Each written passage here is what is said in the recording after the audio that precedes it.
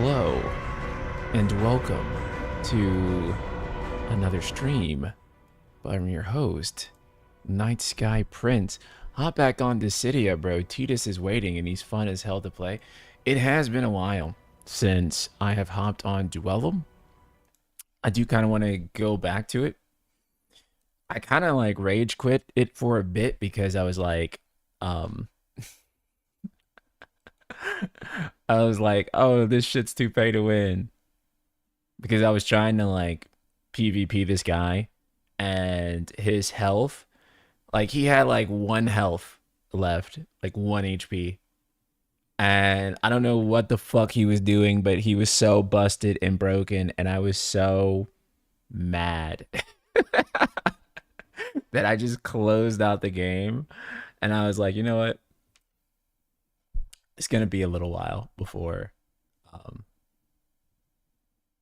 I play this shit again. That's why I quit the first time. Yeah, bro.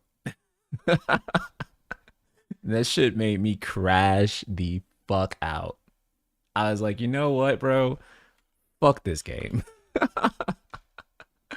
So we do have a lot to talk about today. And I mean quite a lot. So I hope you're all looking forward to it. Because it is quite a bit. But I think it's all mostly really interesting stuff. We're gonna start by talking about the physical games thing. I'm like buying something on Amazon right now. Really quick.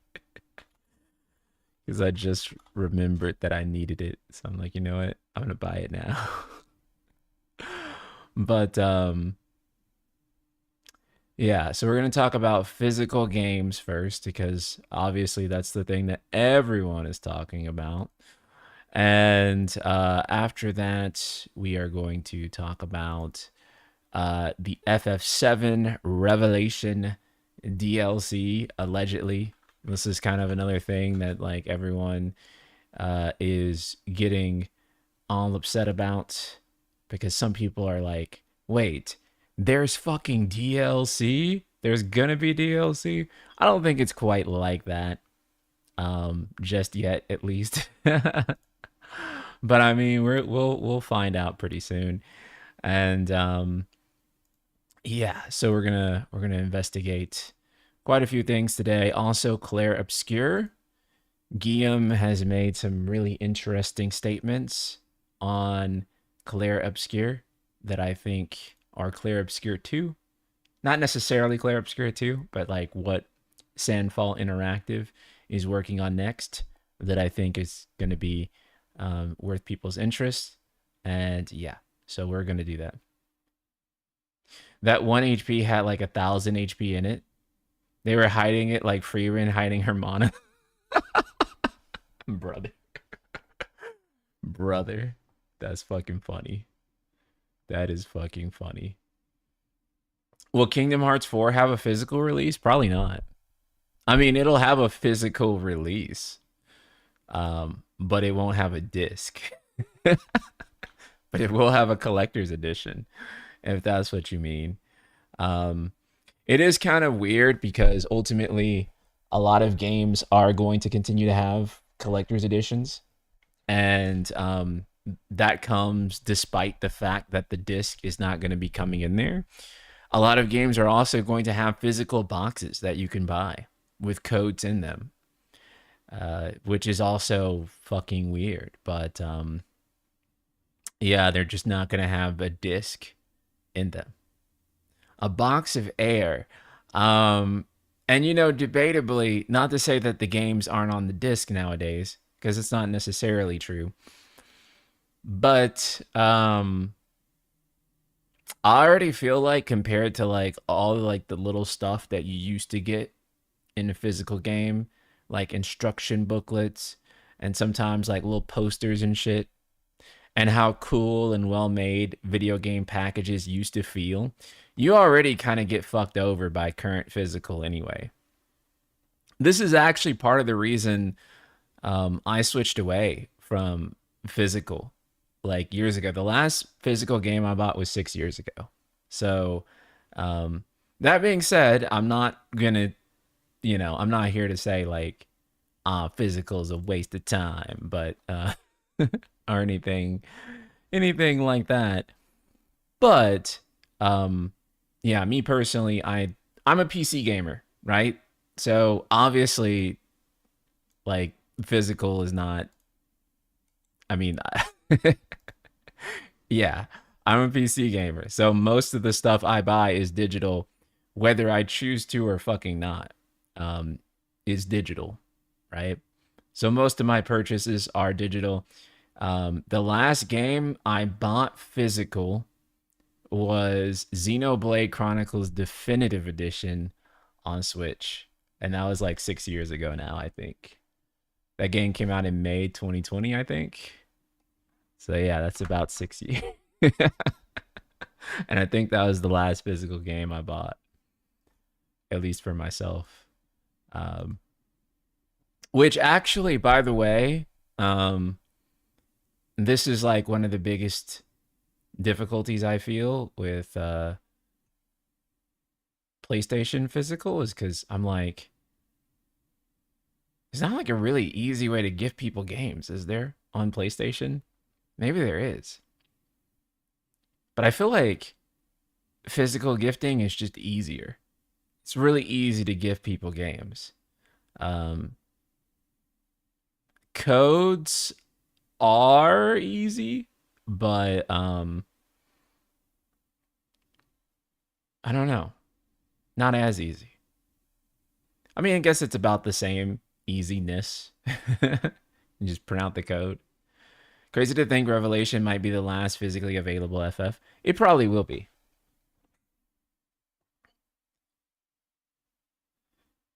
Empty box feels more depressing than no box, right? I mean, the box has been getting progressively more and more, like more empty as time has gone along. It used to be that you would buy a physical game and you'd get all kinds of cool stuff with it. Now you buy a physical game and you get fucking air. But at the very least, though, you did get the game on the disc, and now you just get a fucking printout of the code. In hindsight, Game Keycard doesn't seem as bad now because at least with Game Keycard, you do have something that's easy to share and that you can really easily gift to other people and things like that. So I've always kind of thought that Game Keycard was. I don't think it's actually as bad as people think Game Keycard is, because it is a way of physically having a key to the store, which is cool. But ultimately, um, my position for the longest time has been we need good physical. I mean, not good physical, good consumer protection rights. Because the core thing that people are worried about with physical is not actually highlighting the difference between the mediums and actually highlighting why physical is better than digital, vice versa. It's actually just highlighting that we don't have fucking ownership rights. We have a legal problem, not a physical versus digital problem. And this has been my argument for years and years and years. Um, so this was a really good post that I think I want to kind of kick this conversation off with.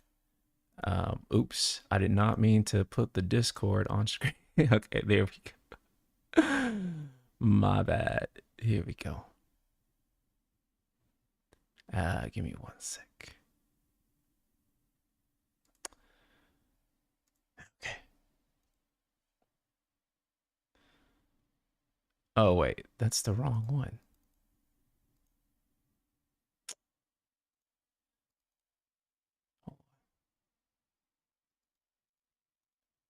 Oh wait, is it the right one?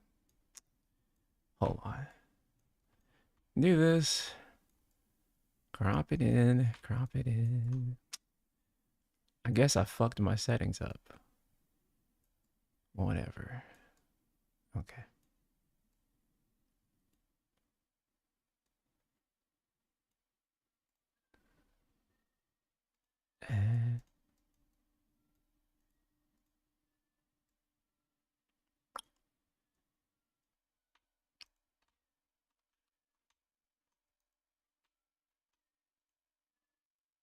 Will it?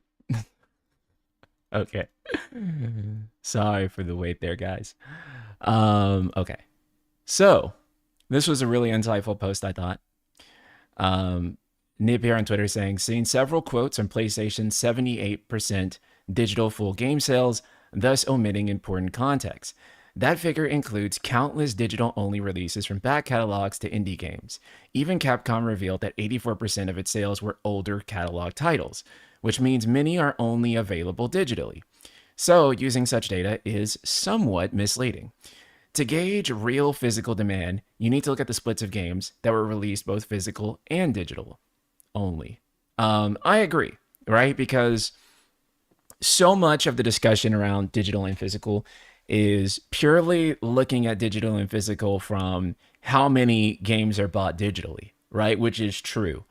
However, it's not really assessing what happens when you have the option. And this is sort of the big problem, I think, with much of the discussion is like there is a lack of context for when people have the option. And this makes it really transparent because this is coming straight from the Insomniac leaks. So right here, we have 77% physical for Sackboy and then 23% for digital. Rift Apart was also three quarters physical. Ghost of Tsushima, again, almost 70% physical. Demon Souls, 70% physical. Miles Morales, 66%. Spider-Man, 66%. Returnal, 61%. Last of Us 2, 61%. Ghost of Tsushima, listed twice. I guess this was, was that like a re-release? Okay. And then MLB The Show, which was the only one that primarily was digital. So,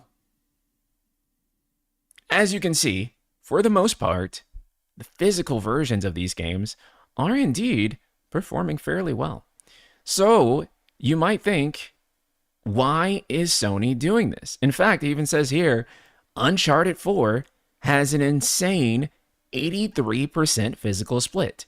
Granted, it only covers through a few months to 2022, but we can see other from more recent data, things haven't drastically changed. For example, GSD data shows that 60% of Astrobot sales across Europe were physical. So, what skews the revenue and data more digital beyond digital-only releases and platforms? The answer... Get ready for it, chat. Get ready for it. The answer is everyone's favorite type of video game. The type of video game that makes all other video games irrelevant. Live service games. Give it up, chat, for live service games. I know you guys love live service games in this chat. Generally, the higher popular live service games, annualized games such as Call of Duty, NBA 2K, FIFA, have higher digital splits as gamers are constantly launching them, often daily, and don't want to be constantly switching discs, thus skewing digital versus physical splits. It's very different to single-player games, which are shorter and have different play and consumer trends, so again, context matters. There is a massive audience of gamers that aren't even accounted for in this data. The countless consumers that buy and sell used physical games because they simply can't afford many new games, but still don't own/buy consoles, accessories, games and services, etc. Everything from poor parents to kids, etc. Ultimately, the data rejects the notion that physical is dead or meaningless, even if the digital accounts for the overall lion's share of revenue/sales, especially when you look at things with the proper context and our focus on single-player games tentpoles, which is Sony's bread and butter. Keep in mind, platforms make a 15% licensing fee from third parties on physical games, while they get a 30% digital cut. Likewise, first parties lose 30% first parties lose a 30% cut to retailers on physical, while they keep all of the revenue on digital. As I said before, this move to kill physical is more about PlayStation trying to make far more profit and squeeze away the last remnants of consumer ownership, control, flexibility, resale, and could have greater market ramifications. This is a very wonderful thread by Nib, very well put together, and he's definitely did his homework to look up all of these numbers. Pretty cool. Now, this is my insane theory about why they have abandoned physical. I know this is going to sound crazy to some, and it probably is crazy, but hear me out. This is what I think is going on. I think the reason that they abandoned physical is because PlayStation 6 is not going to be a home console. I think that PlayStation 6 is going to be a portable console. The thing about portable consoles, however, is that the storage for those portable consoles is usually something like a micro SD card of some sort. These are incredibly expensive to manufacture. This is also why you are seeing Game Keycard show up on Nintendo platforms. This is also this was also a struggle for the PlayStation Vita because they had to produce very expensive flash memory. Hurts even more that it was proprietary, that they also had like proprietary SD cards to be able to store the games on PS Vita if you bought digitally, which made things extraordinarily inconvenient for consumers. But I feel very confident in saying that this is the reason, more than anything else, more than all the money that they're going to make, yes, because they are going to make a lot more money forcing you to buy digital. And again, I say that as a digital Andy, right? Because I'm a PC gamer. I buy everything digital. But the reality is that I think because they are going to make PlayStation 6 a Switch 2-like, or a Switch-like, and they do not want to deal with physical memory, physical storage, they are simply going to force you to buy digital, and that way they can get rid of physical altogether, and they don't have to think about cartridges. They don't have to think about the current problems that Nintendo is thinking about with storage and the things that are leading them to use Game Keycard. It's been rumored for a long time that PlayStation 6 was going to be a portable, and I believe it. Part of the reason I think I'm really leaning into believing that PS6 will be a hybrid console too is that, one, they've been trying to get back the Japanese market, and one of the ways that they get back the Japanese market is with the handheld. Two, it seems like home consoles are less interesting, especially to a younger audience, when compared to something that is portable. Right? Especially something that they can dock and turn into a home consoles. Graphics are impressive for millennials, but it's a very boomer-coded thing. Younger people are not as interested in fidelity as we are. Gen Z, frankly, doesn't care. What they do seem to value, though, and Gen Alpha as well, is being able to carry these games with them, being able to have their games anywhere, anytime. They value that convenience, I think, a lot more than you and I value the absolute best film-like fidelity with ray tracing and all the bells and whistles. Do you think the PS6 would be technically less powerful than the PS5 then? It's possible. It's possible. In my opinion, it'd probably be better to just make it of about approximately the same power.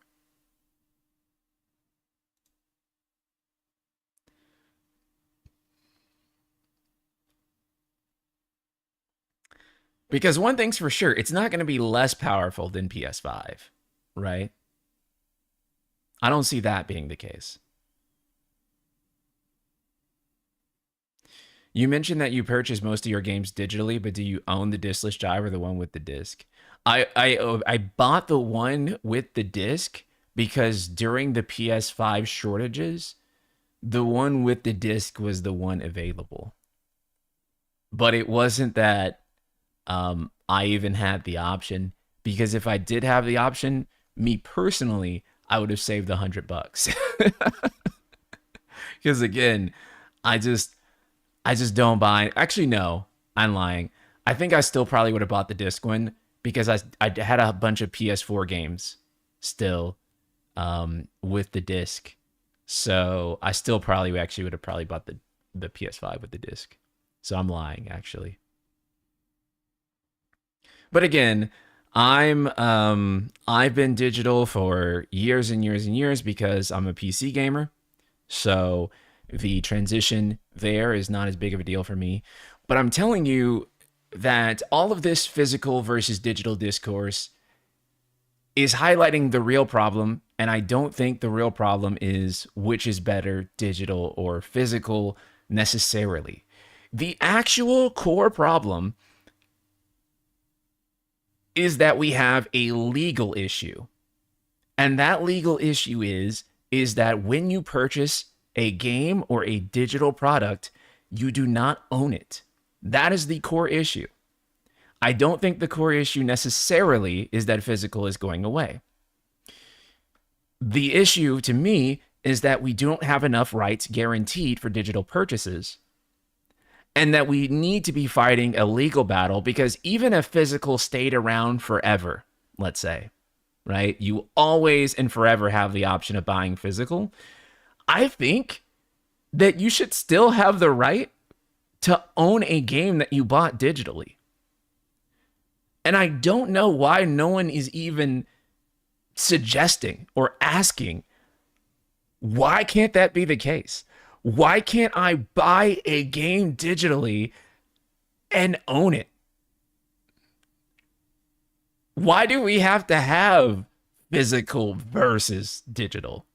Like, it shouldn't be versus. You should be entitled to the same rights because you made a purchase. You purchased a product, allegedly. And so,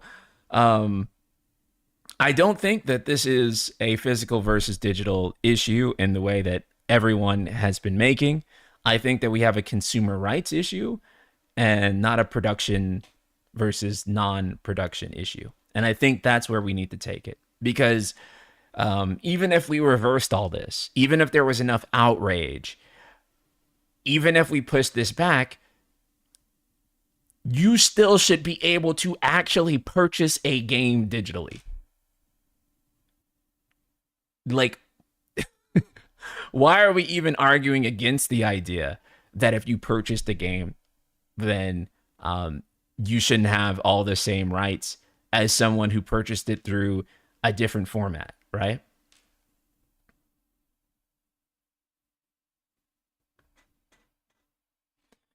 Um, so the way I look at this is that this is a matter of law. Um, Pushing forward things like stop killing games, I think, is a great first step. There are also digital platforms like GOG, which, if you guys don't know, is a PC only store, obviously. However, GOG allows you to actually buy the games. And when I say buy the game, through GOG, you're actually guaranteed more rights than if you buy a console game physically. Let me explain. Not sponsored, by the way. I just really appreciate what GOG does for video game preservation and actual ownership. But if you buy your game through GOG, there's no DRM. What does that mean? That means that there's no digital rights management, which means that you can back up your game as many times as you want. That means you can log into your GOG account on your friend's PC, download the game on there, log out, and your friend can keep the game. You can literally give your friend a backup of your game. You can make your own physical copies of the game when you buy on GOG. Again, not sponsored, but GOG, if you want this to be sponsored, reach out to me. But seriously, that is what digital looks like when it does not have the cancer of DRM attached to it. And that's what things are supposed to be when you make a digital purchase. That is how digital purchases should work. It's easy, it's convenient, you own it. You can loan it to friends. Hell, you can give it to friends with GOG as far as that's concerned, because there's no DRM.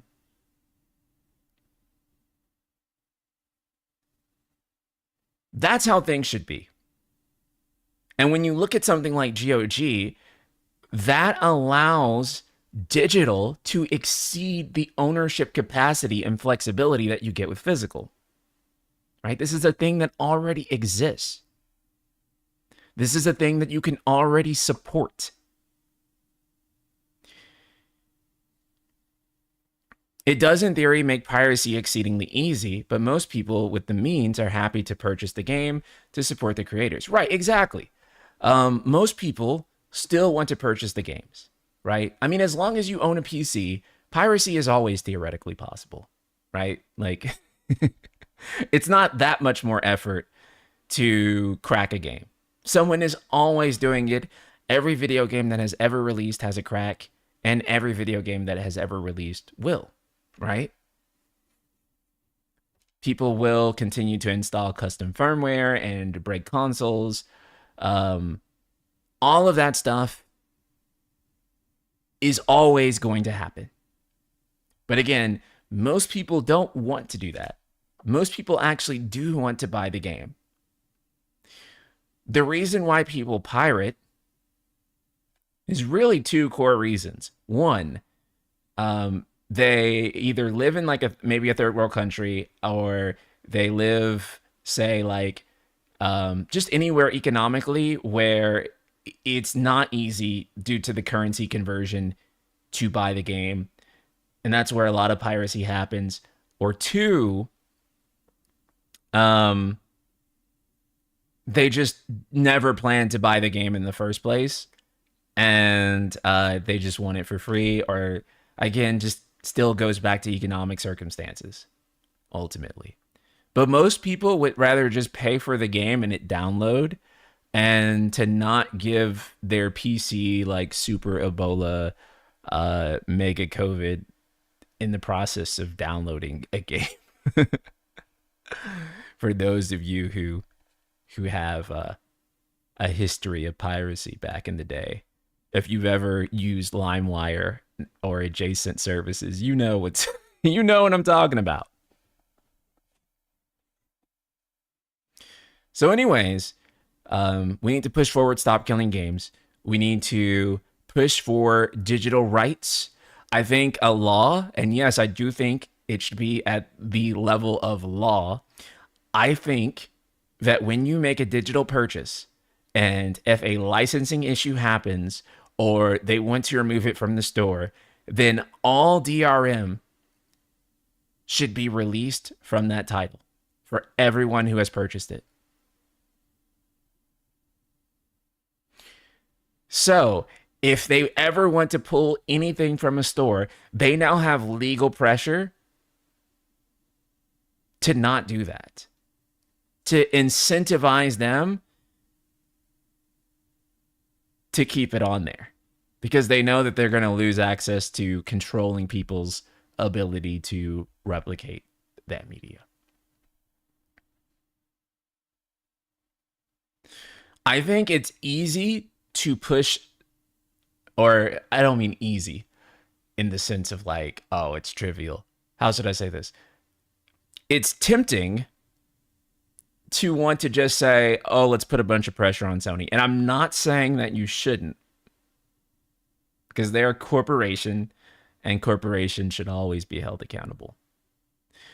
But I think if you want to know where I think we should actually be taking the fight, it's the lawmakers. Now, we can't legally force a company to continue to make physical products, right? You can't force someone to make something. But what you can do is force them to guarantee your purchase's rights. And I don't think anyone would disagree with this, right? There is a lot of political divisiveness right now on a whole number of topics. But I genuinely think this is the one thing that across the board, conservatives, liberals, leftists, moderates would all agree with. I bought the thing, therefore I should own it. So we would have an entire coalition of people that would agree with this across the political spectrum. Be the one thing that could actually unite people in this country for once.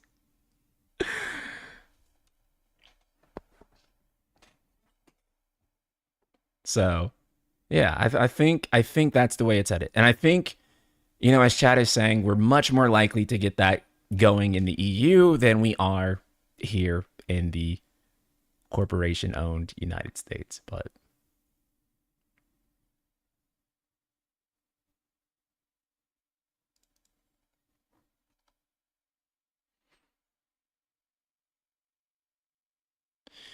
this reminds me, I don't know if you heard of, apparently back on PS3 and PS4, Sony asked third parties devs to stop putting their PS1/PS2 classics on the store because people weren't buying newer alternatives or remasters. Scummy as fuck. Why have we never had a digital back catalog since the PS3 on PlayStation? Subtext, what's up, man? I'm naively hoping that because of the removal of the physical as an option, it'd be easier for Stop Killing Games to make an argument, because now the corporations can't lean on, well, there is an option other than digital. Because now there isn't. They're effectively monopolizing access that makes it a bit harder to make a legal case for digital rights, hopefully. Yeah, 100%. 100%. I do think that this gives Stop Killing Games a lot more support. So all of our hopes rest on the EU. Progress will never happen in America. Not meaningfully. But I do think it can happen there.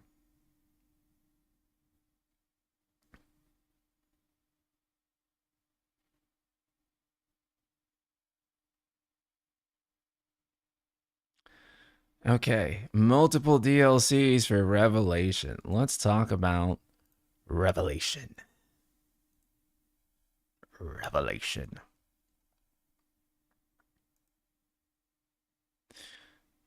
Clax, thank you for the 100 bits, brother. Everyone should agree when you buy something, you should own it. You'd be surprised. I've heard the argument that companies should have the right to pull plugs on games we may be cooked. I know.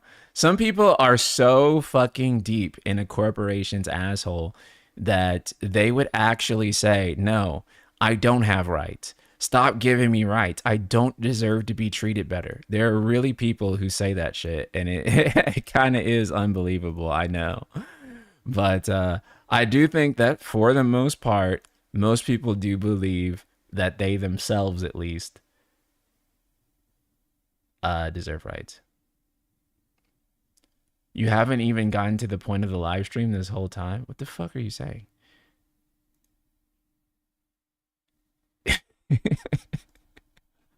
That's one of the topics we were supposed to talk about. We need to ban DRM, like completely ban DRM. 100%. Fairly fucking based, bro. I think we need to ban DRM too.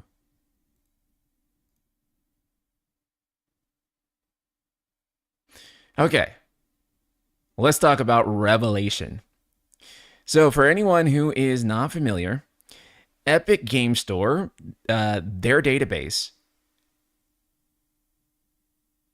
basically leaked Revelation DLC plans. And this is pretty interesting because on their DLC plans, they have 9 costume DLCs prepared.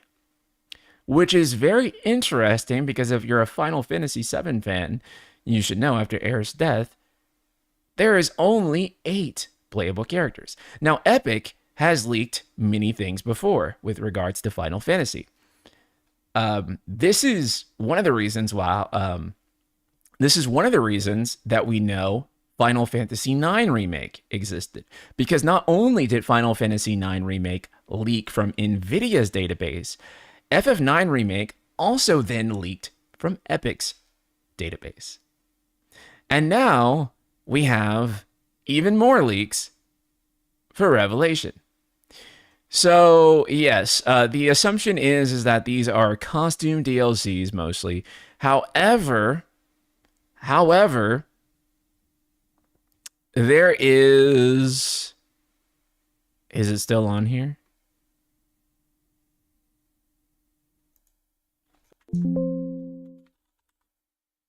Yes, it is. Okay, cool. This is the one that people are freaking out about. Story expansion pass for Final Fantasy VII Revelation. Because what could this mean? Right? There is going to be additional story for Revelation.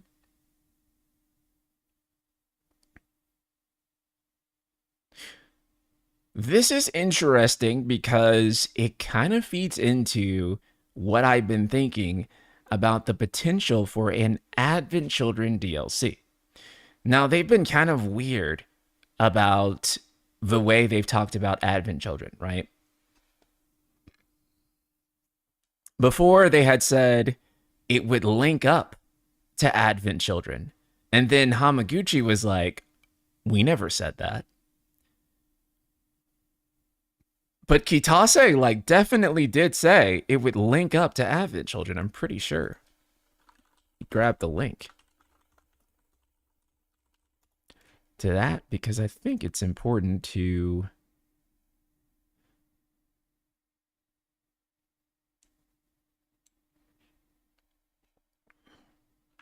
Let me see. 1 second.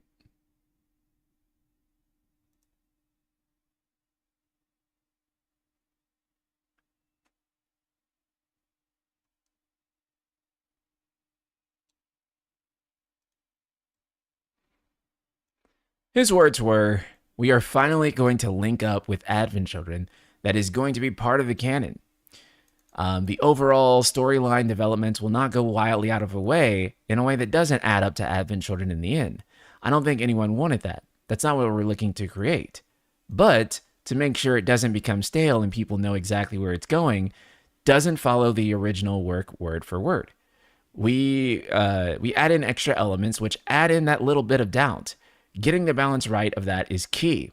Ultimately, we're not trying to change Final Fantasy VII's story into something really different. The overall balance wouldn't allow for that anyway. So, my take is that if there is a DLC, I think that there is no DLC that people would want to see more than Advent Children becoming playable content. I feel like that is the thing that people want. I think the next thing people would like to see other than that is Dirge of Cerberus become a DLC. The reason I suggest that Dirge could be a DLC, and I don't think that, obviously I think that if they were to do either of these DLCs, they do Advent Children first and then Dirge. But, I think it'd just be too hard to remake Dirge, ultimately. Now, here's the other thing, too.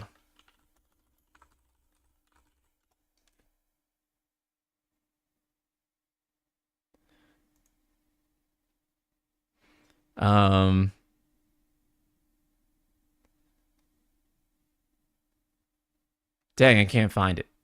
But Hamaguchi basically said the opposite. Hamaguchi said that they never said that it's necessarily going to lead to Advent Children. And so you have these two different conflicting statements.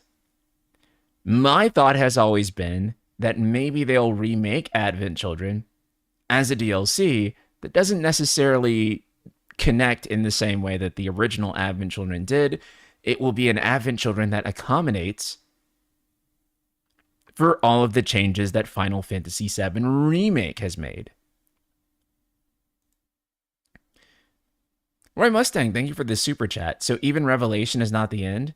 There will be story DLCs post-release. Square Enix be milking the FF7 fanboys for all they were. Thank you so much, Roy, for the super chat. Well, you know, they got to make their money. But I do think that ultimately the way you bring satisfaction to FF7 in a way that makes this feel like the ultimate remake, I think would be to also include Advent Children. I can definitely see them making that playable content. And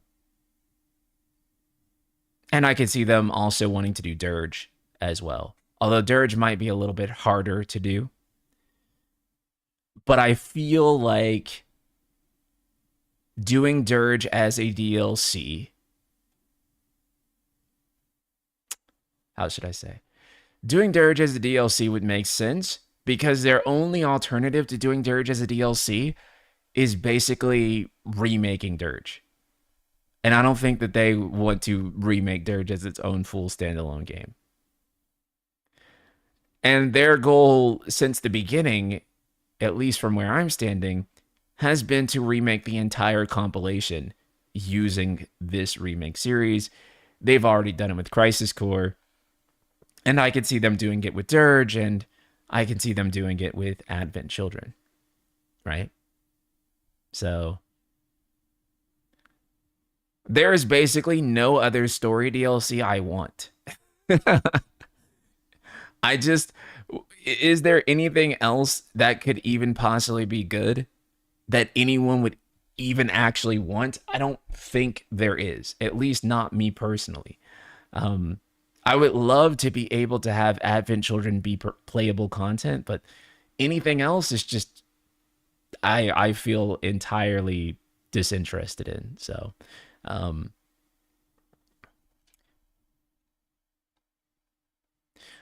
honestly think Dirge will be a DLC, especially based on the preview of Vincent's gameplay. Right.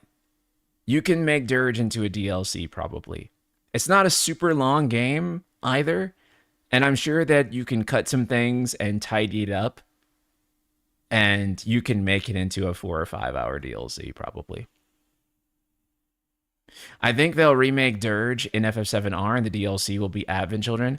Hamaguchi has hinted at Dirge in Midgar multiple times. But Dirge takes place after Advent Children. Right? So how would you do that? Given all the weapon and focus whispers, etc., you need to include somewhere the Dirge stuff. Omega weapon being the last resort from the planet will likely be incorporated into Revelation. Yeah, remake. I see what you mean. The real question is if they'll do a completely original story that follows up on any of this, on all of this, not basing it on some other FF7 media. That would be potentially interesting. But if they do some other media, you still have to kind of factor in Advent Children and Dirge, right? Unless the game actually does end up going so off the rails that it has nothing to do with Advent Children or Dirge. Which is not impossible. I personally can go either way. I could see this ending up being a remake, just a really weird fucking remake. I can see it actually being a rebuild, like an Evangelion style rebuild. I can see it being like, oh, actually this is a sequel. I can see all three possibilities right now. I'm not personally committed to any of them until Revelation comes out. There's too many arguments for all of them. I think everyone's made pretty decent points. But yeah, I just don't have the conviction in me to to say this is what it is definitively. Hamaguchi says that you should just wait and see what it's going to be. And that's what I think that everyone should do. Log off the internet and then just play Revelation and find out for yourselves. Roy Mustang, thank you for this super chat. This is a scam of the highest order. Scam Enix. Or scam Enix, I should say. Thank you so much. Again, we're assuming here, again, this is all placeholders, right? So we don't know what this is going to be. People are assuming that the other DLCs are costume DLCs. I feel very confident in saying that. But there are 9 total playable characters in FF7, 8 if you take out Aerith. So some people are a little worried that, well, if it's 9 costumes, then what is happening with that 9th costume? Who is that 9th character? Are the rumors of a new playable party member true? Probably not, because all the other stuff surrounding those rumors was false. Chatley, that would be so funny. M2, thank you so much for the super chat. OGFF7 could technically be a story expansion. Interesting. Do you mean like playable OG within the remake itself, or like they have like an OG mode that alters the cutscenes? I'm curious what you mean. Maybe we'll find out at Gamescom or likely TGS. I don't think we will. If there is story DLC for this and this is real and this is actually going to be something substantial, I don't think we're going to know about it until many months after release. So this is at the earliest late 2027 that we would know like what's going on here, and probably not even released until early 2028. So this is all highly speculative and very far out. Very far out. So it's not happening anytime soon.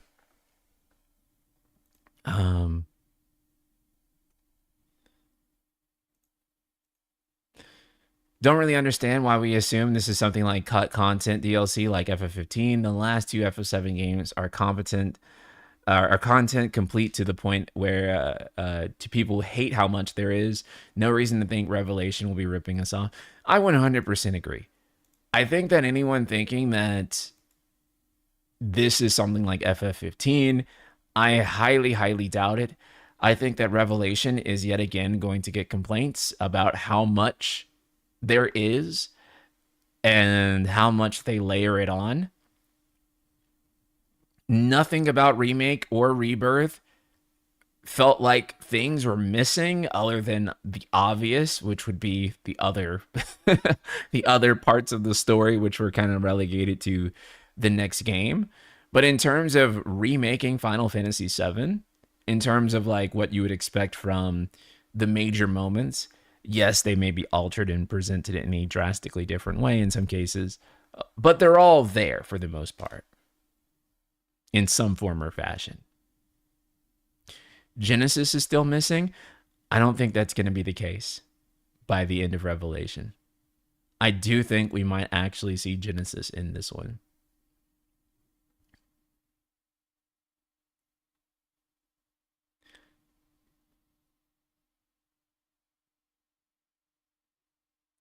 They're streaming the Yoshitaka Mono panel from Anime Expo 2026. It's focusing on his new project rather than the Final Fantasy series. Oh shit, I didn't even know he had a new project. I wonder what he's doing.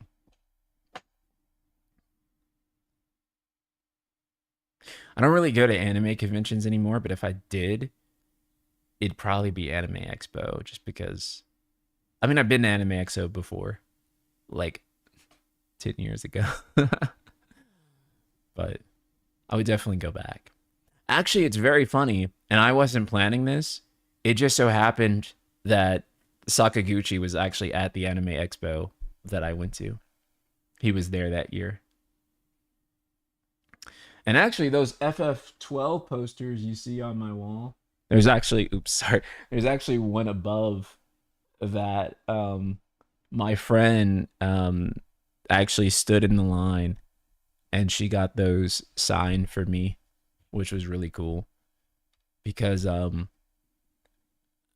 Sakaguchi and like all like they had like a bunch of people from FF12 and FF14 there, and I this is gonna sound terrible, but there was a line to like meet Hamaguchi, not Hamaguchi, Sakaguchi, and I'll be real with you, chat. I couldn't be bothered at the time because people were lining up the night before to meet Sakaguchi. The night fucking before, people were lining up. And I was just like, dude, I'm not dealing with that. I'm sorry. I'm here to have fun. I would love to meet him, was my thought. And eventually I did get to meet him, right? I got to chat with Sakaguchi, and that was great. But yeah, at the time I was like, I'm not sitting here for a whole ass, you know, for all this fucking time to get a chance to talk to Sakaguchi. And when you know it, fate basically made me get to meet Sakaguchi anyways. What's even funnier too is that when I was there, it's just I like basically just started my YouTube channel, right? Like I just started it.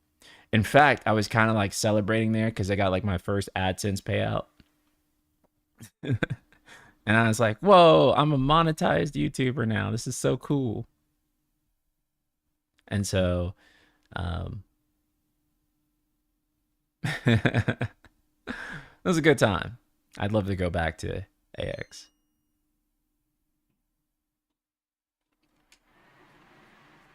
Roy Mustang, thank you so much for the super chat. I'll get 7R3 when it's on sale for 60% off. I thought they'd have some dignity and end the 7R train with 7R3, but they're greed maxing with DLC. Thank you so much for the super chat, Roy. I don't think that this is anything other than costumes. And probably most of this will be like shit that you get anyways in the deluxe edition or whatever the fuck. I think that most of this is going to be stuff that you don't give a fuck about. The only thing that you will probably care about again is this story expansion pass thing, whatever that is meant to be. And I don't think that even that will be necessary for enjoying the story experience of Revelation. Night Sky, are you optimistic about Square Enix?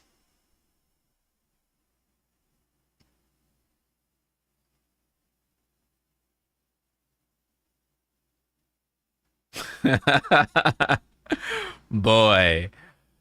Uh I am not as I'm not a hater, but we will see if they get things together. We will see what happens. But yeah, I'm pretty hopeful that maybe they'll turn things around. I want to be optimistic, I do. But my thing about being optimistic is that if I was optimistic, then um I feel like it's granting them. I've been optimistic for a really long time. Let's just put it that way. I've been optimistic for a hella long time, and I feel like that optimism gets shattered more often than not. And so I'm just trying to not think about being optimistic or pessimistic. I'm just going to take whatever gets thrown at us, and it's going to be good. Why do we have 400 concurrent viewers on Twitch? Are we being botted?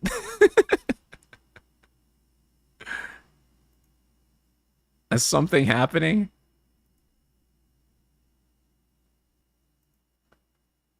I think we're being botted.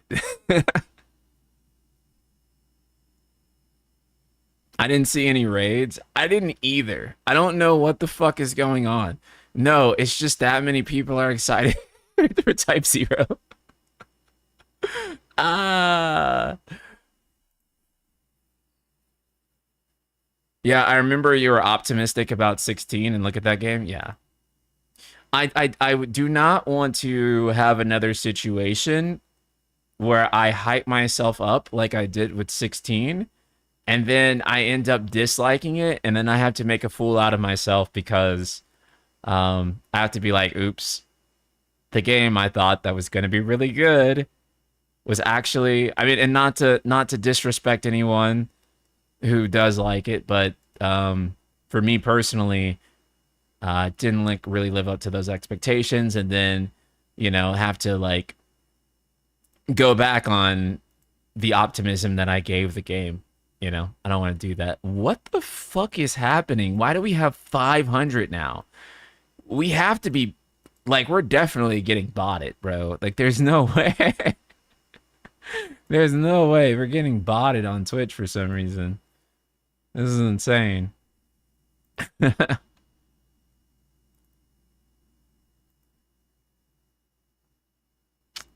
Roy Mustang, thank you so much for the super. How could anyone be optimistic about FF after 2 decades of nothing but mediocre disappointments? FF12 through 16. Um, you know, I guess there's some people that love most of those games, and there's some people that love none of those games. Um, so it just depends on how many of those games you liked. I like some of those games and not so much other of those games. And yeah, it just depends. But I think 7R from a gameplay standpoint puts me in a fairly optimistic place. However, I still think making a brand new compelling story from scratch has been kind of a weak point for them. So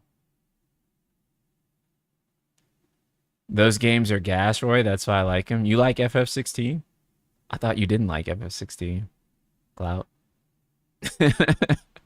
Or am I tripping? Am I misremembering? I don't know.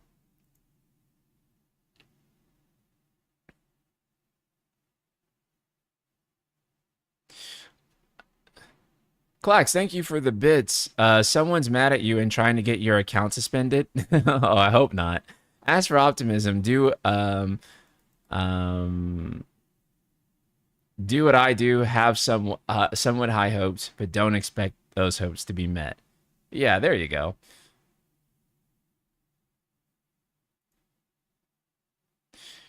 People are optimistic because of the feelings they got from earlier FF games in the 90s and 2000s. It's actually like really funny because those games were so good that people are still fucking hoping that it's going to come back. That like they are going to go back to those games. And it's not going to happen. But people do fear. I mean, people do want it to happen. But it's quite clear. It's been 20 years.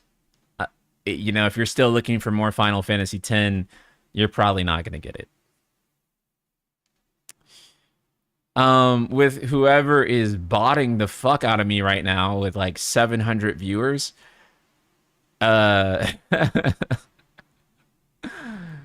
this many people are excited for Type-0. This is crazy, bro.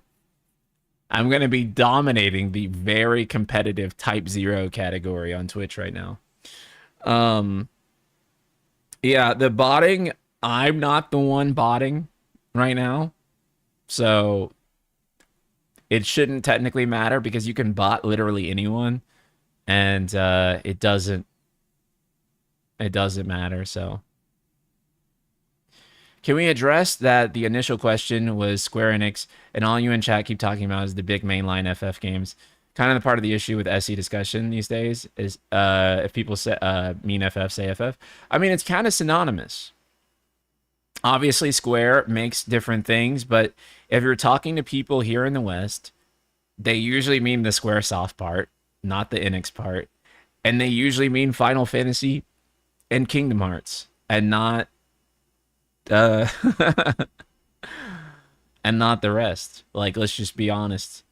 Um but that's because most people here in the West got into Square Enix through Final Fantasy, got in through it through Kingdom Hearts and Squaresoft IPs, and most of them were not interested in Enix or Enix IPs, and the merger did not make the people who were interested only in Squaresoft suddenly interested in Enix. Um, so yeah, most, if we're just being real, most Square Enix fans in the West are really just Squaresoft fans, and they just really don't give a, they just don't care as much about the Enix. Obviously, not everyone. Yeah.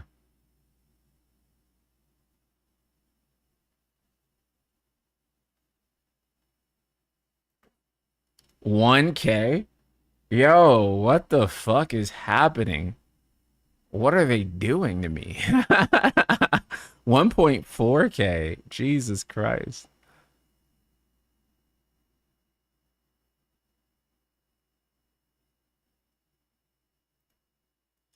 It isn't synonymous though. It is to you as you only play those titles. That's it.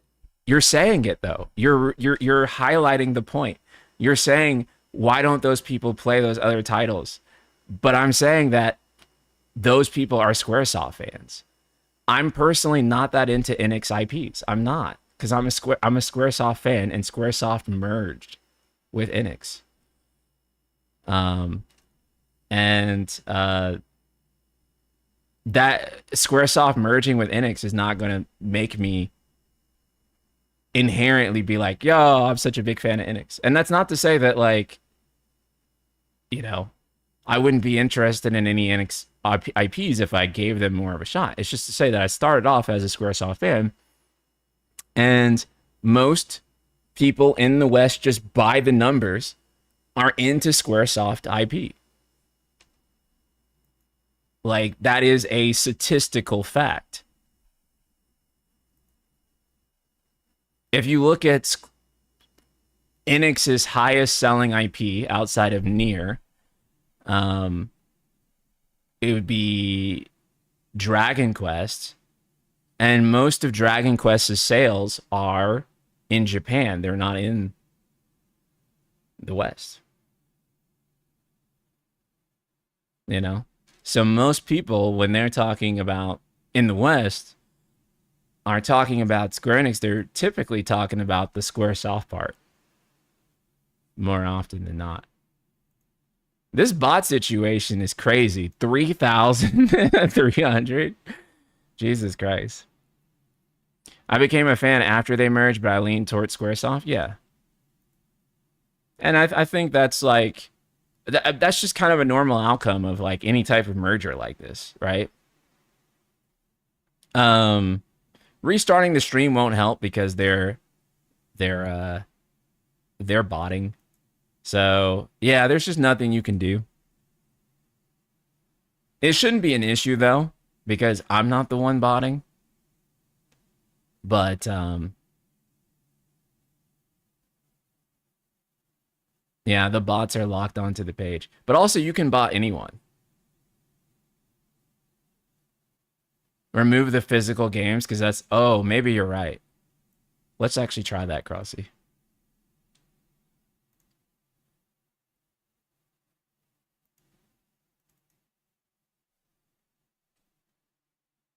Now maybe.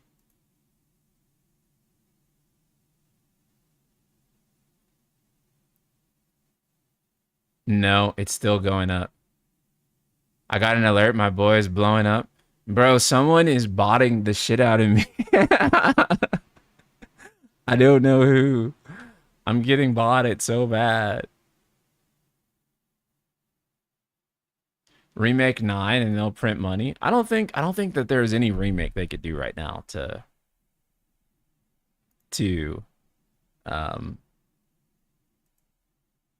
turn things around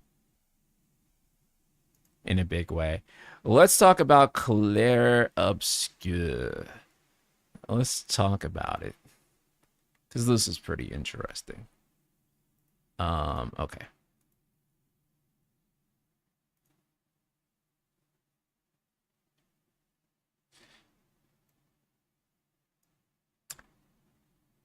Expedition 33 lead says if people don't like the studio's next game, that's life. Which honestly is incredibly based. If you don't like it, that's your problem. But I'm going to do whatever I want. Here is what Guillaume had to say. Or let's actually just read the article. Expedition 33, the debut game from developer Sandfall Interactive, was a smash hit in 2025 and earned numerous Game of the Year awards. The studio's next project, whatever it may be, might not be as popular. Director Guillaume Broche, known as Clair Obscur, Director Guillaume Broche knows Clair Obscur is a tough act to follow, and he's okay if no one likes what the studio does next. In a lengthy episode of Video Game Club on the Konbini YouTube channel, Broche discusses Sandfall's next game and says, maybe people won't like it, that's life. It is a surprisingly laid-back attitude toward the following up one of the most beloved games in recent memory. For Broche, it isn't any different from the ethos he and the rest of this team at Sandfall Interactive had when making Clair Obscur Expedition 33. He didn't make the first game to please anyone, he confesses. We didn't make the first game to please anyone, he confesses. And I think that's why it worked. Rather than pleasing an imaginary audience, Broche reveals that the development on Clair Obscur was focused on satisfying the game developers. They made a game that excites them. It was just an added bonus that plenty of players enjoyed the game as well. Which is pretty on point, right? Like, he is willing to make something that not everyone is going to like. And I think that's something that more developers need to do. Paradoxically, with art and with creativity, you cannot sit around and make something that you think everyone is going to like. If you do, if you try to indulge in being likable, then paradoxically you end up being not likable. No one likes a guy who sits there and tries to say and do everything to be likable. We actually end up disliking that guy the most because he seems performative. He seems fake, disingenuous. We kind of prefer something that we may not like fully, that we may have disagreements with, that there might be friction with. However, it feels real. It feels like they are being honest themselves, not just something that is generic. Because ultimately, whenever you try to maximize likability, you end up creating something that is so generic and so easy to forget that it's nobody's favorite thing. I respect this stance, but I feel like a lot of people will shit on the studio in the future. 100%. 100%. I think that E33 will have, not E33. I think Sandfall may have this type of weird flip that happens with the discourse, where I think a lot of JRPG fans that are currently jaded with them for outshining, maybe, quote unquote, like other JRPGs, I think those people will start to like Sandfall. And I think maybe the people who were like, Sandfall is the greatest studio of all time. They've Clair Obscur puts all these other JRPGs to shame, etc. I could actually see them ending up hating Sandfall. This is a case where discourse and people's POVs on this type of thing flip all the time. I can see this completely going the other way. Now, that being said, I love Sandfall. I love what they created with Expedition 33. For me personally, they have the creative license to do whatever the hell they want, and I will show up for it. I think that they did exceptional work with Expedition 33, and whatever they want to do next, I hope it's not an action game. But whatever they want to do next, they have my undying support.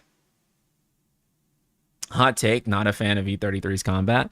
There are plenty of people that are not fans of E33's combat. But I would actually argue that's why E33 is good. I like that it is not a game for everybody. I like that some people play this game and are like, this shit sucks. I fucking hate the way this game controls. I don't want to do parries during turn-based combat, which is a fine take to have. But I do like doing it. So they're making it for me, not you, and that's cool. And there's going to be games where they make it for you and not me. And guess what? That's also fucking cool, bro. I'm happy for you. I just don't think that we need to do this. Games need to be for everybody. Art does not have an obligation to be for everybody. It's silly to think that. And you're only going to make bad art for it. There's plenty of works out there that aren't for me, and that's good. That's good.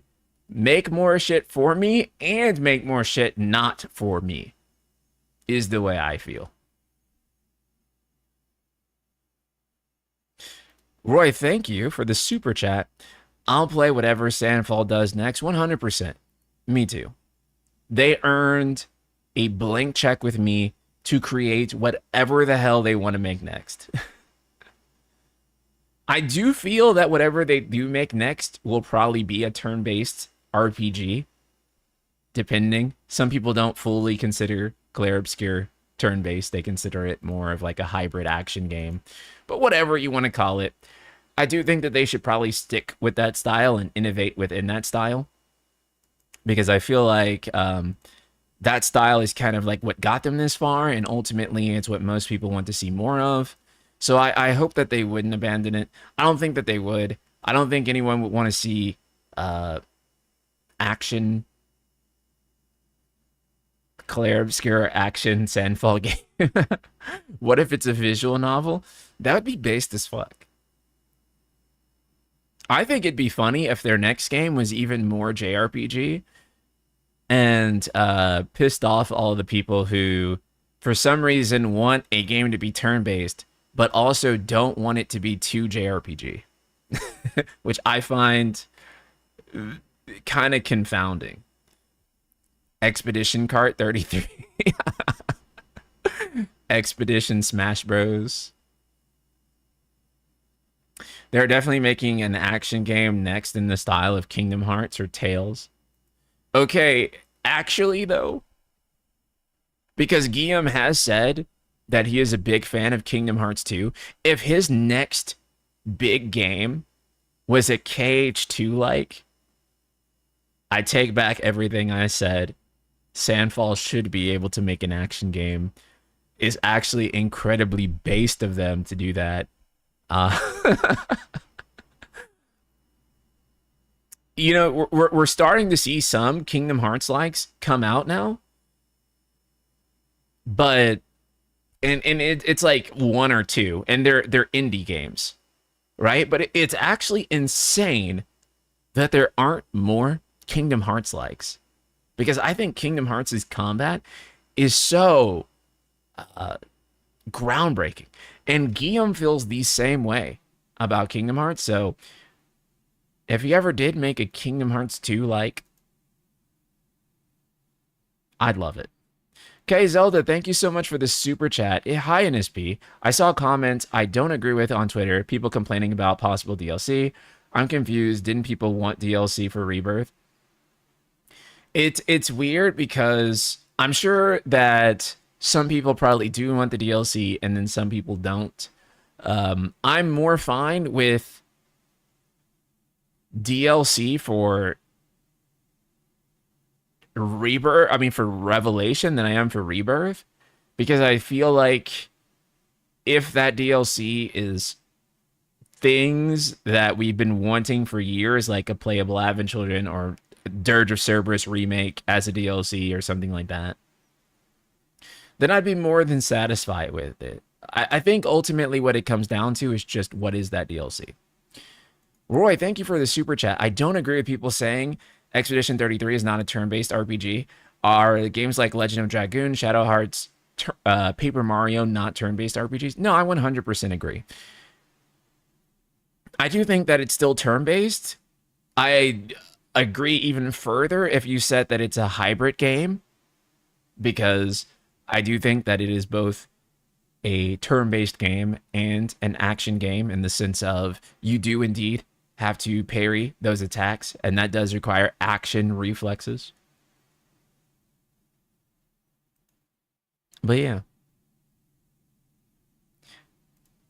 I'm just like really curious how they're going to mix up combat for the next Clair Obscur game, right?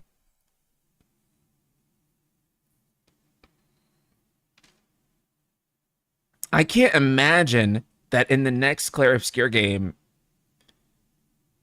it's just more parrying, right? Like that's it. And there are just different enemies that you have to parry, and there is nothing else new.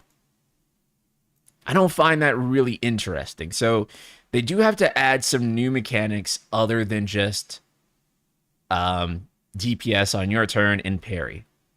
I think it'd be really interesting if they were able to emphasize strategy more, so that there was a deeper combination of strategy and parrying. But that's very difficult to pull off. But if they could solve that design issue and make that an even more engaging game, I think it'd be really phenomenal. I still stand by E33 being the better hybrid system in terms of action and turn-based, because the emphasis is still way toward commands, but I'll say that for my script. I think that's a pretty valid take. I don't give a genuinely don't give a fuck one way or the other about the DLC. I just care about when the project is completed. That is it. Put 7 on ice for a while. The FF brand needs room to grow away from 7. Other SC are crippling FF forever, locked into making 7 stuff, which even diehard fans must realize will only end badly. Well, I think the reason why they feel so locked into 7 is because 7 historically has been a guaranteed high performer, right? So you could always make more 7, and now that may not be the case anymore. So I'm sure that's kind of alarming for them. But Kingdom Trigger, thank you for the super. I just think that if they rebalance the parry to only block 50% of damage in E33, it would make combat more strategic and interesting. I agree. Or it can do more than 50. But yeah, I think that they need to do something other than just parry, right? And maybe that is like, okay, now parry doesn't mitigate all damage. Or now parry, you can parry this, but there are other status effects and stuff that you still are going to get, and you have to strategize around that. So parry needs to stay 0 damage. That's a skill expression, right? Yeah, because now if anything else feels like a downgrade, right? So it's like, oh, if you parry, there's not as much reward. And also too, part of the appeal of Expedition 33 is that when you do get that parry, the sound effect is so good, right? There are very few games I can name off the top of my head that have sound design as good as Expedition 33 that make you feel as fucking good to parry as you do in E33. Like it feels good. Yeah, Sekiro 100%, because that's the game that inspired E33. Or one of. Thunder's Productions, thank you so much for the 5 gift memberships, dude. I appreciate it a ton. Holy shit. Thank you. I appreciate it, dude. You're the best. Yeah, Clash Parry in FF16 does feel pretty good. Although I feel like with the Clash Parry in FF16, it just like you can stumble your way into it like really easily. It's very high skill, but you can just like luck your way into doing it oftentimes, I feel. It's not my favorite parry personally. I think the Sekiro parry is still my favorite parry.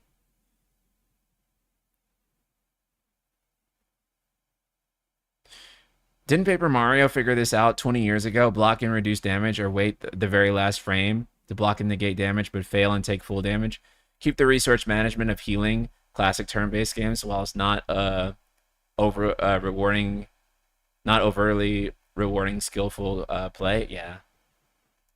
It's a hard balance because of like the way E33 feels and the way it rewards you for the parrying is really addictive and it feels really good.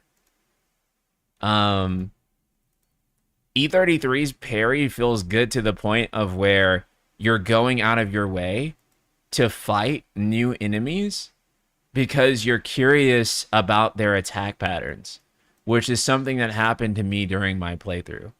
I was like, well, I want to see how this enemy attacks because I think it's fun. Yeah, BitAzure says Paper Mario doesn't have E33 combo patterns. Yeah, um, even though it's conceptually the same as Mario, Paper Mario, E33's parry feels more like Sekiro, which is hard to explain until you play it. But like the timing and the enemy attack animations are way more Sekiro than they are basically any other turn-based game that has parry in it. Which is kind of the thing that people lose in these discussions is that they'll say, this isn't really new. It's not. But I do think actually the way E33's parry feels and the animation quality that it delivers, there probably isn't anything that has been done to its level that I personally know of for a parry-based, turn-based RPG. And again, a lot of that just comes down to the enemy animations, which are so ridiculous that I just, yeah, there's just no other game that I know of that has that type of animation work. And add to that, watching people get the parries or dodges makes it a fun streaming game too. Yeah. I think people overly place emphasis on new. Sometimes you didn't do like the newest thing ever, right? It's just like the way you approached it and the quality you delivered it at feels outstanding and unique in its own way. And you blended existing elements in a way that feels fresh. So when it comes to E33, I think a lot of people would look at it and say, oh, it's derivative. But I think they say that in a I think they say that in a reductive way. Right?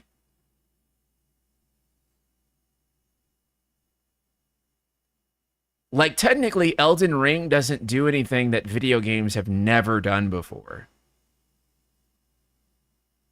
it just does it. It just takes the elements of Souls and remix them in a way that Souls has never been remixed before. And that's really fucking interesting and compelling and makes it one of the most compelling video games of all time, right? It's the same with E33. I'm not doubting it feels different. I'm just saying that if the parry is so OP in E33, then do what Paper Mario did. That's fair. Yeah, I think that's still fair. Frosty, I don't think you're wrong. Yeah, the parrying in Sea of Stars was also really good too. I had fun with that. Um,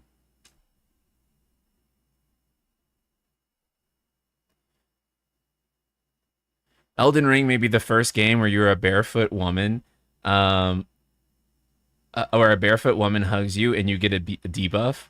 I may be wrong on that, but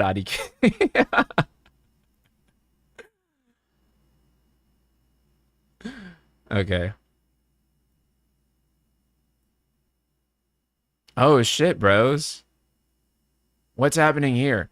Sony's private message to publishers slash dev partners about this also cited a consumer shift, but it also concluded, but it also included more explicit confirmation that after January 2028, partners will still be able to place reorders for existing PlayStation game disc. Oh shit, bros. Let's take a look at this. Sony's midweek announcement that it will stop producing discs for the new PlayStation games as of January 2028 has landed poorly with a large portion of the public. It's caused at least one critically acclaimed developer to say it discourages him from developing games for the platform. It's also a message that was delivered slightly different to PlayStation's array of development and publishing partners, as Sony made a point of explicitly saying that pre-2028 games will still be getting disc in the 2028. Ah, fuck. You have to pay in order to read the rest. What the fuck? Boo. Okay. But ultimately, this means that you are still going to be able to get the games physical for a while. The Steelers, thank you so much for the super. Too bad Legend of Dragoon remakes happen. It'll be digital only at this point. It will. It will.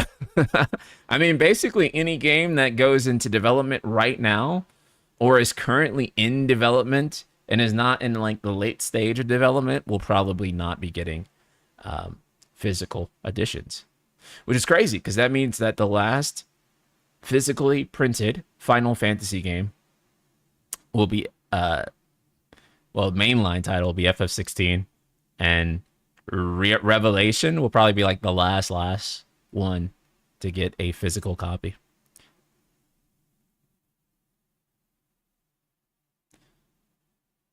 Look at every remake ever made and find the one that has Fate Ghost trying to make sure that the remake tells the story that's being remade. That's true. No one has ever done that. I can say that one with confidence. Square made something wholly original there. There is no denying that one, friend. So true. So true. Do we have anything else we wanted to touch on before we oh, yes, actually. We got some more stuff about discs.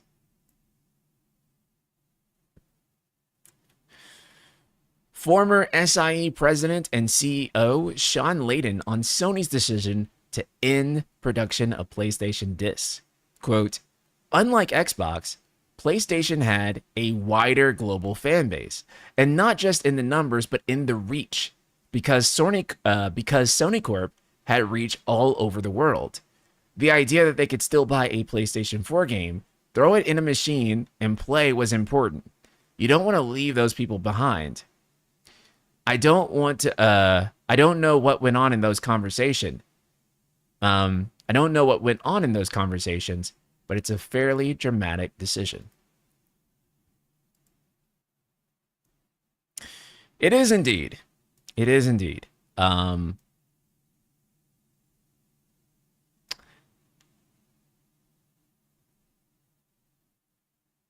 I think the problem with Sony is that they've left their customer base behind too many times, right? Like they abandoned Japan and now they want Japan back.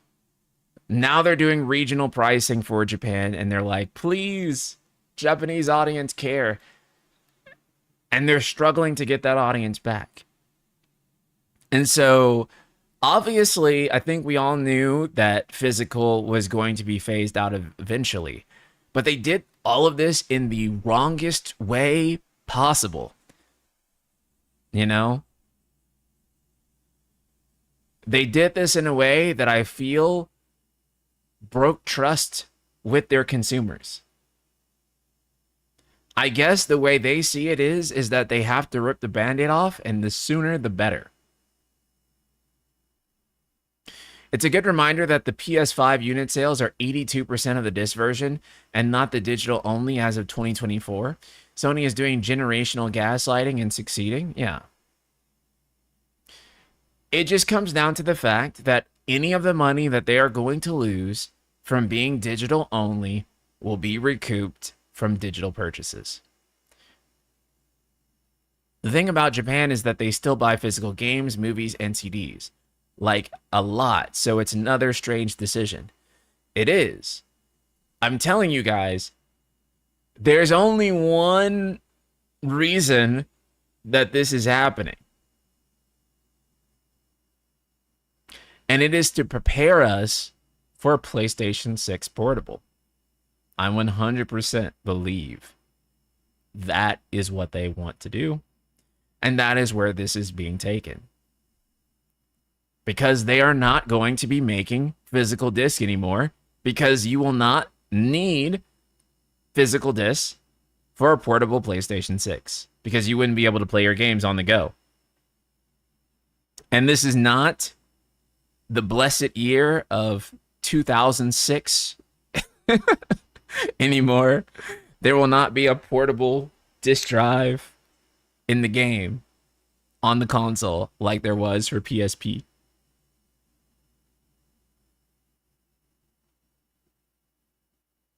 Yeah, unfortunately, this doesn't lead to cheaper video game prices either, right? And that's kind of the disappointing part, despite the fact that they're going to make more money. Brazilian and French politicians are calling for Sony to be investigated with this move, which I imagine will become more of them. Dude, I feel like, especially Europe, like the European Union, they kind of keep the tech companies in order. If we didn't have the EU, I feel like the rest, like the entire world would be cooked. Because the US will never fucking do anything, dude.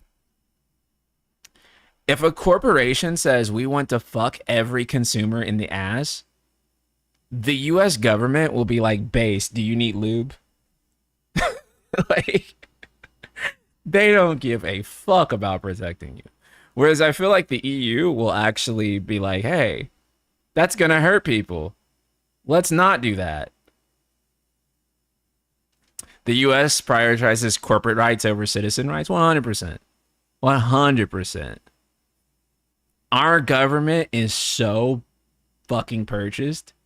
It's sad, bro. The Steelers, thank you for another super. I appreciate it.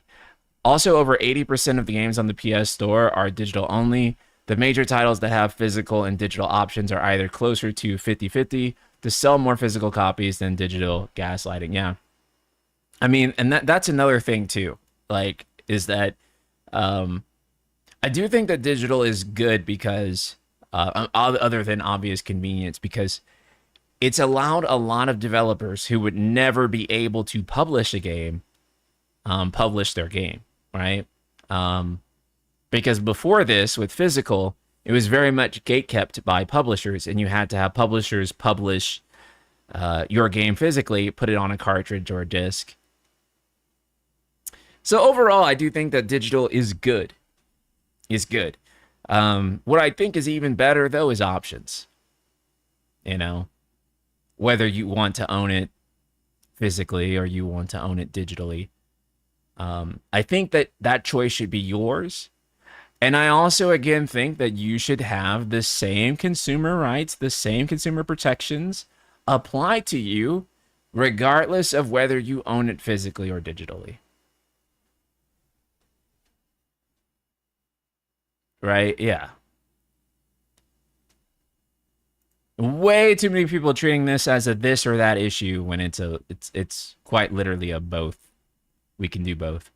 It's also important to consider the ramification of how many sales will be lost for the smaller publishers and developers. You think Xbox Studios were in danger. Now imagine those outside of Xbox who will lose a chunk of their audience due to losing physical access for PlayStation, a huge player base. The Switch 2 might be a way to compensate for this huge loss since it's shattering records. Yeah. Definitely a lot of players will, if they value physical that much, they may switch over to Switch. But honestly, I really do think that most people are probably just going to suck it up and just buy the digital game. And that's why this is going to work. And it's why they know that it's going to work. And yeah, because at the end of the day, most people just want the game.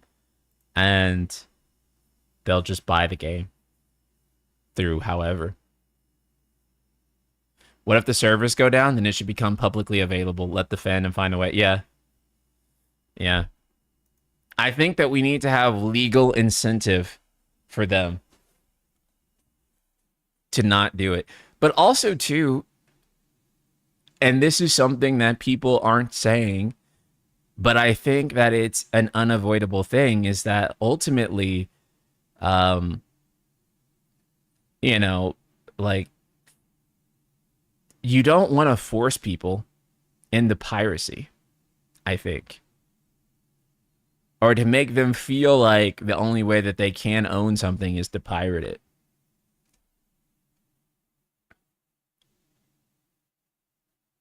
I can't wait for Logan Paul to start ripping off kids with PS5 games, though. Yeah. Okay, but what about games? The PS6 will likely be $1,200 USD, and Sony leadership recently tripled down on going all in online service games. We all know how that went for the PS5 generation. Yeah. Here's the thing, though, right? If you make one Genshin, or even half of a Genshin, or even a quarter of a Genshin, then you're set for life, bro. You're set for fucking life. So the way they look at it is, we will spend whatever we have to spend to get one successful live service game. Mathematically, this is called power law, if you guys have ever heard of it. And in a power law distribution, I'm not a mathematician. I'm just repeating how this was explained to me. But basically, in a power law distribution, you can have basically a ton of failures. You can have like 100 failures, right? But if you have one success, the success basically is so profitable that it pays for all 100 of those failures, right? And so it seems crazy that investors or shareholders will invest in like multiple live service games. Like, why would you do that, right? The reason is that that's how you play the game. You invest in 20 live service games. If 19 of them fail, but one succeeds, that one that succeeds pays for the 19 that failed. Ian, long time no see, brother. How you doing? Good evening. You playing the PSP version of Type-0? Good call. I hope you fired up with this 60 FPS patch. I recommend some of the post-processing filters too. I didn't know there was a 60 FPS patch. What the fuck? I was trying to get the HD texture mod loaded up before we played it, but damn, I'm probably going to get that 60 FPS patch and put that in too then. Shit. Yeah, but all of Sony's live service games have failed big times and haven't met expectations. Yes. But have you considered what happens if one succeeds?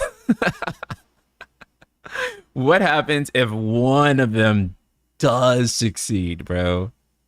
Think about it. Yeah, we're using PPSS, PP.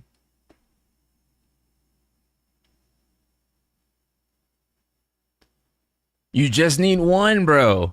You just need one. That's how profitable these live service games are, though.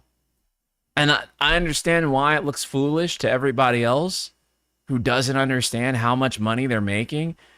But, dude, if you just keep going, if you just keep investing, if you don't stop, and you get only one, then that's it, man.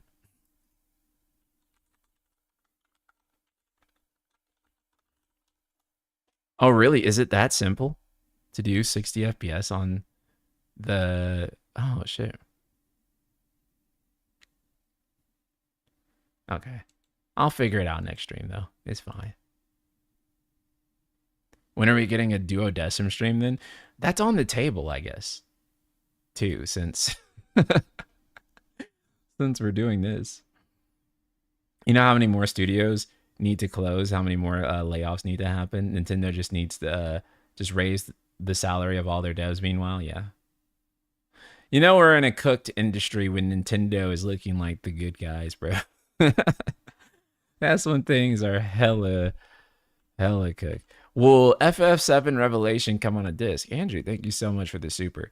I think that Revelation might come on the disc. I think it'll be the last Final Fantasy game to come on a disc. And then I think it's it. Okay. Bros, it's time to play the good. Oh shit, I gotta remember that confirm is circle. Chat, do not let me forget that confirm is circle, because we are playing a Japanese game. And in Japan, confirm is not X, it is circle. Which is a bit hard. Okay, I'm gonna let this play for you guys. Let me go to the bathroom really quickly. ペリシティリウムを築く。ペリシティリウム、それは人々の信仰と秩序、そして歩むべき4つの道。一つはスザク、心をかける炎の翼。一つは白虎、地を抱きし鋼の貝の。一つは蒼竜、空を渡る汚れなき瞳。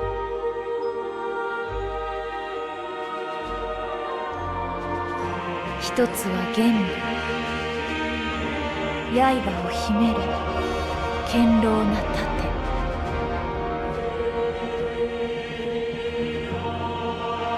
そして9と9が9を迎える時、根源なる意志、世界にフィニスを与える。世界の名はオリエンス。それは螺旋の内を巡るアギと待つ世界。Okay. Oh wait, let's we'll actually skip that. We're playing the good version. Indeed, what is this? This is Final Fantasy Leaked, also known as Final Fantasy Type-0. We are playing the PSP version of it, and the reason is because the HD remaster is not very good. It is unbelievable what Square Enix has done to the HD version of this game. And it was so bad that I literally could not deal with it. I actually had to switch over. So, one of the things that tripped me up... Oh, wait. He didn't send me that. Let me see. Oh, okay. Sweet. Would you advocate for digital ownership laws? 100%. 100%. I am a big believer. Big believer in them. Agito meant savior. Oh, let me see something real quick. You're supposed to... Is there... Oh, enable cheats. But then if you enable cheats, where do you put this in?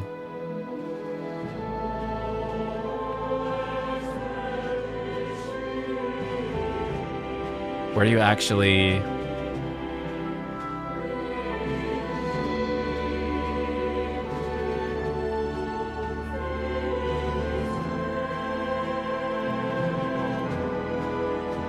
Okay, I'll have to figure that out off stream because I don't know where you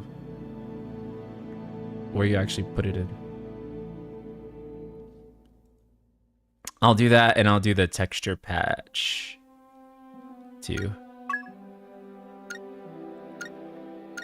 Oh yeah, so this tripped me up, right? Like when you first start the game, there is no new game. And I was like, how do you start a new game? What the fuck? You actually have to hit options. And in options, there is new game. I do not know a single game ever in the history of video games that does this. I really do love, though, how kind of unapologetically Japanese Type-0 is. The fact that the logo itself uses kanji for reishiki. The fact that, like, the text is vertical like this. You know? Which makes sense for the Japanese. For the English, it's like super awkward to read. But yeah. Okay. Go ahead and start. We do not have demo system data. 彼らは自らの運命を自分たちで決めた。そう。死ぬことを恐れずに。死に直面する恐怖を知らずに。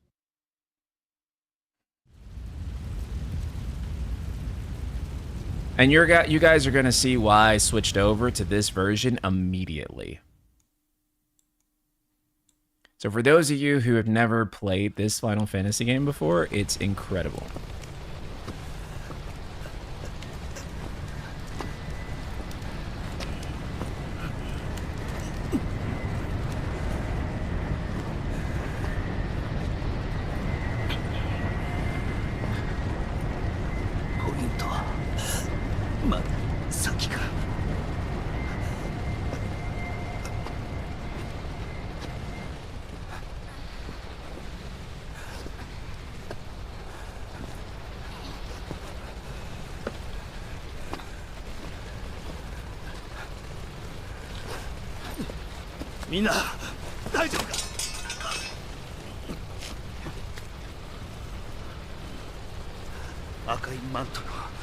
And we may skip some of the cutscenes later because we went through this opening before. But for now, let's watch.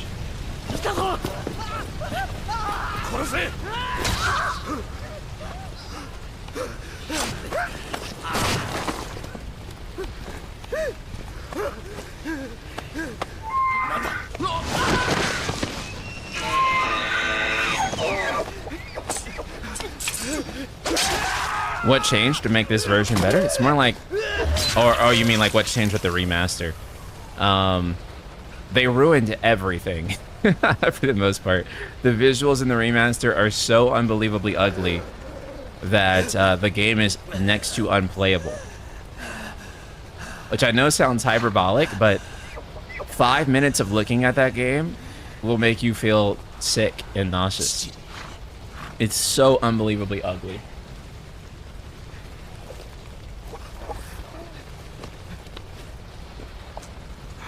You'll see when we get in game immediately why I switched over.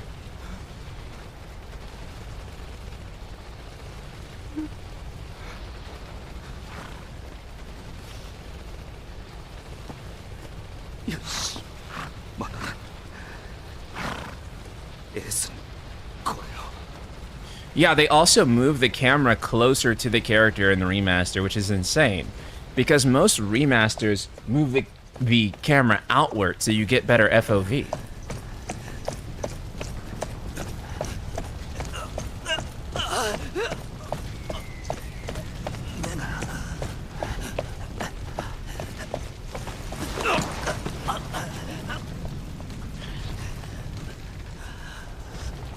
Whoever was responsible for the art direction in the remaster should never work with video game visuals ever again. Yeah, 100%.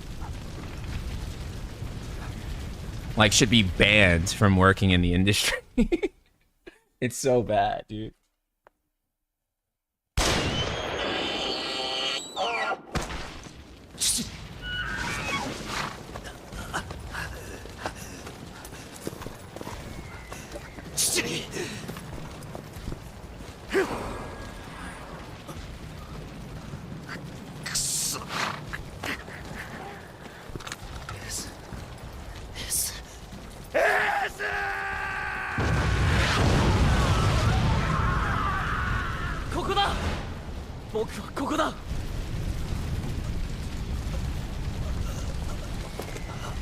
And I know I'm a hater, chat, but like, for me, I do think that like, when we talk about making like an M-rated FF game, this game got a little bit closer for me and what I want from an M-rated FF game than I think 16 did.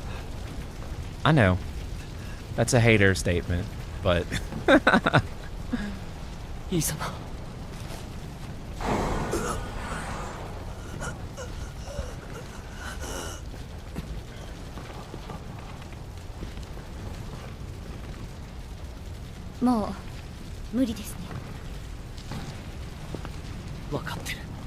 Rasabe, thank you so much for the super chat.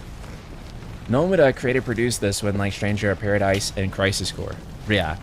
So this is back when him and Tabata were working together, and it is why they were supposed to work together on Final Fantasy 15.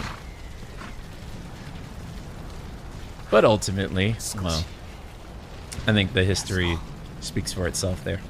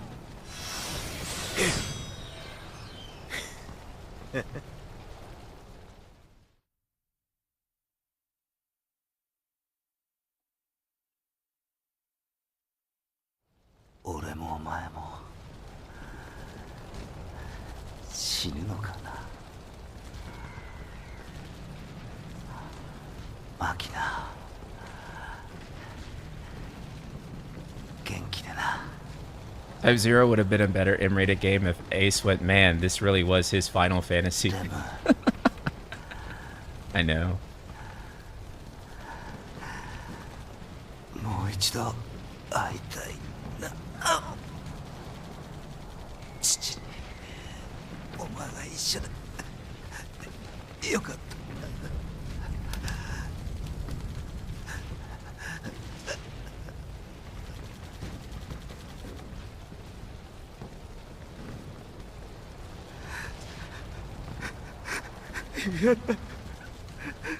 怖い。やだ。死にたくない。Boy, thank you for the super chat. There's only one mature FF game, and that is FF Tactics IMO. Yasubi Montano was a dude who knew how to write very mature stories. Type-0 is very edgy. I wouldn't call it mature. That's fair. I think it's edgy and mature. Honestly, I like edgy. I'm gonna be real, bro. I like edgy. So I want that FF edginess to be there, because I kind of associate it with the series. And I like it. But, yeah. This shit is so good. Holy shit. I know. And people forget it exists.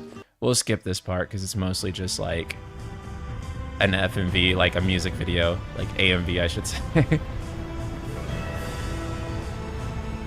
Oh, look how much better this looks. Textures are low res, yes, because we're running the stock PSP textures. We'll have that fixed next stream when we have the upscale textures running.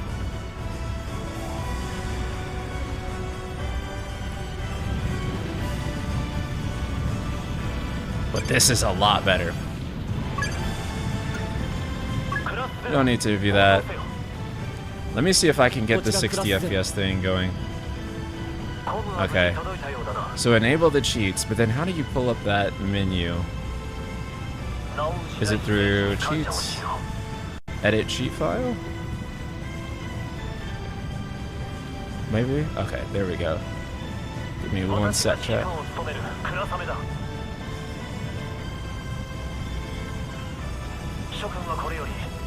sec. And I think I can get this.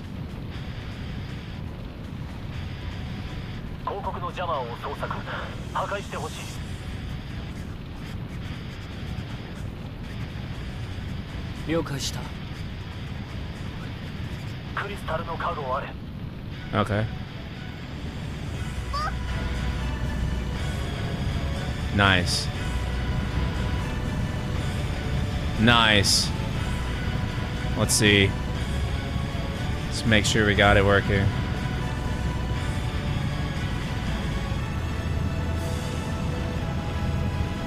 Nice. Nice. Lock 60, boys.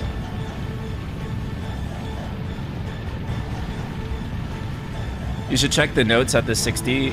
I think it crashes at some points. Oh shit, okay.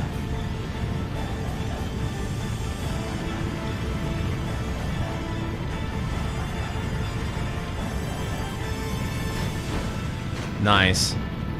Oh, this is so much better. Oh wait, wrong button. Let me see. That's cut cards. MP charge. Oh, okay, square. Okay, I mean triangle actually. There we go. There we go. Okay. Set up a little bit different than the remaster because of the difference in controls. Flax, thanks for the bit. There's a difference between the levels and types of mature. This type of mature is what I like to call Type-0. Absolutely, bro. Okay, there we go. Let's go. And again, thank you for the bits. Hold on 1 second. Andrew, I see your super chat. Andrew, thank you for the super chat.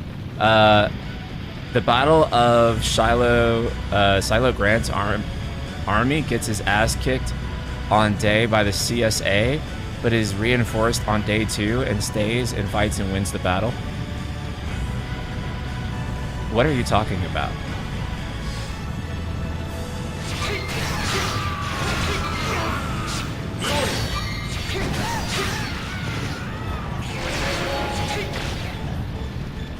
Why does this feel so much better on... Wait, is dodging? Oh, dodging is X. That's right. I was like, why am I hitting dodge and it not working? Okay. It is working. It's just on a different button. Cool. Oh, wait, I should have got the MP from that. Oh, well, it's okay.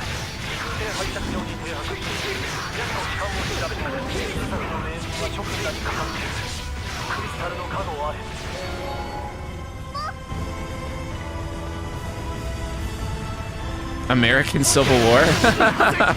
Okay. I'm like, well, what are you talking about? Yeah. Tag, I feel like I'm tripping, but the game actually feels like it's like playing better.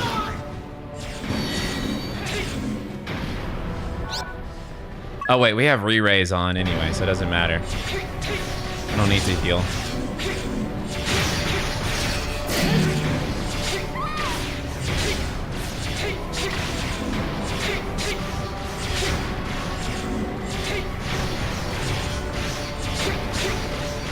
However long it takes for this thing to like disappear.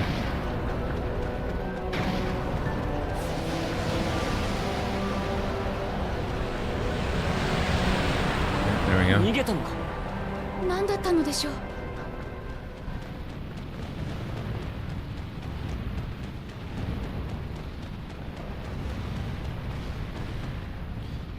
Roy, thank you for the super chat. I think a story can be both edgy and cool. Hellsling Ultimate is a great example of that. Type-0 comes off as more cringy and try-hard to me. Again, thank you so much for the super. I like it. I like the cringe, bro. I think it's cool.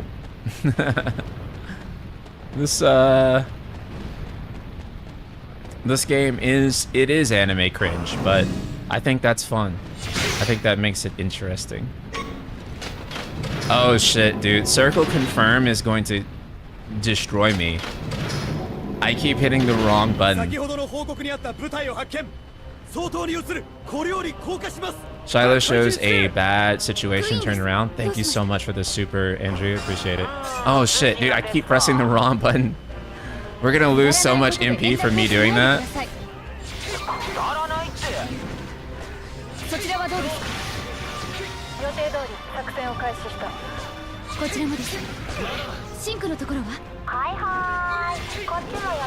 So I felt like I couldn't hit the kill sites in the remaster because there was like some type of like weird input lag or something that was happening. And I don't feel that with this version. What the fuck? Actually, I'm like... 広告軍の虚をついた奪還作戦は朱雀軍の有利に運ぶかに思われた。しかし作戦開始から3時間、飛空艇部隊による突入作戦は実戦経験の不足や広告軍の迎撃により多くの部隊が目標に到達できず、作戦は困難を極めた。また陸上部隊も最大の武器である魔法が封じられたことで、その力を生かせないまま損害を重ねてゆき、未だ魔導院に取り付けてはいなかった。クラッシュゼロ、聞こえるか？こちら東部、朱雀を包んでいるジャマーの一部を発見した。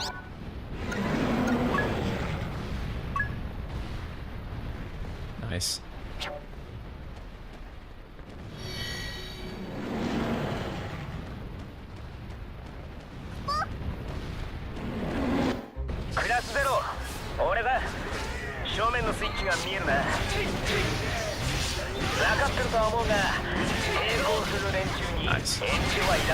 Nice. Nice.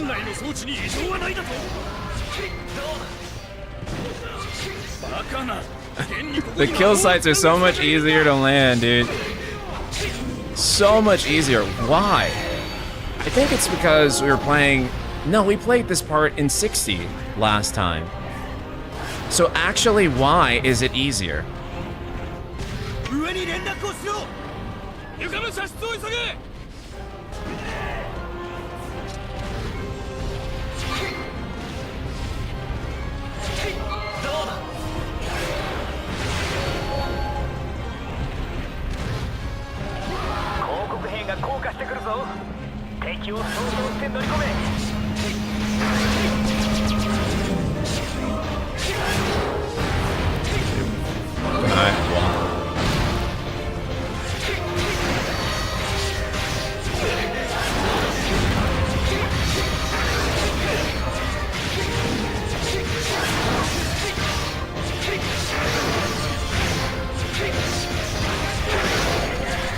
shit.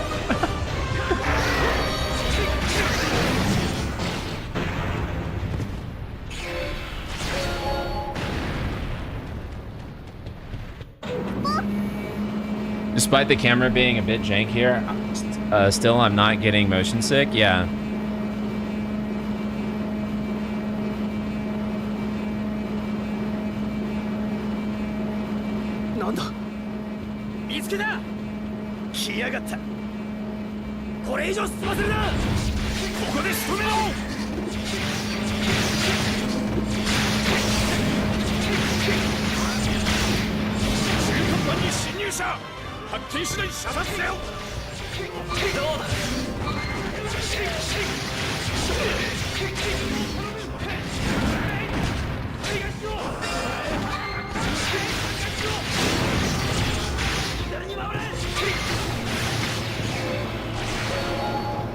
Nice.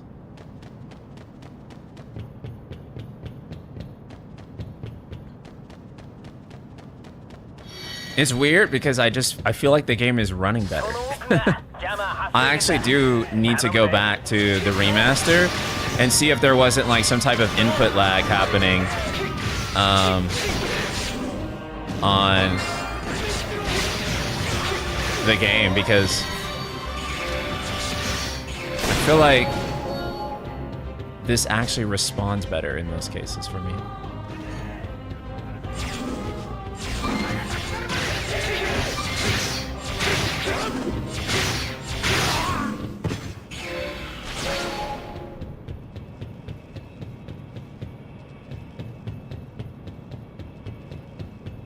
How do the other characters feel?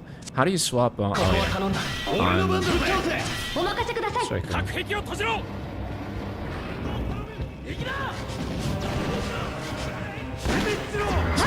Okay.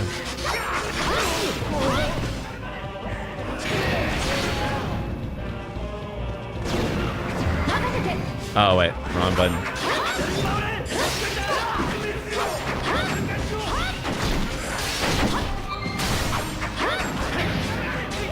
Camera is still kind of crazy, but... Oh wait, okay. Recovery set, nice.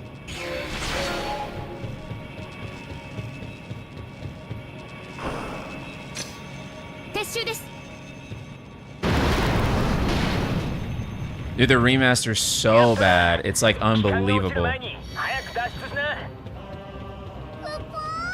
Hey guys, we're no longer botted. We're back down to like my actual average viewer count.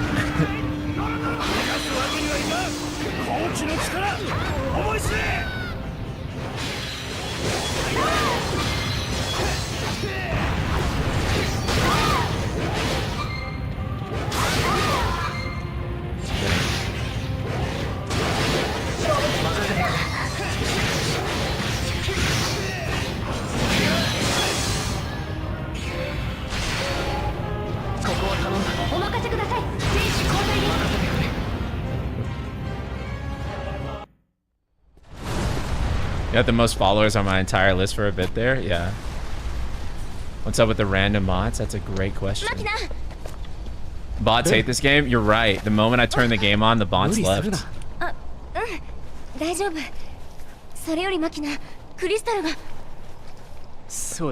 Best way to play is to largely just ignore the camera. Very true.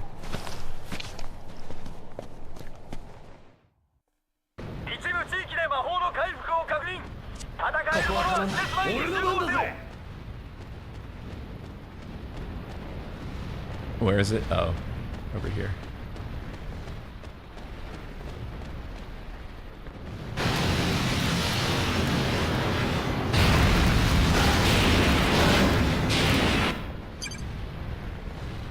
Life rates of time shattered. Alright, we already got full health.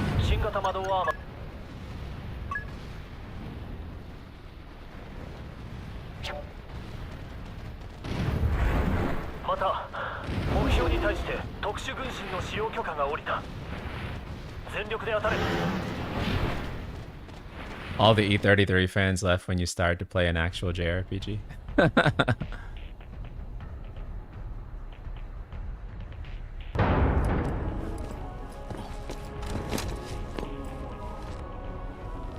もう一度報告しろ。 In my mind, the memory I have of Type-0 HD looked amazing. 6番艦の隊が確認しました。 Oh man, I recommend revisiting that. 401部隊と903部隊はどうした？依然応答ありません。呼び続けろ。はっ、白夜一例、白夜一例。先ほどの報告にあった161部隊の生き残りを呼べ。はっ。161部隊の魔法を使う連中を見たのは確かなのだな。はい。貴様はそれを目撃し逃走。その後部隊は全滅。 I like how they made the summons part of the story, but they aren't gods. Yeah, I think that after 15 and 16, we're due for 17 to not make the summons like literal gods. Again, we're due for like, they're important, but they aren't like the ultimate gods of, you know, this world, basically. 最悪。どこのネズミだよ。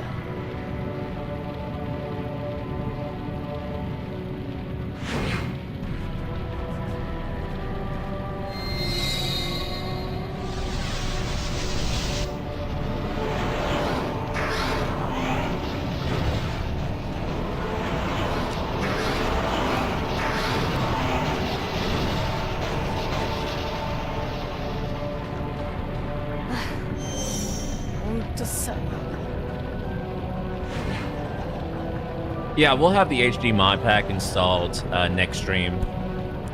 I meant to install it this stream, but we had some issues.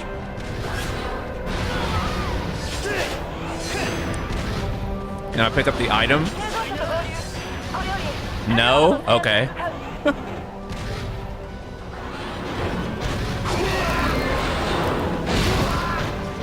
What the fuck?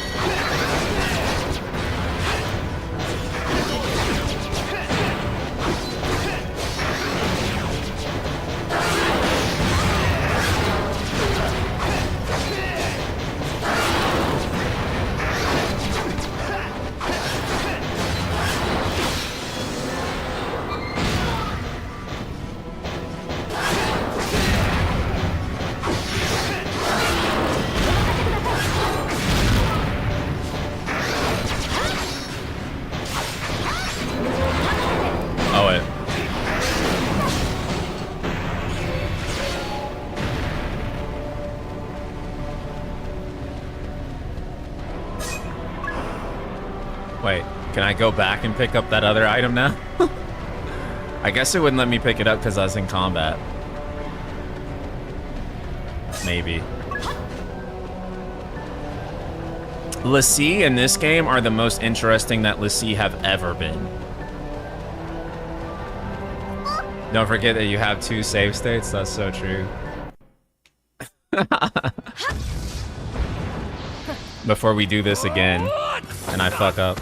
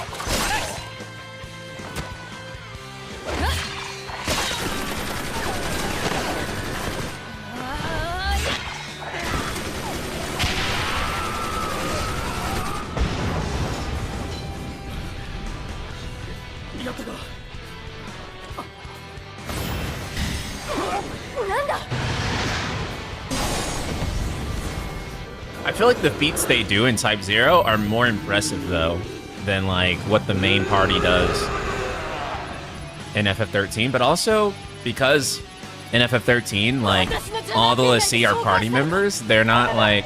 You never get confronted with l'Cie, so you never get to see their power in the same way.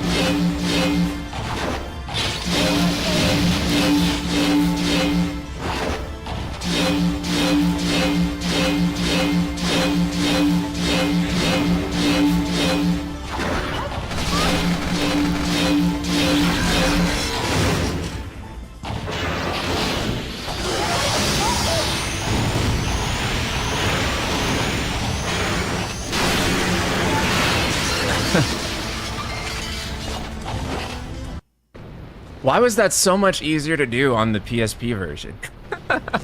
Dude, I'm telling you, I think something is actually wrong with the remaster that made it not work well with my controls. I'm so serious. I'm so serious. Something was actually wrong. Like, how else did you explain that, chat?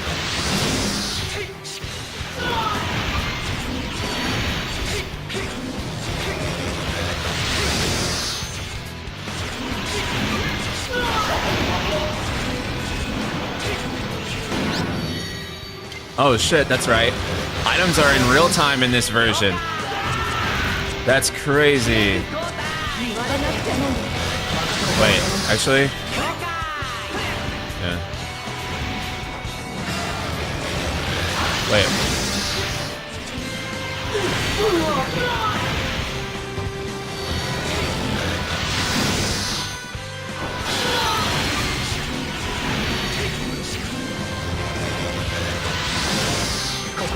How do I use my item?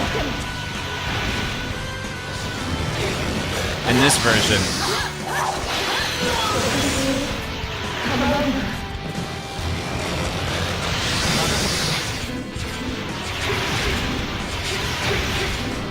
Select button? Oh, fuck. Well...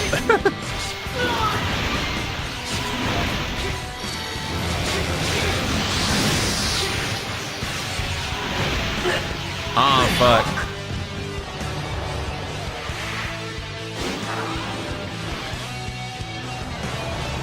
Oh, wait, I didn't mean to do that. Okay.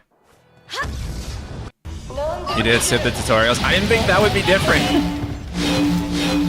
I didn't think that would be different.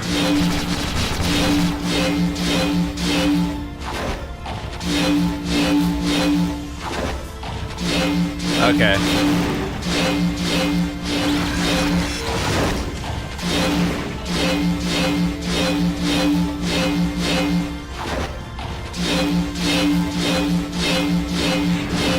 There we go.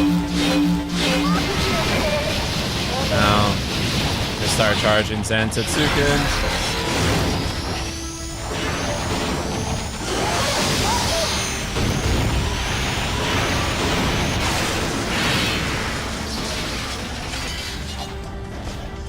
Wide by the tutorial fight in NSP breaking records. I know, brother. Okay. Let's say just in case. You might want to create some custom button combinations. Oh, true, for like swapping characters and stuff. Oh, smart.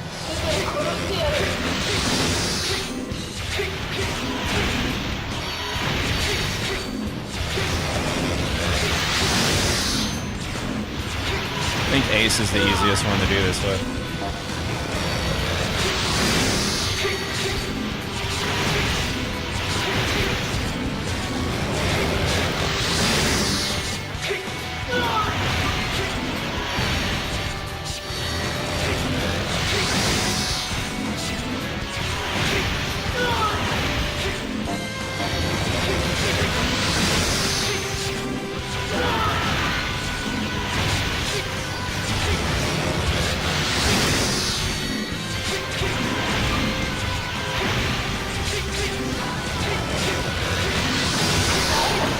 There we go.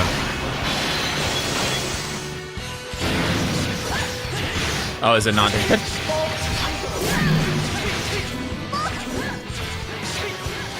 Oh, she revives it, that's right.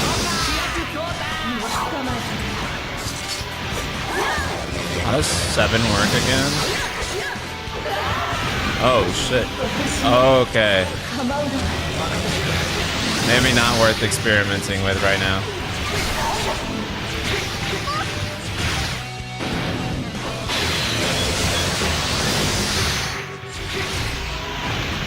Wait, what the fuck? What did I do wrong?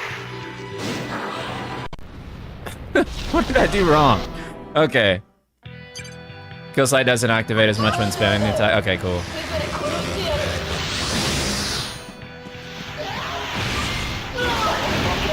Okay, there we go.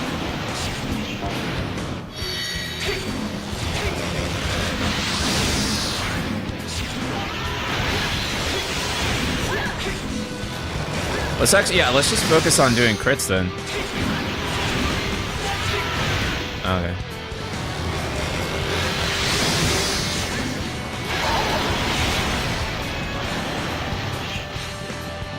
Combat feel the same in the HD version? On consoles, yes, but when I played it on PC, I would say it feels better on PSP compared to the PC version of the remaster. I don't know what was going on with the...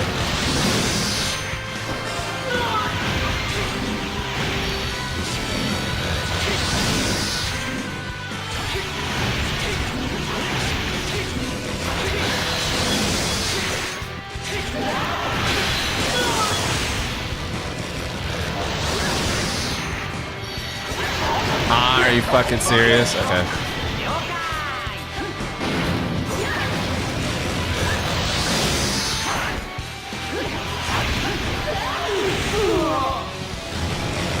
Chat, I cannot be this washed. I can't be. Wait, what the fuck am I doing wrong, chat? What the fuck is happening that is going wrong?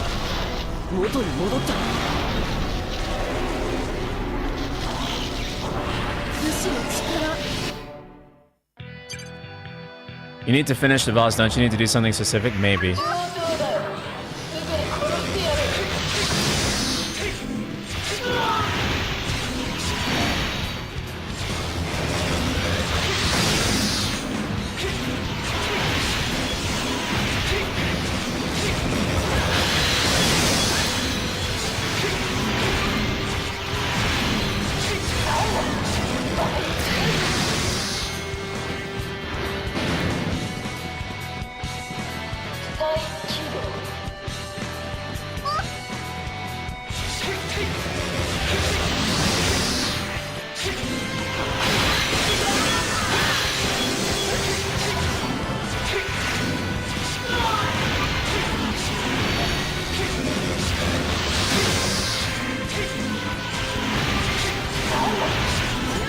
Okay.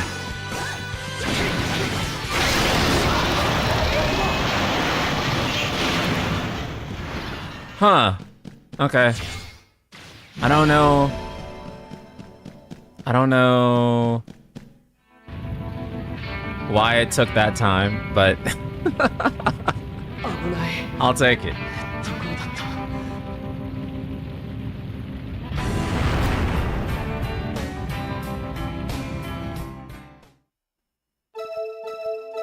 I'm still looking forward to the KH3 data organization fights. Dude, it's gonna be... You needed to do a finishing move? Not just normally attack it? Oh, okay.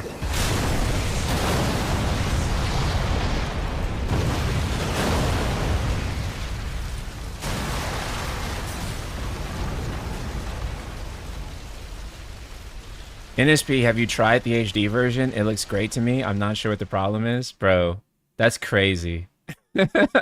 That's crazy, man. That's crazy.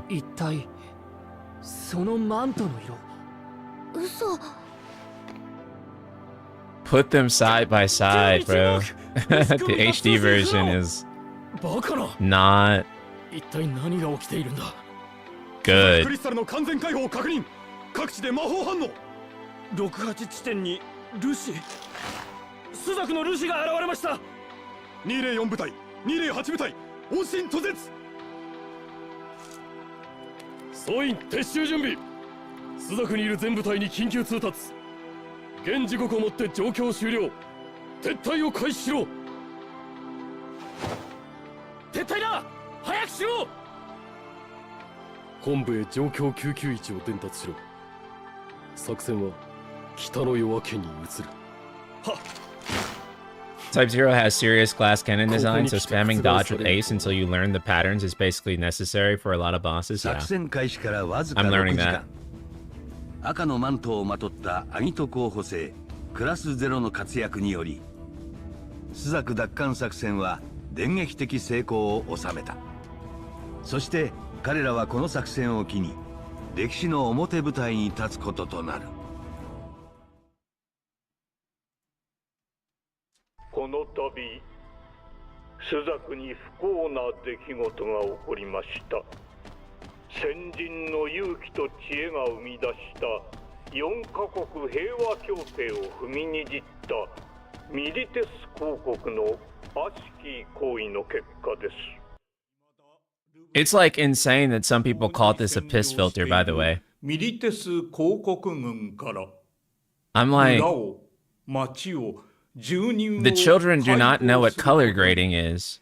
力を合わせる Or the ことで fact that the fucking like sky is meant to be on fire. So, you know what I'm saying? It's meant to have that kind of オリエン vibe. スに与えられた試練です。皆さんは今日のこの日をオリエンスの新た院長、現部に緊急反応が。何 That's like the most iconic nani like ever. Like that is like the nani meme 歴史家ど 100%. もはこれをフィニスと呼ぶのかもしれませんな。くだらん。これは終わりの始まりなどではない。我らが生み出した最初の希望だよ。The only thing I think is better about the HD remaster is that they upscaled the FMVs, which is great, and I wish 時に we had those upscaled 840 FMVs now. ペリシテリウム全部に向け大陸破壊兵器アルテマ弾が投下された。これにより700年の歴史を持つロリカ同盟と呼ばれた国土はオリエンスの大地 I appreciate you, Nico. I hope we didn't come off as rude. But I think when you go look at the HD version, just the fact that the assets are mismatched, right? Like the fact that like what you see in the cutscenes are the PSP models, and then they switch back to like の旗が立つとき these like ultimate like high-res PS4 models that look insane. You could probably mod it. It probably is technically possible. You just have to unpack the video ペリ files シテ and リ then ウム装 repack 備を them, 要するコンコルデ which ィア is 王国 easier は than said than 第 done. 2 But のアルテマ弾が使用されるのを避けるため自国領空 we'll skip this part because we've already been through it last stream. やはり現在の兵力 So we'll skip some of this, honestly. And just catch back up to where we were.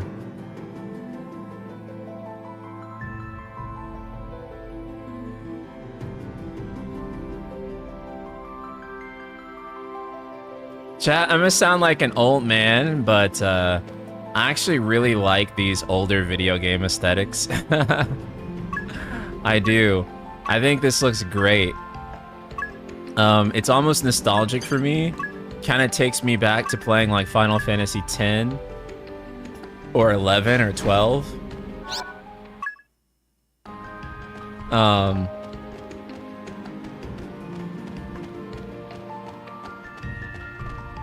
Yeah, I think this shit is tight. Damn, that looks good, actually.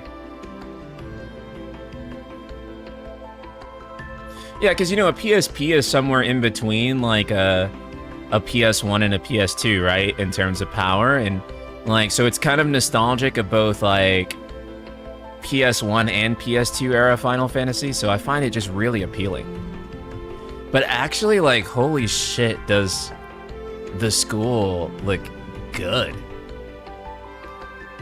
Like, actually just amazing art direction. FF8 would have probably looked like this if it had a PS2 remake. Yeah, 100%. Dude, guys, this game was so cool when it came out, because this was basically like having a AAA video game in your pocket, which is something we take for granted nowadays because of the Switch and Steam Deck. But at this time, this was so crazy. Ace, I've been waiting for you. I've been waiting for you too. And we went through this last time. We'll just kind of skip through. Yeah, Type-0 was on some other shit. Dude, 100%. 100%. There's just, you know, nothing else like this game when it came out. It was so cool. Are you using the HD pack? No, this is vanilla. We're gonna have the HD pack installed by next stream. Because I didn't have enough time to get the HD pack. But we'll have it installed by next stream, and then we'll be able to go through and compare. But this is just the stock game, bro. The only thing we got going right now is the 60 FPS patch.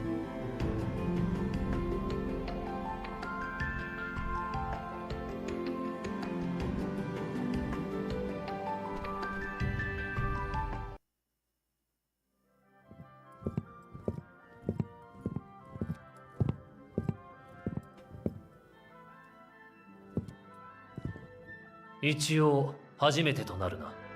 私が諸君の指揮隊長となる倉雨だ。指揮隊長？そうだ。諸君は私の指揮下に入ってもらう。すでに魔法局局長アレシア・アルラシアより許可が下りている。マザーから？お帰れこら。俺らマザー以外の指図は受けねえぞ。おめえはお呼びじゃねえんだよこれ。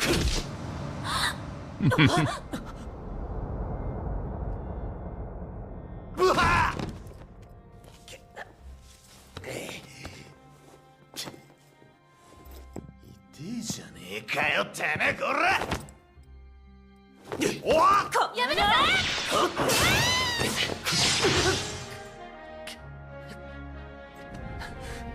いやー強いねあの人。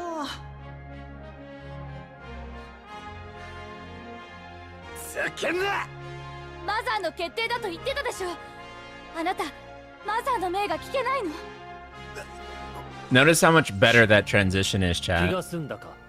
以後、諸 than 君は in the 私の指 HD 揮のもと version. ミッションに参戦してもらう。こちらから指示のないときは、他の候補生と同じように院内で生活するがいい。院内で？そうだ。今までそんなことしてなかったのに、なんで急に？それもマザーから？ああ、ドクター・アレシアからの指示だ。ふん。それと、候補生マキナ、候補生レム、入れ。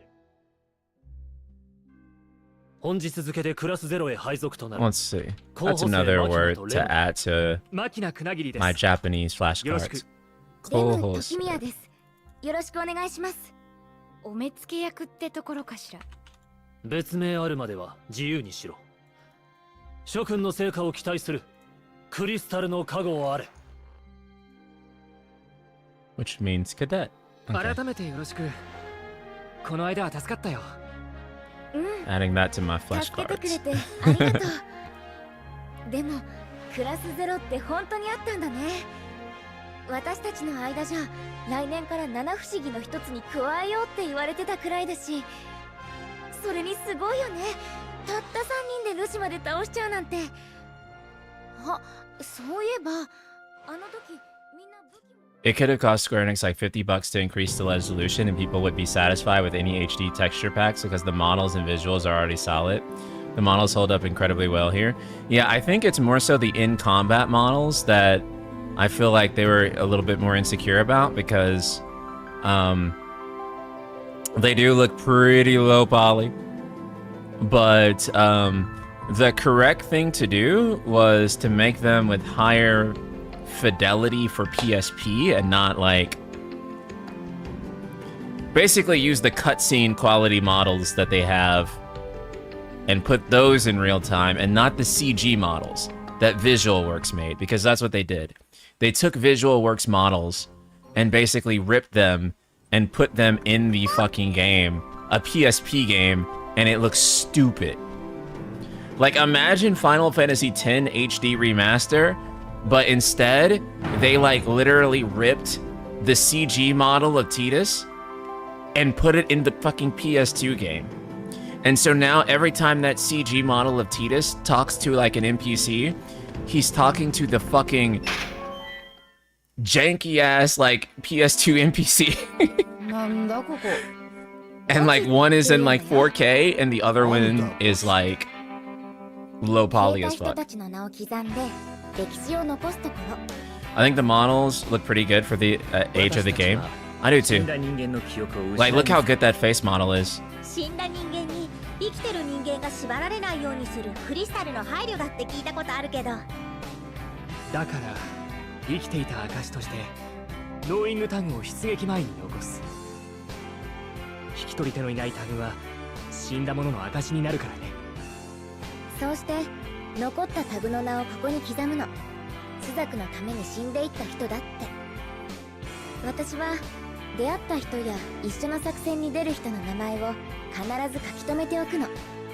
Didn't this game sell really well on PSP? Yeah.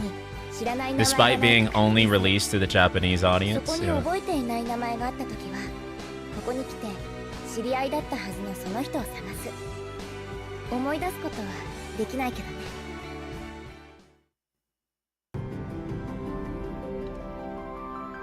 You say that, but I wouldn't mind the whole FF10 looking like CG.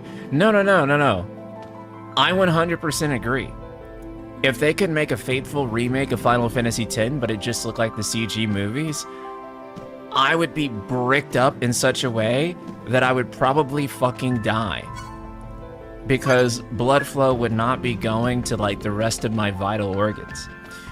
However, Type-0 HD only did the main characters and not the environments and not the enemy characters and not anything else other than the main party.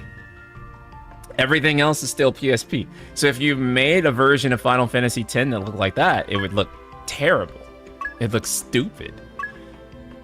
Especially if the lighting system isn't, like, well adjusted for that, but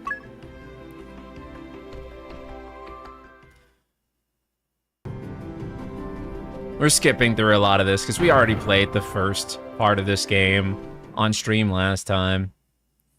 So, any of this stuff we'll just go through really fast.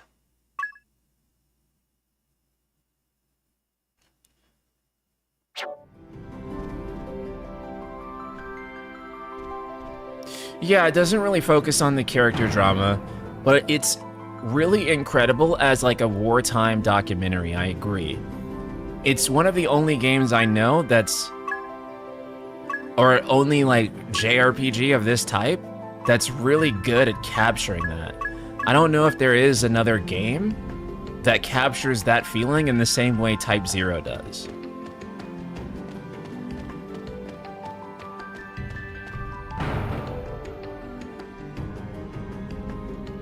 Let's see.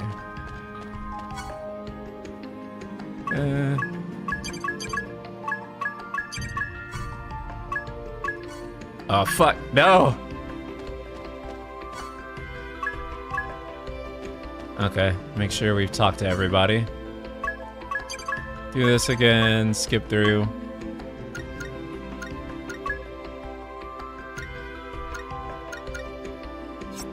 And we're fucking broke anyways. It don't matter. Oh, these are just clerks. Okay. No, we don't want to advance the mission day.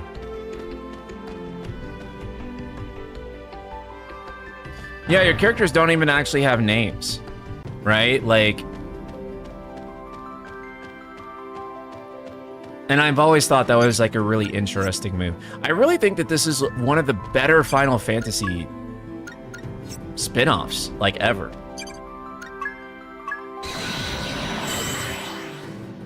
I say that having not played Tactics.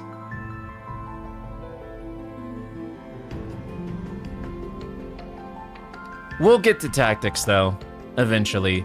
Hell, I think we'll be able to play Tactics this year, honestly. Sometime. 元気そうね。 Sometime between this, because we have to do Rebirth again. And then we have to do... What the fuck was the other game I promised, chat? What was the other game we were supposed to play? Other than Rebirth. Oh, Kingdom Hearts 2. Yes. So somewhere in between those two.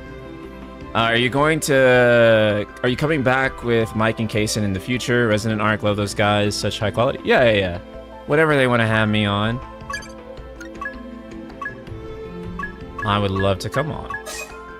We'll skip through these.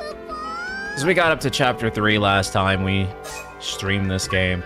God, I can't get over how amazing this game looks. And the fucking boomer in me just loves the old game aesthetic to it. I just feel like you're gonna play Xenoblade 2?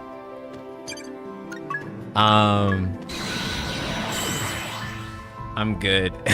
If I'm gonna do Xenoblade, it'll be finishing Xenoblade 3, which I never did. Because that one was actually a banger. Not to say that,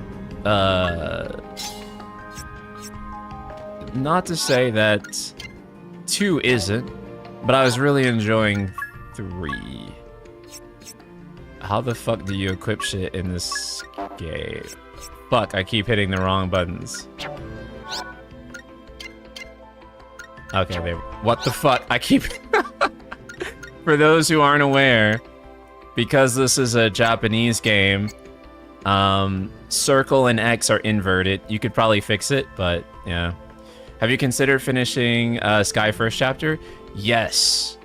I'm going to do that soon too. I don't know if I'll do it on stream though, but I'm in the final chapter. I'll do it sometime before the second chapter because I want to finish it. I actually really did like Trails in the Sky. I just fell off of it because there's too much other stuff. You can change the button in the settings. Wait, does the game have like its own? Oh, really?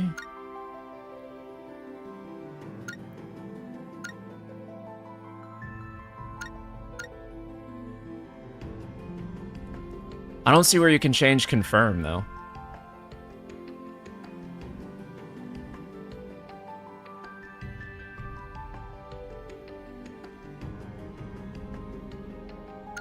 Oh, wait.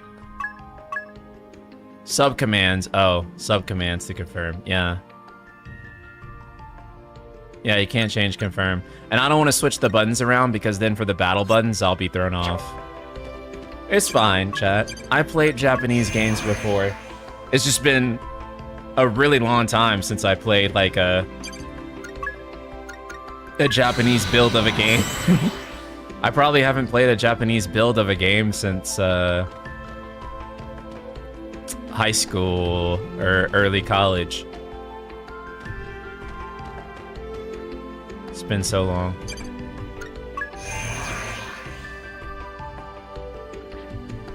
Oh, actually, let's go. Oh, fuck. Let's go to the Chocobo Ranch. Yeah, I could change it on the emulator, but I don't want to because I don't want the buttons to be inverted for the action combat.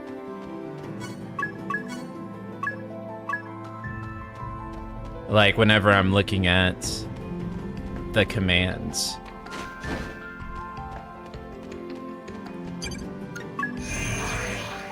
When are you hopping on Digimon Story Time Stranger? Now that's a good question. I'm the other way around. I can't for the life of me deal with X as the or B as the confirm button. Do you play on Nintendo a lot? See, if you're a Nintendo guy, I get it. Because isn't like Nintendo it's the right button, right? I hardly ever touch my Switch, as you can tell. So it makes sense. But if you're a PlayStation guy, but you've also been living in Japan too, right, Ian? So that makes sense.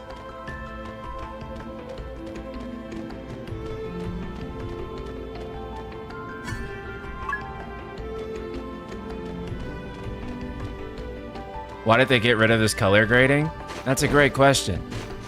I think it's fairly obvious that Square is not a very big fan of art.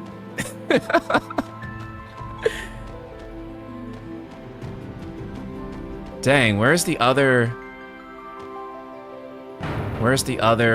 time progressions at?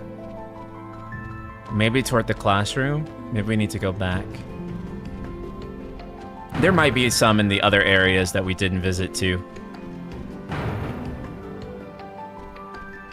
But I felt like there was supposed to be one in the cemetery. No, I guess what I was thinking of, we already did. Oh wait, do I need to switch over to Rim? Maybe? Can I even do that? I think that's what it was, right? We had to switch to Rim and then visit the grave.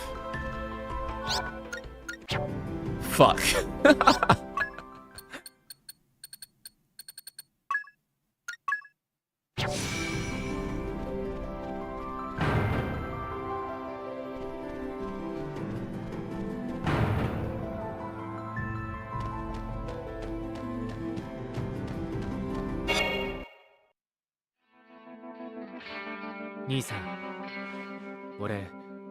I was a PlayStation guy, but FF7 had Circle S confirmed. Yeah, the first thing I did when I started up an FF7 save file was change that. So, Clax, thanks for the bits, man. My mind automatically adjusts based on the feel of the controller's buttons. So if I'm playing Nintendo, I automatically think of the right button as confirmed, but for PlayStation, my mind switches to the bottom button. Yeah. Generally speaking, I'm mostly the same too. I just so rarely touch my Switch that...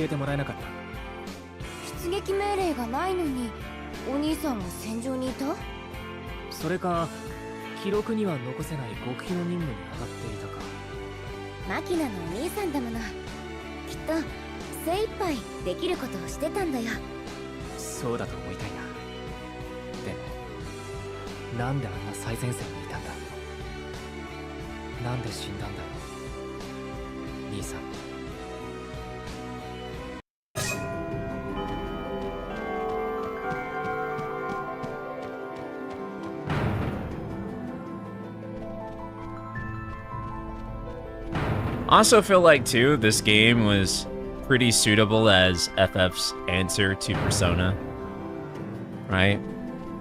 It's not quite Persona, but it definitely fits within a similar niche. Wait, we've been to this one. I know you have to return to the central hall and you can't just warp to other places. So we go to the terrace, because I think that there is an interaction here. Let's see.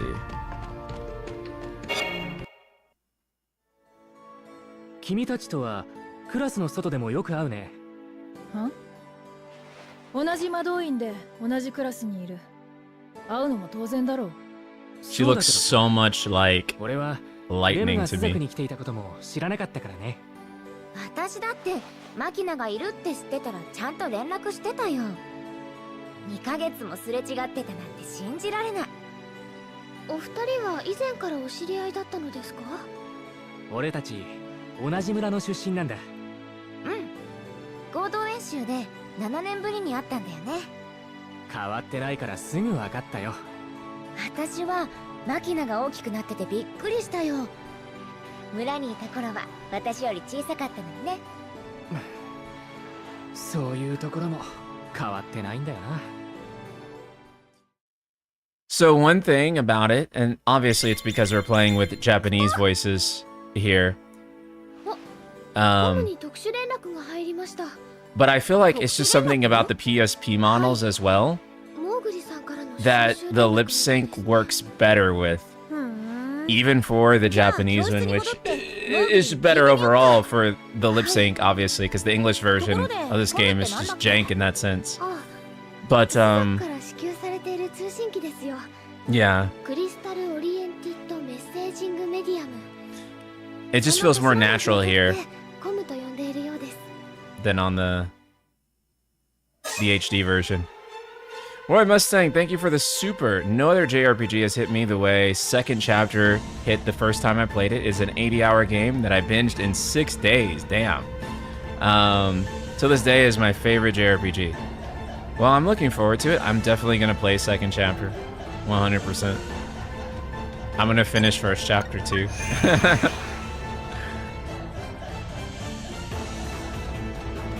I promise.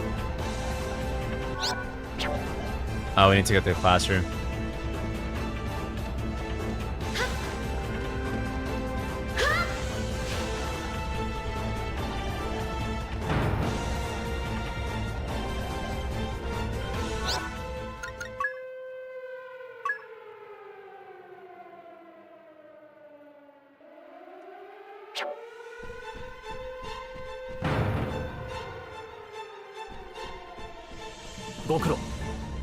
I have your department order. Yeah, let's get through this. Okay, cool.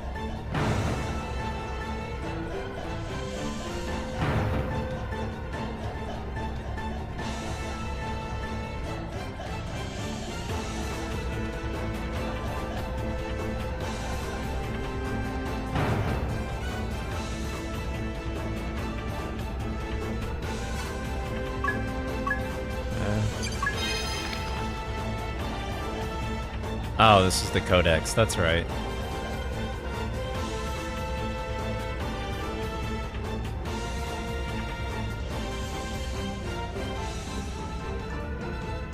I think the game froze.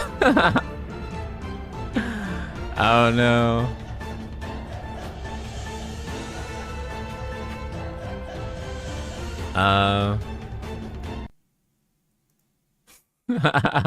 Good thing we saved. Oh yeah, the 60 FPS mod, yeah. It seems like it crashes when you look at the codex. Very strange. Okay, good thing we saved.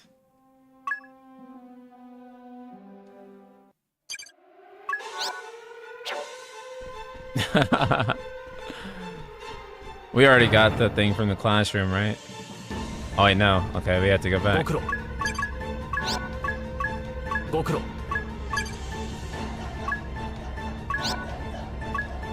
Can I stop? Can I stop? Okay, thanks. The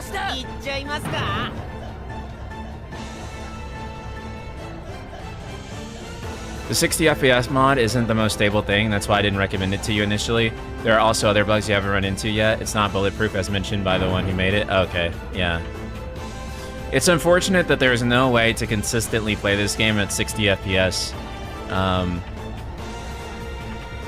Roy, thank you for another super chat. NSP, you should play the original Sky games or play the remakes with the Xseed script mod at least once. Xcrete localization is a work of art. Yeah, I hear that their localization is great. Oh wait, I think I keep going through the wrong door, that's why. I'm going through the Crystarium door straight ahead. It's the other door to the right. Or left, or whichever. Down here, that's why. But yeah, I would, I think I want to stick with the remix though, since that's what I started with, so. Fun fact, oh, well first of all, thank you M2 for the super chat. There's a Persona spin-off inside the Dragon Quest MMO with its own mechanics separate from the MMO. Wait, really? What the fuck? That's actually so cool. Does it have dating mechanics? And like a calendar system? I actually never knew this. Frosty would probably know. How excited are you for Final Fantasy Resonance? I'm slightly more excited for Resonance than I am for Revelation. Actually, I'm kind of a lot more excited for Resonance than Revelation. I just feel like I'm more interested in a brand new title more than I am a... And I know it's technically a remake, right? But I'm just more interested in it because it is a brand new game. And it's not even necessarily a slight at Revelation whatsoever, right? I want to be clear. It's just that, like, for me, I never got to play too deep into Brave Exvius. And now it's being remade as a single-player offline FF game. And that excites the living shit out of me. Because that game is basically Final Fantasy VII to me, as a pixel game. And I think that's cool. I fucking love world maps! Is this a big world map you can explore? Yoshi P would hate this, I know. I don't know why they think at Square Enix that people would be opposed to this. Because it's not realistic, or whatever the fuck. I don't give a shit, bro. It's video games.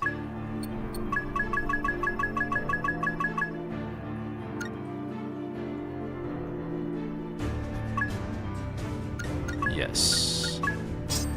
Let's equip those new...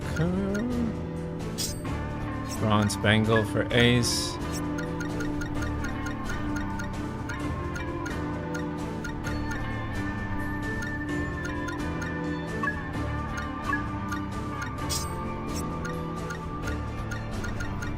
Who only has one thing equipped? I'll give you the gauntlets.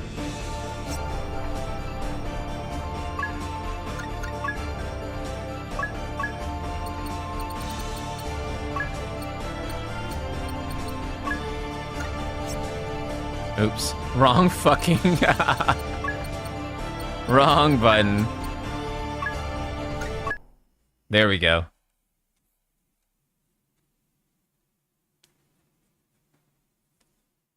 Would you like to use this mission? Academy backup? No backup. No backup, I guess.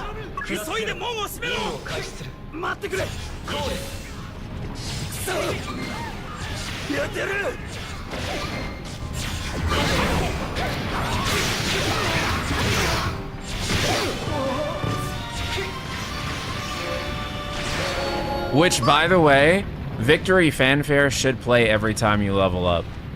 I think that's the least they can do with the action game titles. Is there an item? There is an item.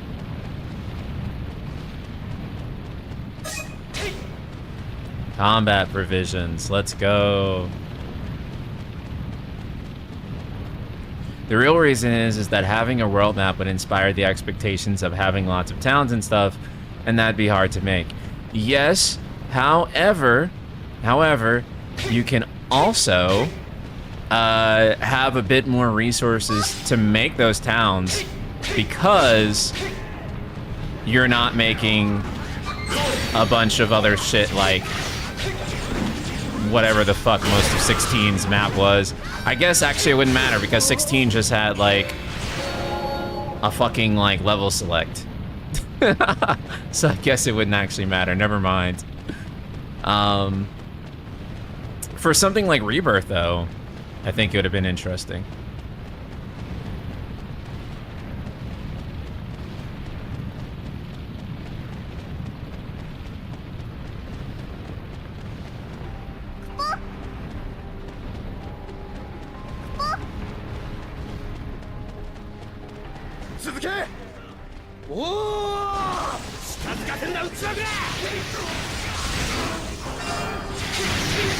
Oh wow, I made the fucking wall behind the thing.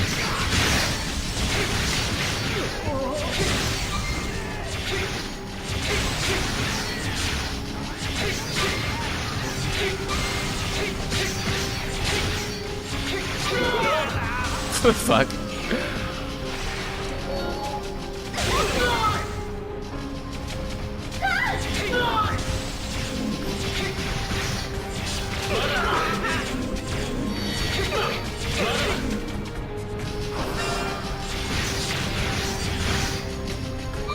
Can I not? the fuck? I do need to go up there, I think. Maybe if I... Oh, yeah. Now I can target the barricade.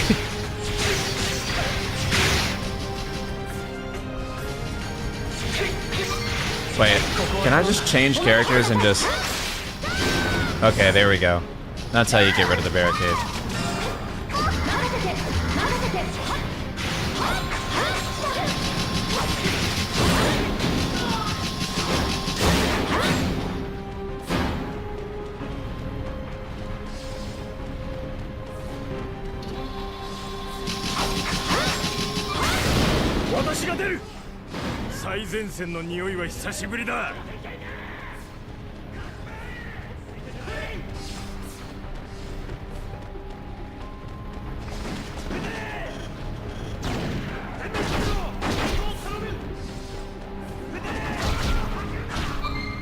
Oh wait, there they are. Shit.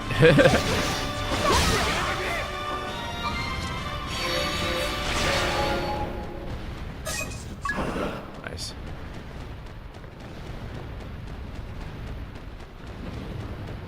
Okay.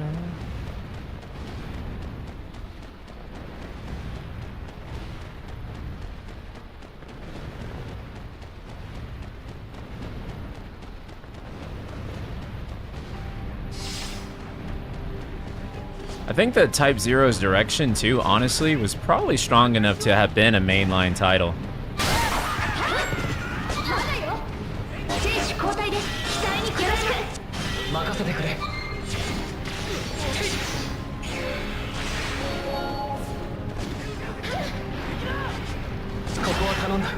Let's try Rim.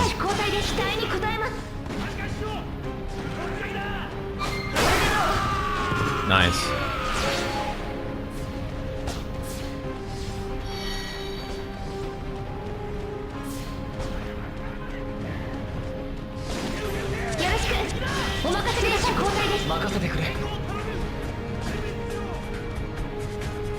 Can I not target him?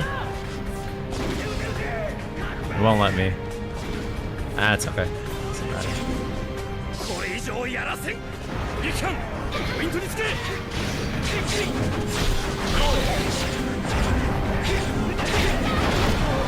Oh shit. Dang. All in reserves. Let's get 7 out here. Oh wait, we need someone. We need someone ranged. Fuck. Oh, he surrendered anyway. Okay.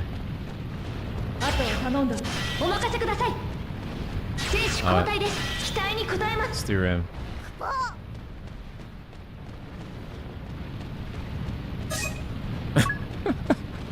The Mugo honestly is kind of funny because it's like, look at all the people dead, Kupo. It is pretty crazy.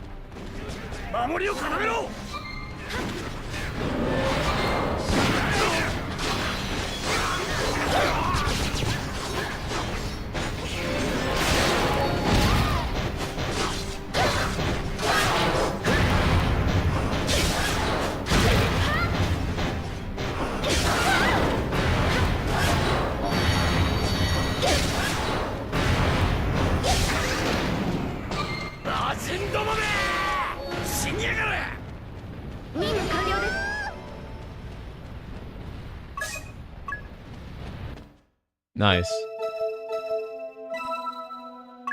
This game plays better on PSP, man. I swear. I swear it.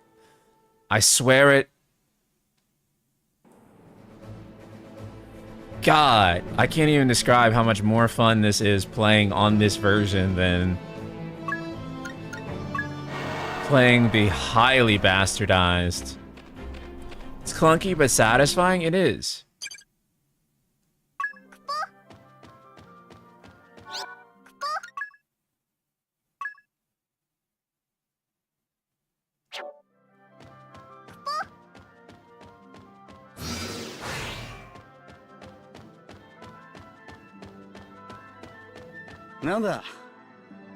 We'll skip through these because we did. Oops.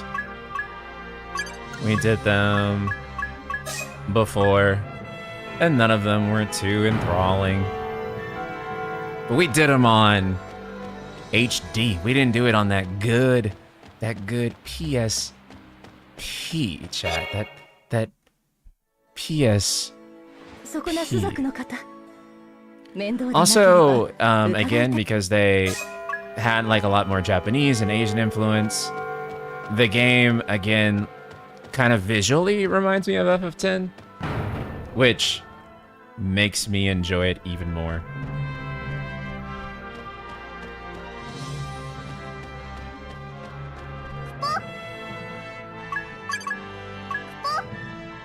Fuck me. Okay, there we go. Collect tags, make a potion. Sweet.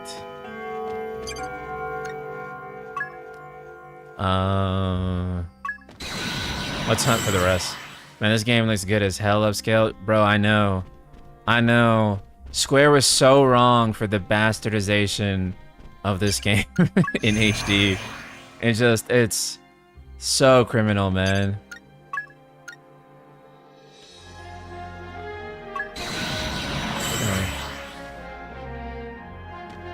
We'll go straight down the list for these.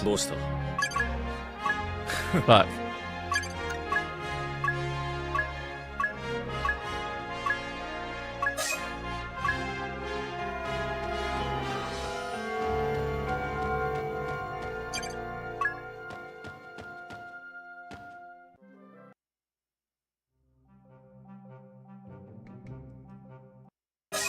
Thanks.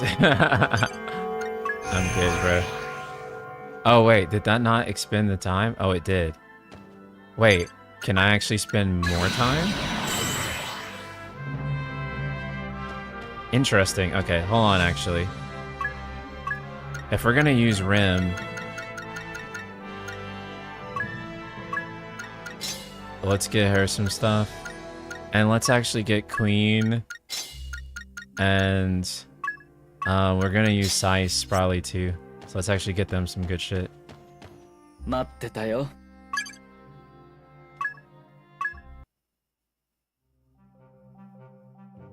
Skip through. Kinda cool. Hojo Laboratory looking as Nibelheim fucking basement looking as. Okay. Let's get out of here.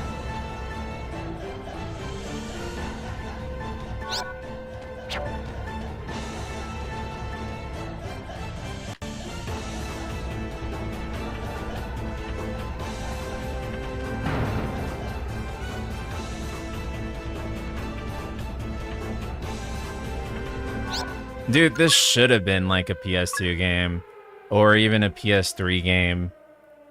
Just really unfortunate, but...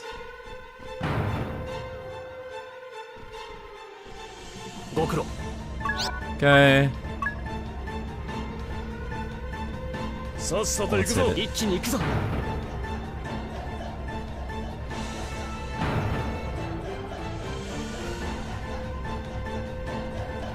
I don't know if they ever explain why the characters are named after a deck of cards.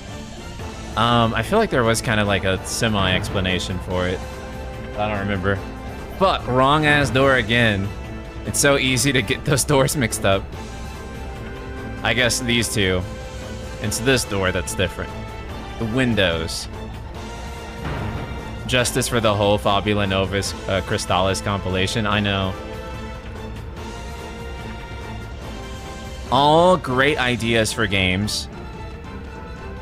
Just so much wrong happened to make those games not be as great as they could be.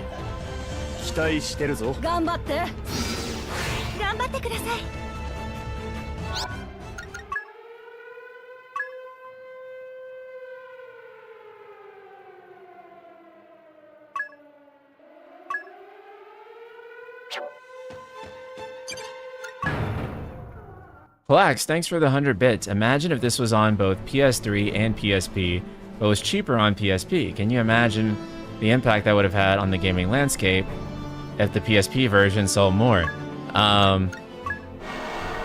Dragon Quest, brother. Dragon Quest 11 specifically had that exact implication. Because the 3DS version of Dragon Quest 11, I think, sold more? I might be wrong on this. If Crossy's in chat, he would know. We didn't buy you a new whip? Okay. True, but I mean earlier? Yeah, for sure.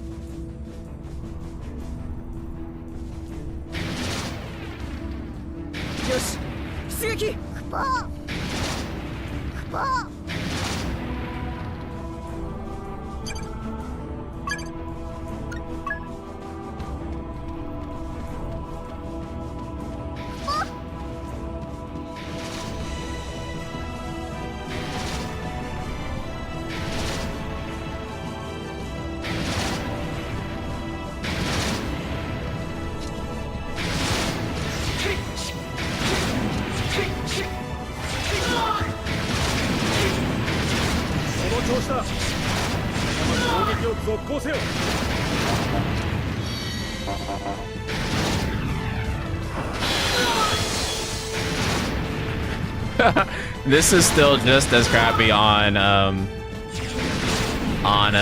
PSP as it is anywhere else. Unfortunately, still. This still sucks. Like, what the fuck are you actually supposed to do here? I don't know.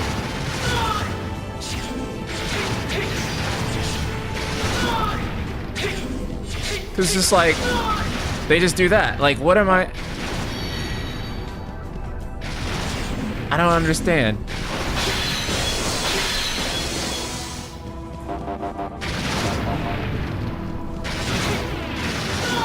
We could certainly do it that way. Well, no. Magic is key? Yeah, it looks like it.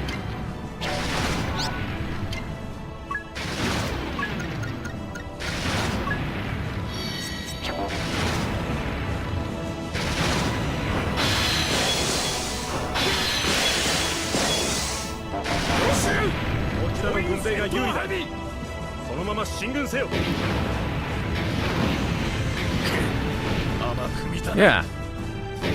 It seems like just spamming magic is the way to do it. Projectiles at 60 FPS are a bit unreliable. Oh, maybe that's what it is too.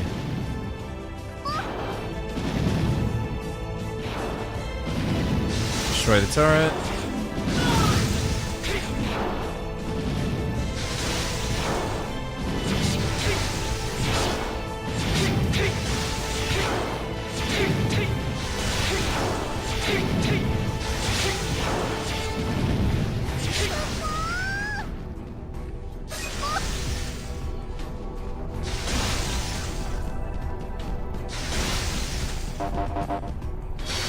Fuck. Oh, that's a wrong thing. Just do this. And maybe Ace is just bad for this too, I don't know.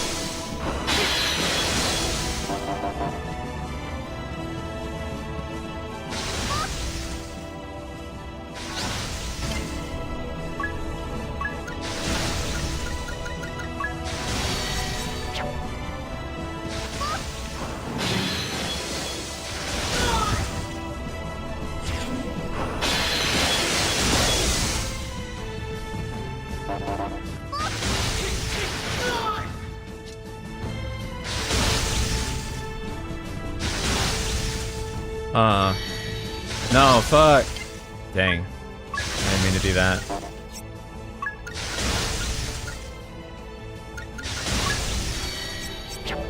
Dang.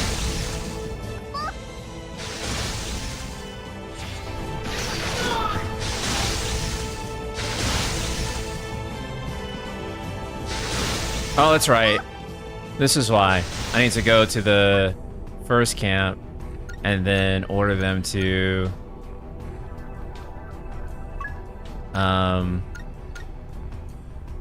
Yosh, よし、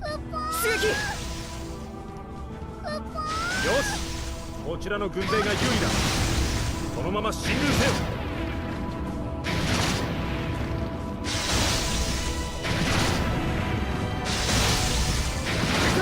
第一種戦闘配置。 Here we go.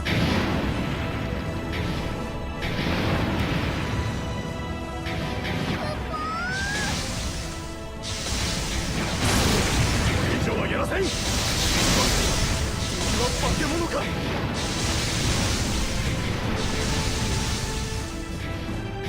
I forgot they didn't automatically attack the next camp. Me too. Me too. Even though we like just did this shit.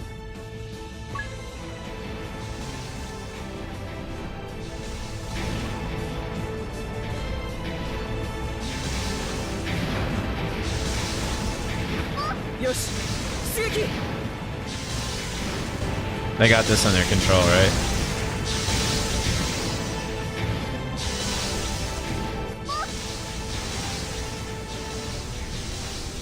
Oh, that's right. Approach.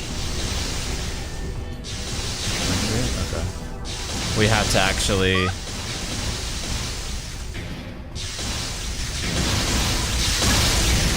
invade it.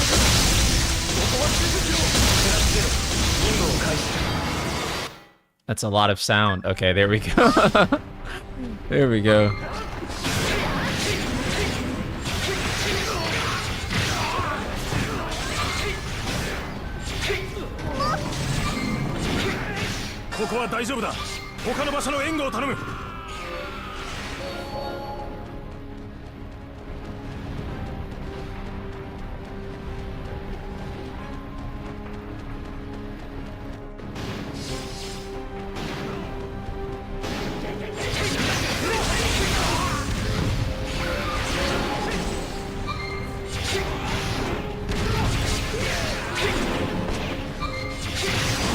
Trying to land the kill site. Okay, there we go.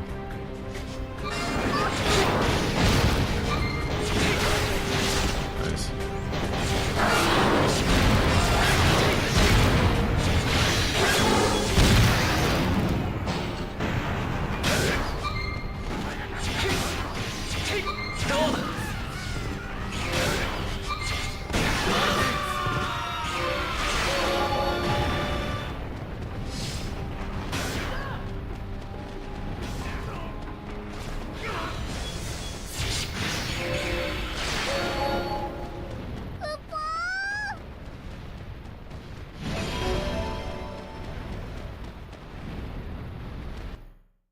Yeah, it's not just the filter though, it's also the actual lighting itself and the skyboxes and a lot of other things too.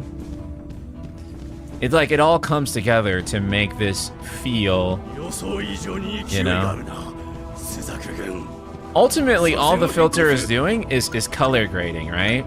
So when people say like his filter, like what they really mean is color grading. Like, that's really all this comes down to.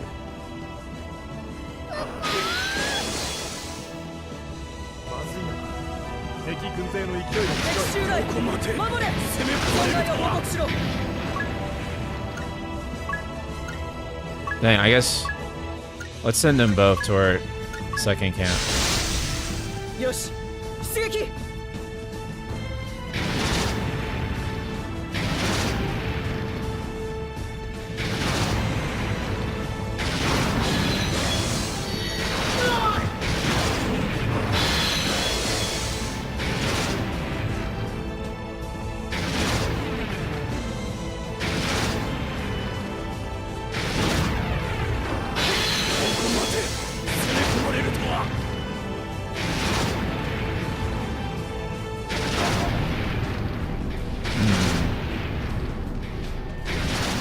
Oh, let's get some more troops.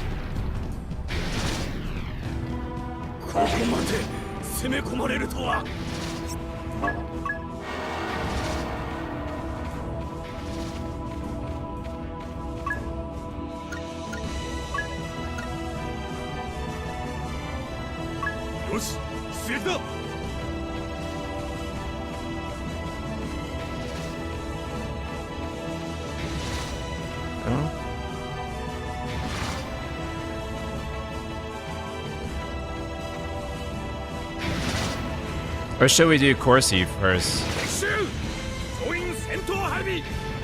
Wait, no. We got second camp now.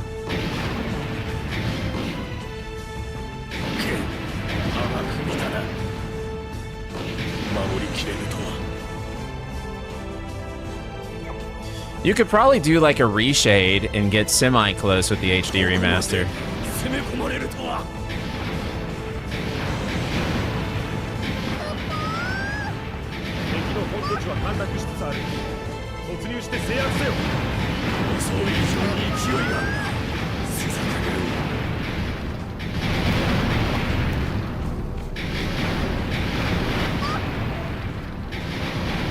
Nice.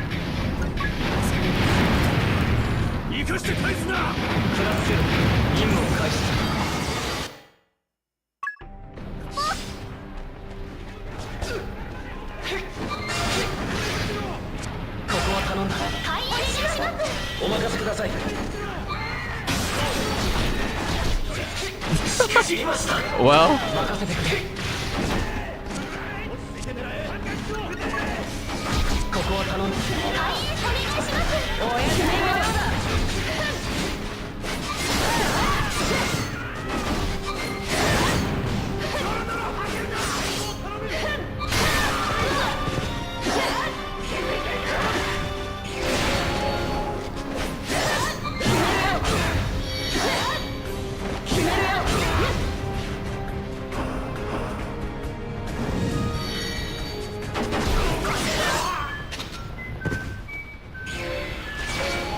well, fuck me for trying to get the fucking kill site.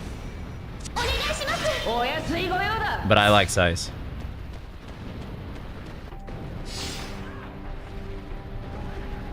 The best range aside from Ace is Sync and King. Okay. Yeah, King is pretty busted. Oh, you're right. We probably should have called in another ranged. Because we don't have any ranged right now. But it's all good.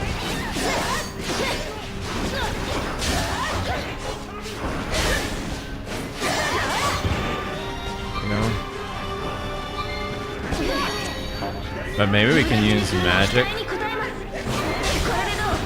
Yeah, there we go.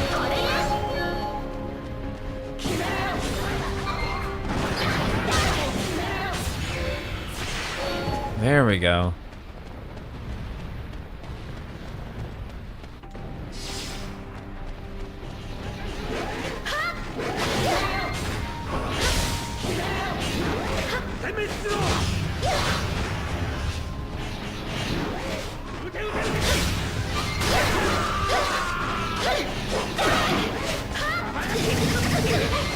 The fuck was that?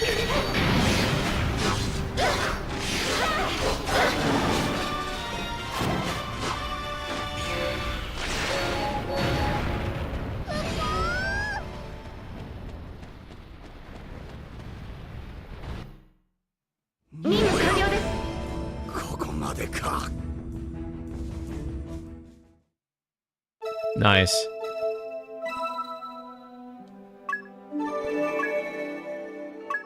Nice. Does that put us back at chapter 3 then, I think? We're close to. Oh, that's right. We can enter. Of course it. Oh, wait. Oh, fuck.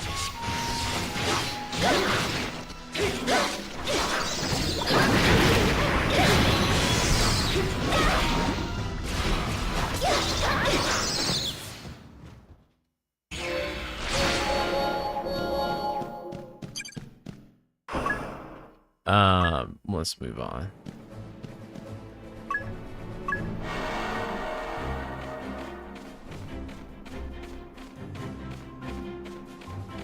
The fuck is up here?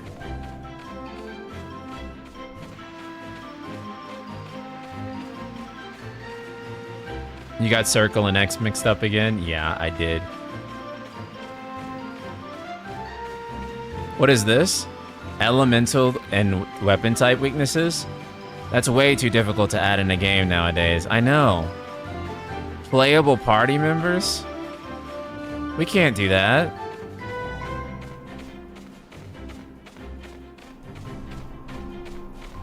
This is like one of the Final Fantasy games, by the way, with the most playable party members in it ever. And it's an action game. Which is crazy. Because they're always like, oh, multiple playable characters in an action game wouldn't be that satisfying. I have to ask how Tabata teams couldn't do action for 15 after having made this. I know. Same team, by the way. And then they were also like, yeah, we can't do multiple playable characters. Which is just like, what the fuck? その知らせは即時候補生に通達された。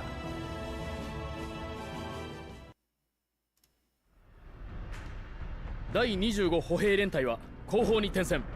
朱雀軍の動きが活発化し、総龍軍にも呼応が見られます。総龍の現状は慎重派だ。本格的な参戦ではあるまい。はい。後方支援を基本とし、援軍を送るにとどめている模様です。追って指示を伝える。下がれ。はっ。そろそろ貴様にも働いてもらうぞ。いいだろう。No, so I don't think people believe that, like, I don't think that people believe that,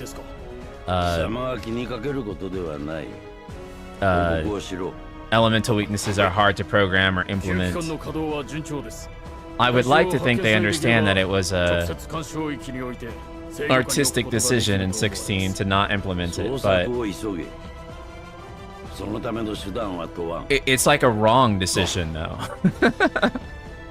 Like, it's wrong. It doesn't make any sense to do.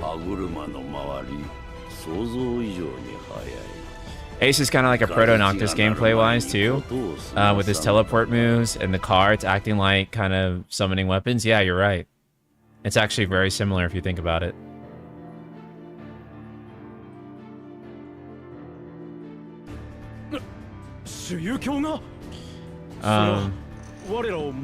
This is actually something I was thinking about the other day as I was watching Baby Seal's stream. When his wife was playing 7R. It's kind of like, what, you know, one thing about turn-based games was that they're very accessible, right? You give a first-time gamer an action game, and you give them, like, Pokemon, and they have two different experiences, right?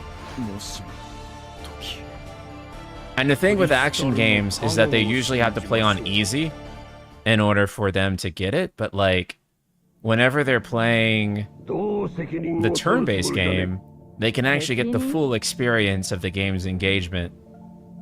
That's just the thought, though. Whereas I think FF nowadays just makes really easy action games, and that's the way they make them accessible. It's just by making them really, like, not as deep.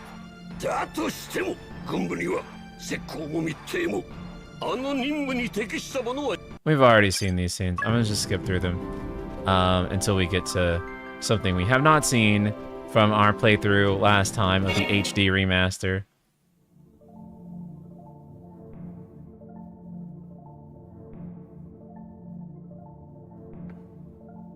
Hai, もういいわ。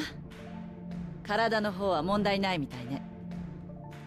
調子はどう？悪くない。Dang, 調子はいい。うまくやってるよ。そう思う。Damn. Anytime mother is speaking to me, I'm great, bro. そこは何も心配してないわ。母親が子供たちの心配をするのは普通のことなのよ。自分で選んだ作戦に参加するのもいいけど、もう少し顔を見せるようになさい。よく言うよ。マザーこそ魔法局の仕事忙しいんだろ。相変わらずってところね。でもあなたたちに会う時間くらいはいくらでも作れるわよ。はいはい。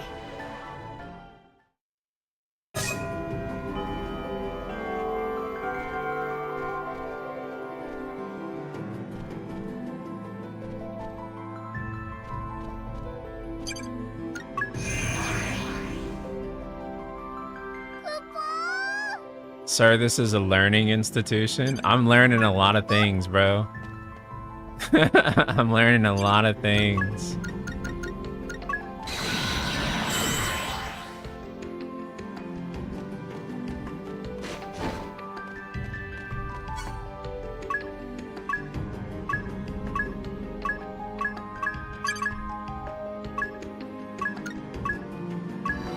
Oh, I didn't mean to have no greens.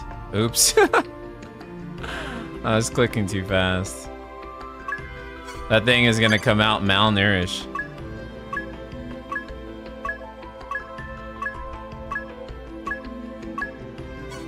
Wait, what the fuck? Ah, I can't breed another one? Dang, okay.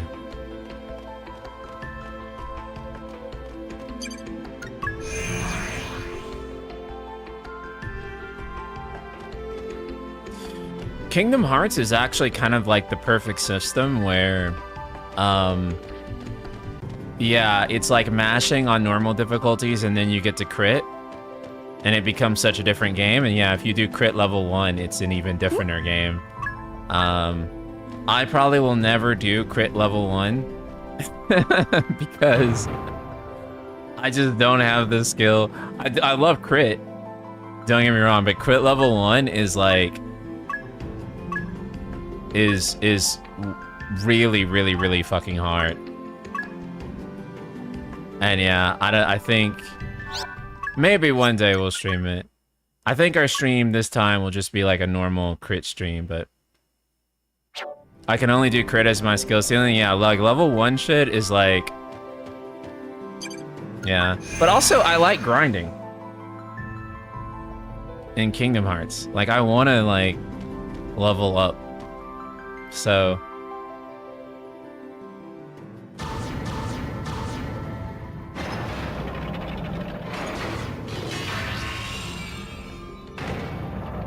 I genuinely believe you can do crit level 1. The only ass parts are optional. I probably could, honestly. Like if we're being real, honestly, I feel like if we could beat like Sekiro or anything like that, you could probably do crit level 1. That's fair.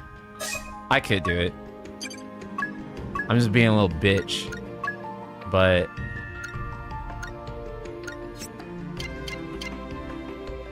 let's level up our cure.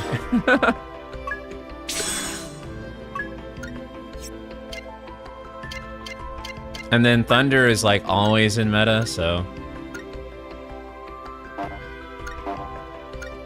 Oh, we don't have enough Phantoma. We do for fire.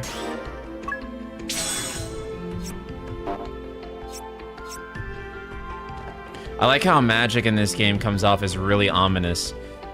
Yeah, magic feels fucking evil in this game, and it's great.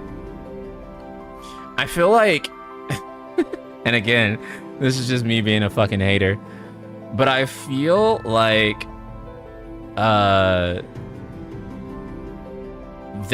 in this game, like, they try to make magic like otherworldly in 16 and like a bad thing, but I feel like in this game, you actually feel magic being like more tangibly bad and like more weird and otherworldly in this game. Maybe I'm wrong to say, but it actually feels like,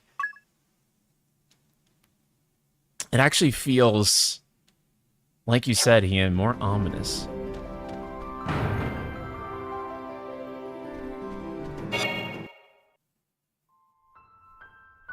Rem, Just don't do Hades Cup. あのね、さっき噂で聞いたんだけど、北部戦線に主油卿がいたらしいの。主油卿？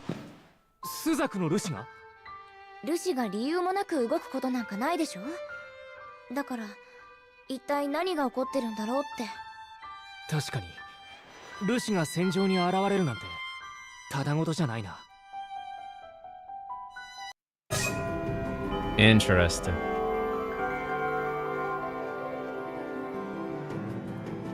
Again, I'm a hater, so my takes are gonna be biased because that was my least favorite FF. But let me see, magic, thunder, because we face so many machine types.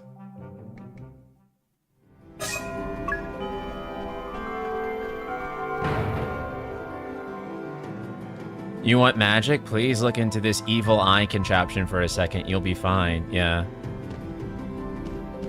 What was your least favorite FF? 16. 100%. 100% is my least favorite.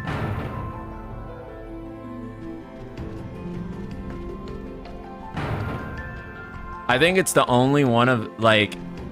I think every mainline Final Fantasy feels like Final Fantasy. Like... It may not always be good, but it always still ultimately hits the threshold of what I consider to be FF. And for me, 16's like the only one that I like don't feel that way about from a gameplay perspective, because I know people will clip that and be like, oh, but the crystals and the summons, bro, the crystals. I'm like, I don't give a fuck about how prevalent the crystals and summons were, bro. I'm talking about the actual feel of Final Fantasy. In terms of a group of misfits who come together to save the world and how that is presented through the gameplay. The gameplay. And I do feel like that has to be presented through that. I think that... So this is the last of the stuff that we hadn't done in the previous screen. Is that including spin-offs? No, because if you include spin-offs, there's definitely worse stuff.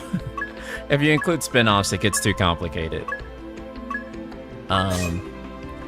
If you think anything is the worst FF spin-off, you haven't played enough FF, or like, you know, there's always worse FF spin-offs. But also, I'm not saying that 16 is necessarily a bad game. When I say this, you know, I'm saying least favorite, right? So I'm just saying that, like, of the FF games I like, it's the one I don't like the most. And that doesn't mean it's a bad game. It just means that, for me, it's not what I want from Final Fantasy. If that makes sense. Right, like, I hate that people talk about, like, Final Fantasy as if it's just about story. Like, every video game is holistic, right? Like, it's about story, it's about the gameplay, it's about the characters, the music, the art. Like, whenever people try to distill FF to just be about story, I feel like I'm losing my mind, because nothing is about story alone when it comes to video games, right? It's a video game. Of course it's not just about story. Like, that's insane to even suggest.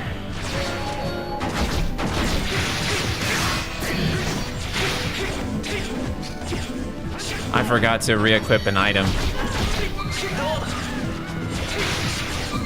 So this ain't gonna last too long.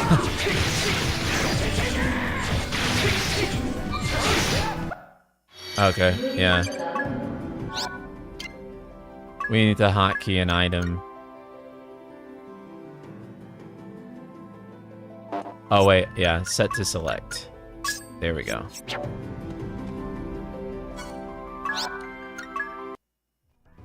Yeah, each game is a whole package, right? Like, whenever people are like, oh, it's just the... Oh, what the fuck? What the fuck? Yeah. Like, you can't replace Final Fantasy X's combat and then it be the same game to me. It's a completely different game. And I actually feel differently about the story, even.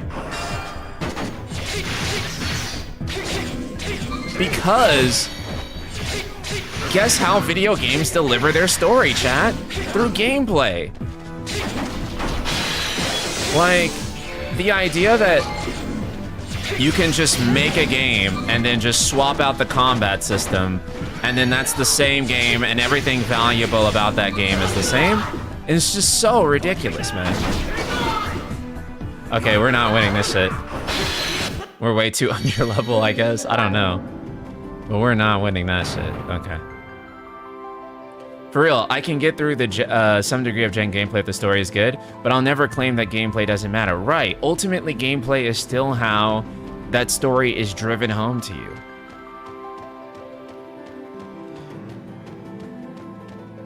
For me, the Uematsu OST were such a big part of FF's identity that I'll always wish that they'd find a composer like that. At least composers from a similar lineage of music.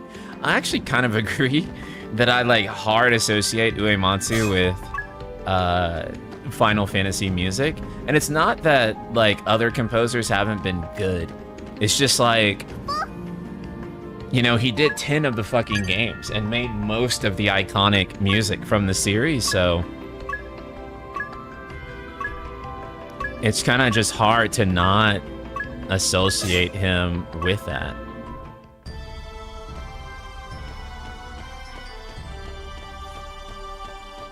Obviously, they have to keep making games past Uematsu. But, you know. This guy's Zero. Of course, everyone wants to talk to fucking Rim. No one wants to talk to fucking Ace.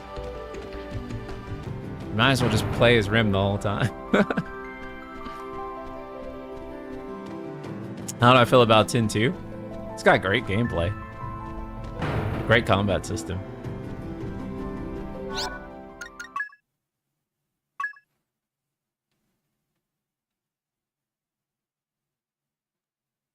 Yeah, you can't, these things aren't arbitrary. How you feel about, say, Final Fantasy VII is because of the gameplay, is because of materia, is because all the players, all the characters are playable, right? You could not make Final Fantasy VII a solo action game and have it hit the same, right? Like, it would not work. There is also a thematic reason that all of these games have playable party members that tie them together in their stories. Rim, oh no, I was just thinking about how nice it'd be to talk to you. Ha ha ha. Here, have this gift. Wow, that's crazy, bro. This is this is exactly what I imagine being a popular girl in high school is like. You show up, and then a guy just gives you an item, and then that's it.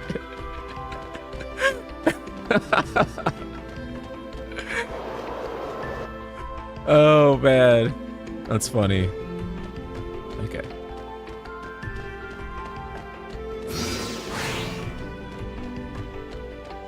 This game's art direction fucks so hard. Damn, dude.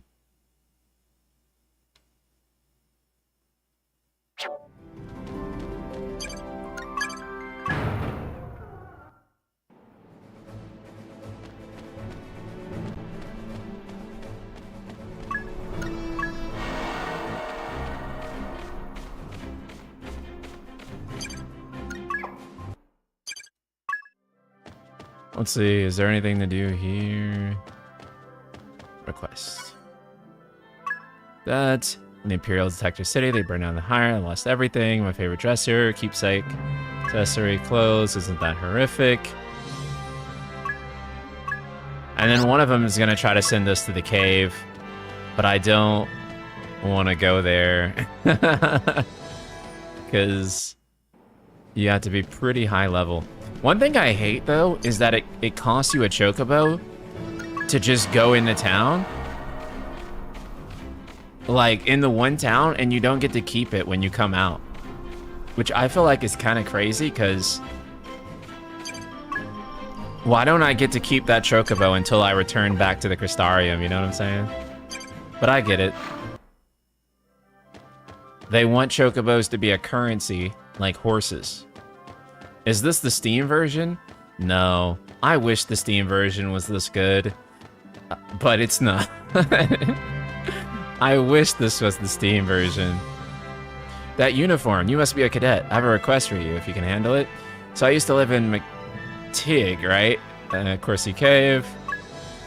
They also want me to go to Corsi Cave. Oh, dang, you can only accept one of these at a time? That sucks. What was this shop supposed to be? Oh. Yeah, that's pretty useful.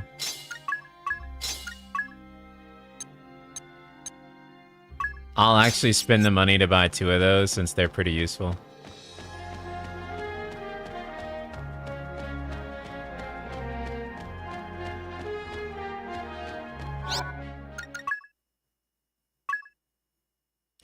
I guess we'll fuck it. We'll head in the Corsi Cave again on this playthrough, and we'll fucking cope. Maybe it'll be like a smidgen easier because the PSP version of this game is so much more responsive. Fuck it, we ball. Yes, sir. Yes, sir. Let's give it a shot.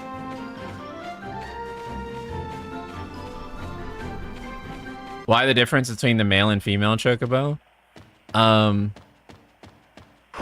The difference is that you can breed them, I guess.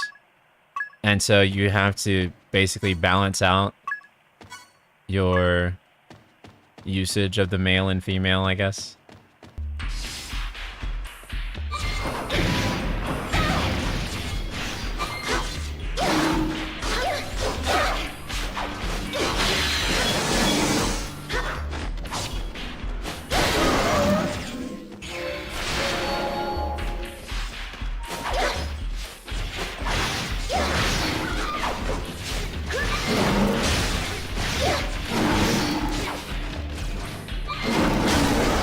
Nice.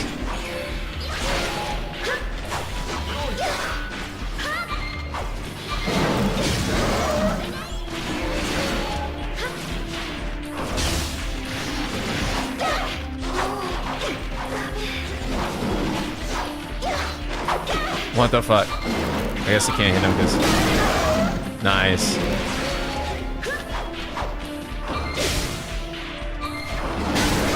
Nice!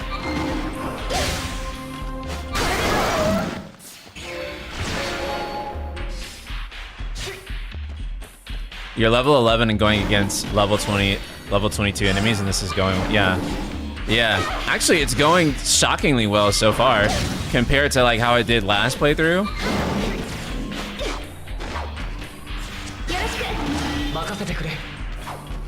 See if I can hit the kill site. Nice. Oh, wait, someone did die. What the fuck? Which one of you fucking died? Jesus.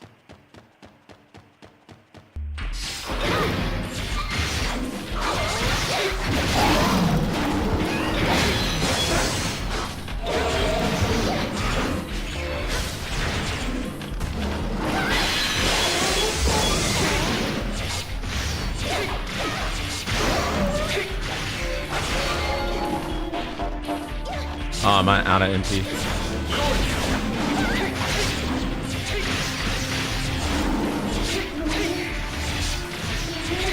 Rim, are you fucking dead? Oh, I'm fucking dead. Dang, that's crazy.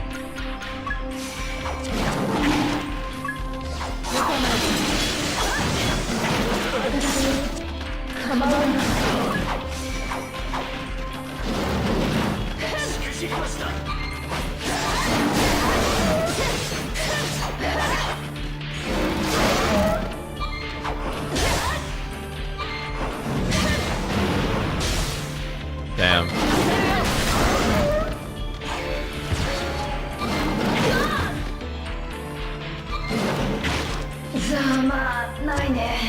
Okay. Yeah.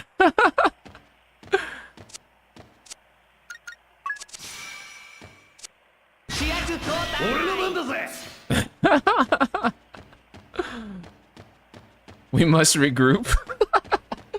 Yeah. Yeah, we're good. We're good. We're good. Without ice, that bomb is gonna destroy you? Are you implying the existence of elemental weaknesses in a Final Fantasy game, sir? What a useless mechanic. Yikes. You have to level up more? Yeah. Way more before I can take that back on.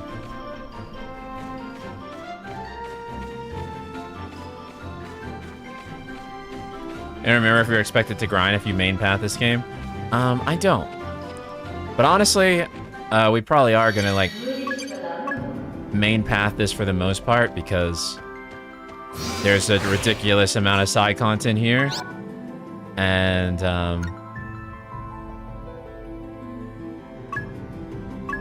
3 potions? Do we not have 3 potions? Okay. Yeah, I think you can do that training exploit here on the PSP game too, because you can change the clock on the emulator, so I'm pretty sure you can do it, right?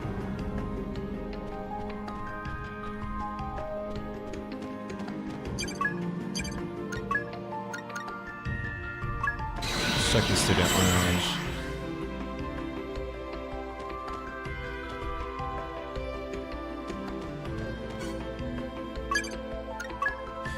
The only other adjustment I tend to do for this game is the 2 experience cheat because the game's EXP rate is miserable on purpose because it was a handheld title, yeah. So we'll probably end up doing that during this playthrough. Early of me, okay, cool. Got a mega potion. You want to ask me something? Oh, you want to hear the secret of how I'm able to be this macho? It's nothing special, really. I just drink a lot of more beer than the average guy. The stuff they brew in Corsi is the best. I can toss around 18 bottles in a day. What's that you say? What about my wife? Well, she left me about 3 years ago. Said I love the booze more than I love her. Thanks for bringing that up. Guess I'll be drinking tonight. What the fuck? Nani? Miss Emma present, but I was wondering if you could buy it for me. I want you to get a swimsuit. They don't sell them here at the academy. So like, oh, they sell those at yeah. It's kind of crazy. You can only do 1 request at a time. This feels like FF8 without the FF8-ness. I don't know how to take that. Is that a compliment to the game or because it can go either way, for sure.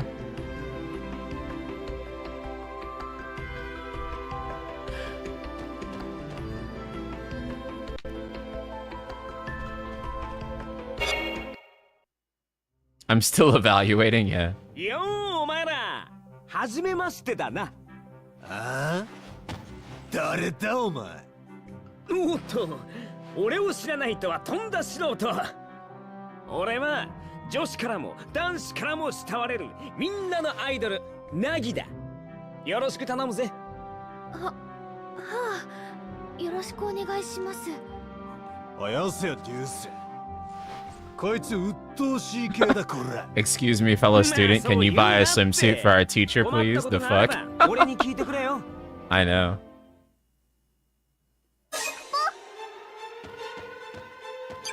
It's crazy, bro.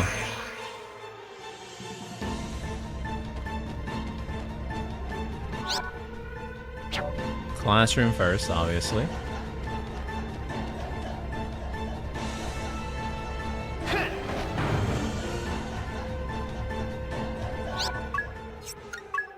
Oops.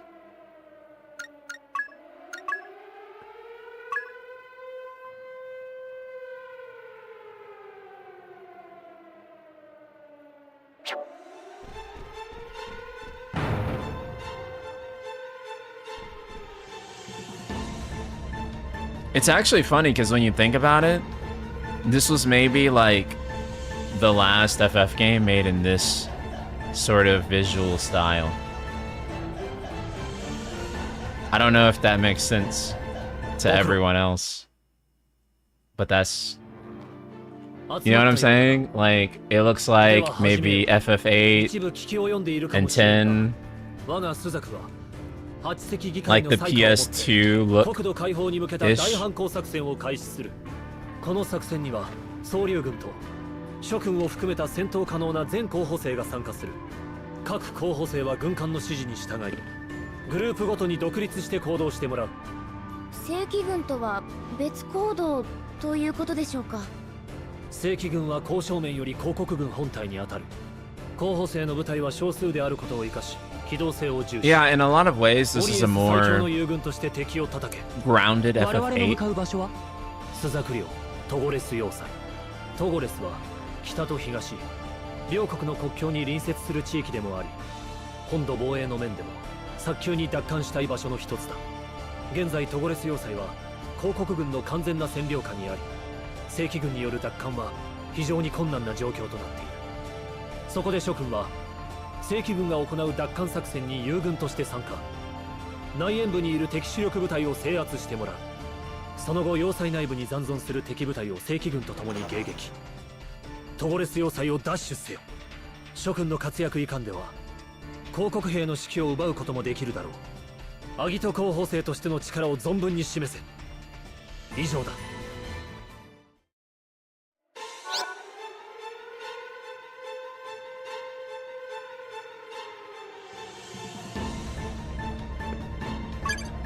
Okay. 行っちゃいますか。頑張りましょう。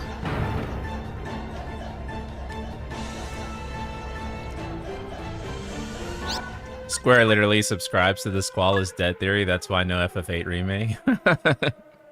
That's funny.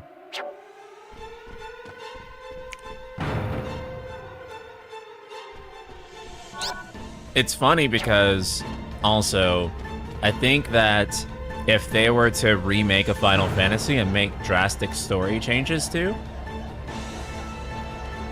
I think that it should be FF8. Basically, everything that they're doing with FF7R, minus maybe multiple games, should have been done with Final Fantasy VIII Remake. The meta-narrative elements, the time stuff, which makes more sense in FF8. Everything, I feel like, should have been made for an FF8 remake. 100%. It would have landed so much better, and everyone would have been so much more okay with it, right? Like, I think if you did drastic changes to FF8, it would have been received a lot better. And that's not to say people don't value FF8's plot as it is, but I feel like you could fuck around with it a lot more and it not be as, like, sacred to people in the way that 7 is, you know? Because people view 7's story as, like, a holy, sacred story, right? That cannot be altered or changed. Whereas I think for FF8, there is room to expand without as offending as many people. And again, that isn't to say that FF8 story is, like, bad or whatever the fuck. It's just to say that, like, FF8 has that room to, like, grow and evolve and see its full potential in a way that people would have been much more receptive to than I think FF7.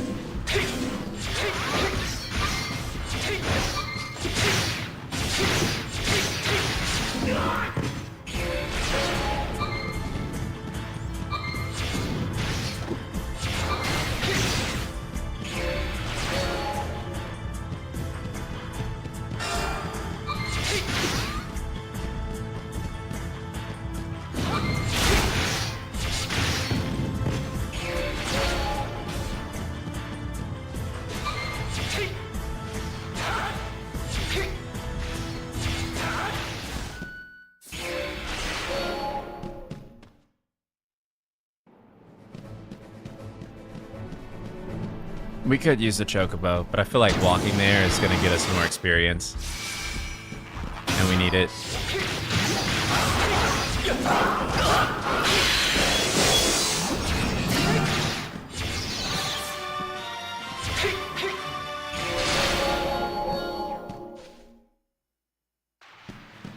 Please pour that energy into a new title? Yeah. Yeah, because a lot of people are like, oh, this and that remake will save Final Fantasy. No remake is going to save FF right now. Only thing that's going to help FF is a brand new title. Well, this certainly sucks. Oh, wait, not yet.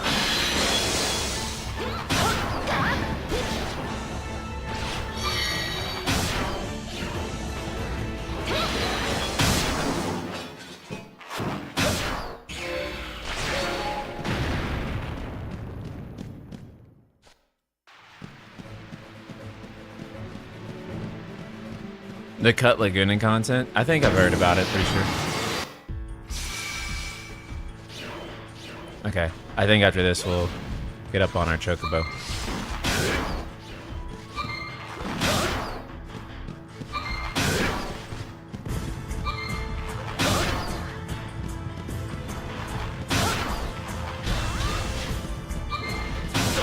Oh, that's right, with him you can just hold. Nice. Trey is the GOAT.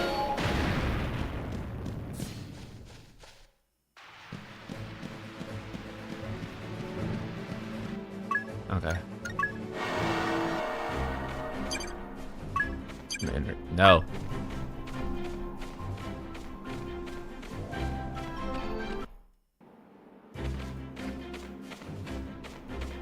Oh.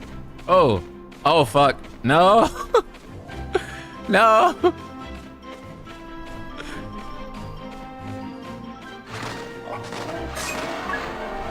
No!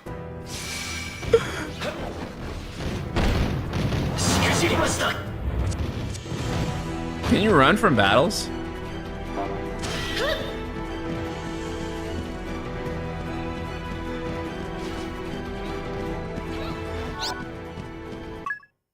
Can you run from battles, chat?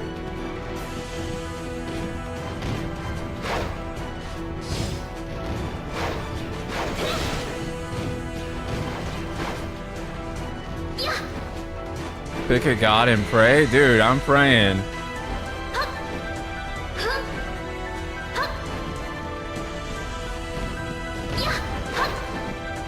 I guess you can't.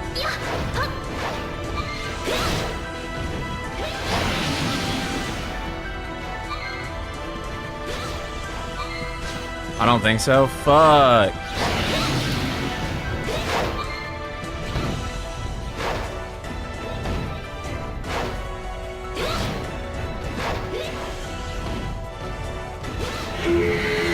What?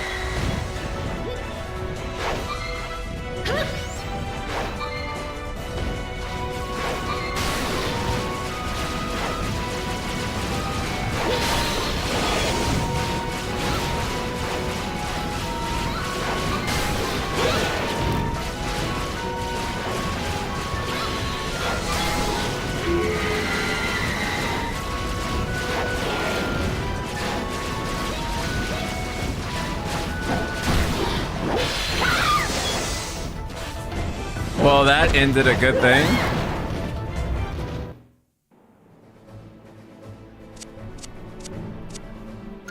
Okay.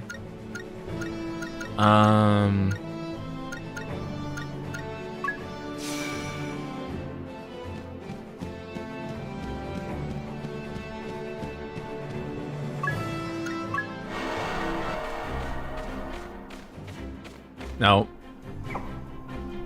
Maybe it'll come back. It's not coming back.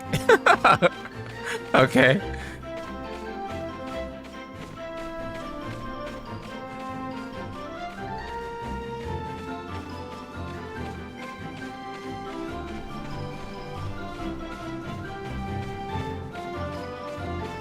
Oh, you can use a teleport stone there? Okay. I didn't know.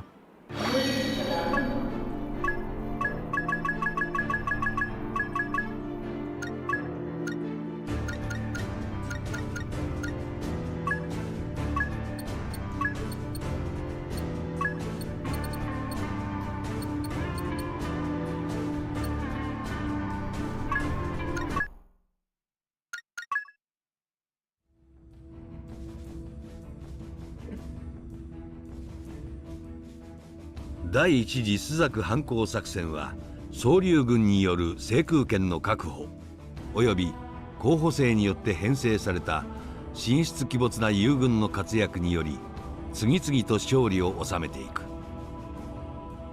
敗北が続く広告軍は戦線の維持を放棄。クラスゼロが向かった I think we're exactly back where we were 徐々 before. にではあるが広告軍の後退が目立ち始めていた。I think this is it, right? Because we were at chapter 3, and this is chapter 3. Yeah, this is. Oh wait, no. Yeah, this is close to it though. This is the last mission that we did on the HD remaster. Does anyone know how cutting cards for Ace works, like the shuffle deck or whatever? How does this work? Oh, does it heal? Oh, okay.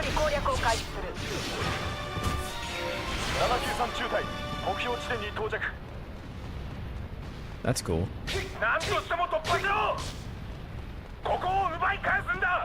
Interesting. What actually? What happens if you don't have all the cards?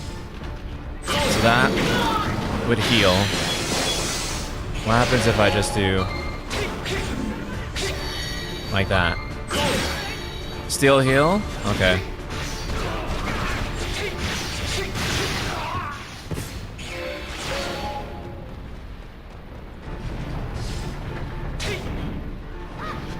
Ah, I'm still in combat.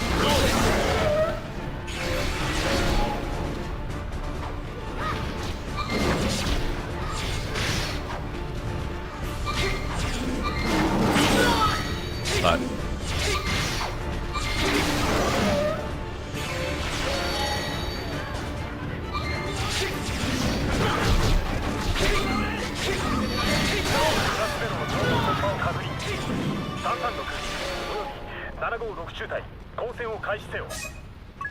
Nice.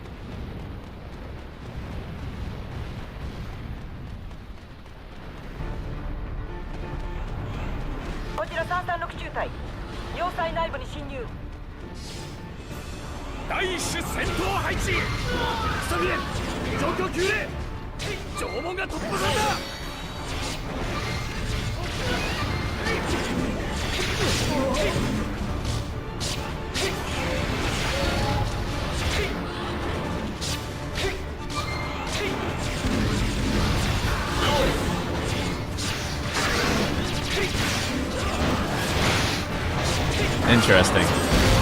Doesn't always heal you though.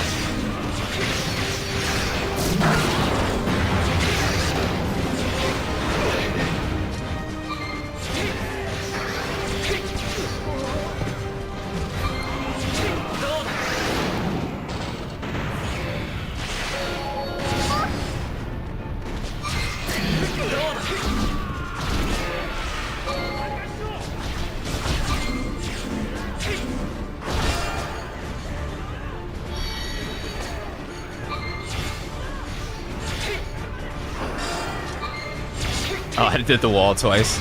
Oops.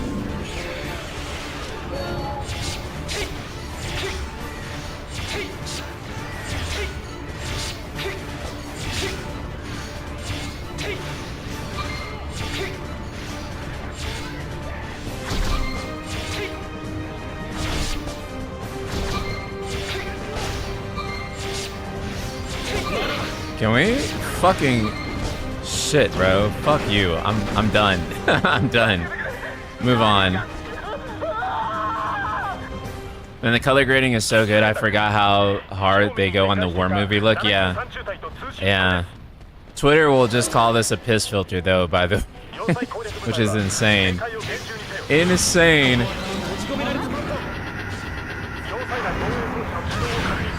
This is why you can't take them seriously, bro.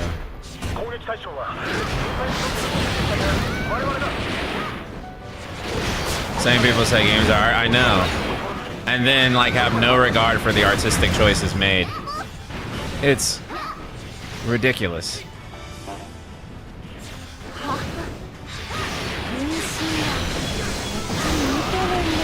Oh, I was like, why can't I use Cure? I'm not an MP, that's why.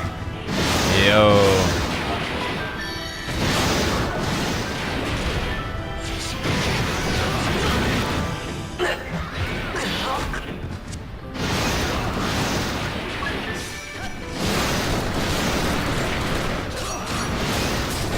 Dang.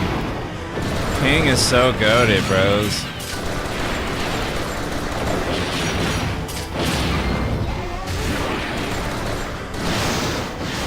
Yeah. I think we should get the fuck out of here. Let's call in reserves. Size.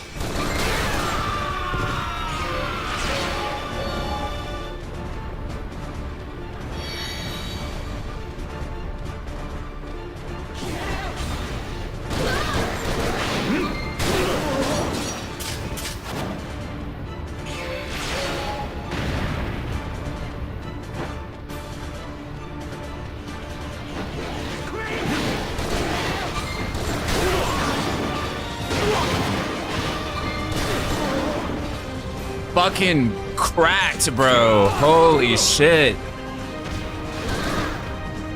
My new fucking main. No question, bro. For the kill site, dang. He can hit the kill site so effortlessly.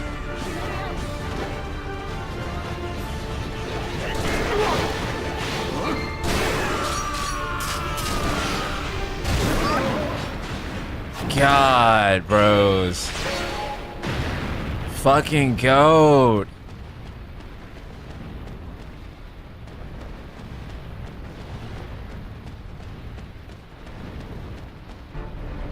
Shuffle deck gives different effects depending on the cards drawn. White equals stop chance. Red is burst. Blue is HP charge. Yellow is MP charge. Ah, I see.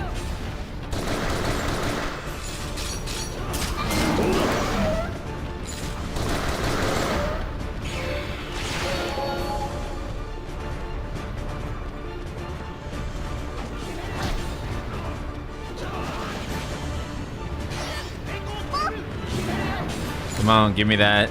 Give me that sight. Give me this. Oh, shit.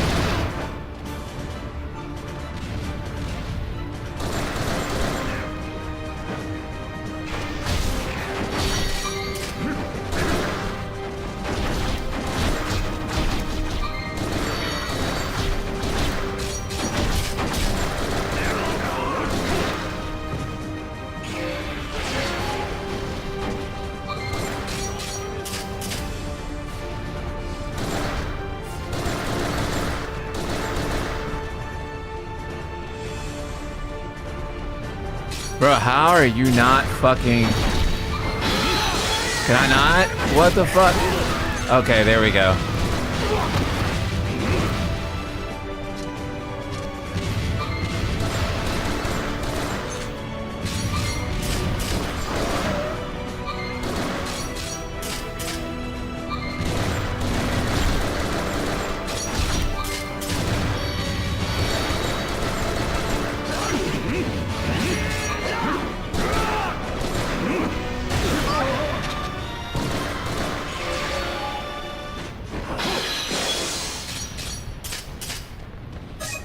Oh, I didn't realize he had surrendered too. What the fuck? And then the thing surrender? Holy shit. Jesus. King is in the wrong game. He's in Max Payne while everyone else is stuck in Kingdom Hearts. Yeah. True. True. Holy shit, dude. King is great.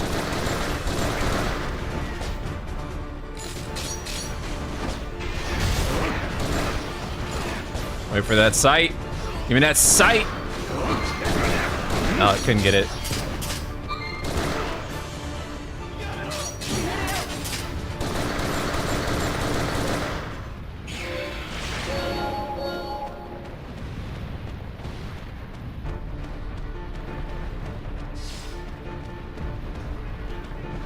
where Dirge and our server is. Let's go.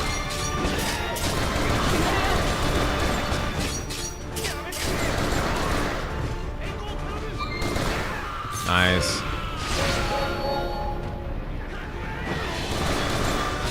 So cracked. Oh shit, no. We want him alive, bros.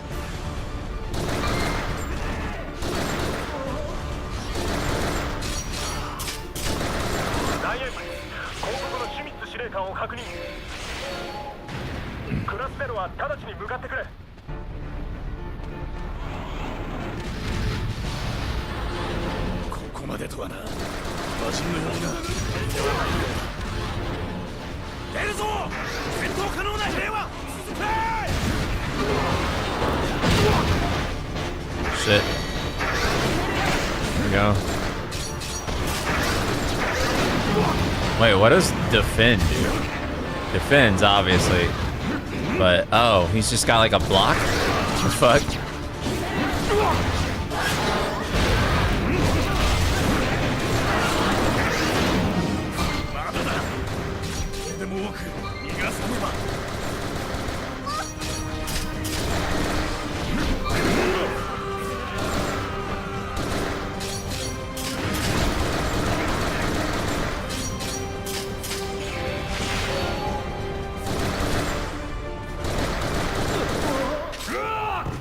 Let's fucking go.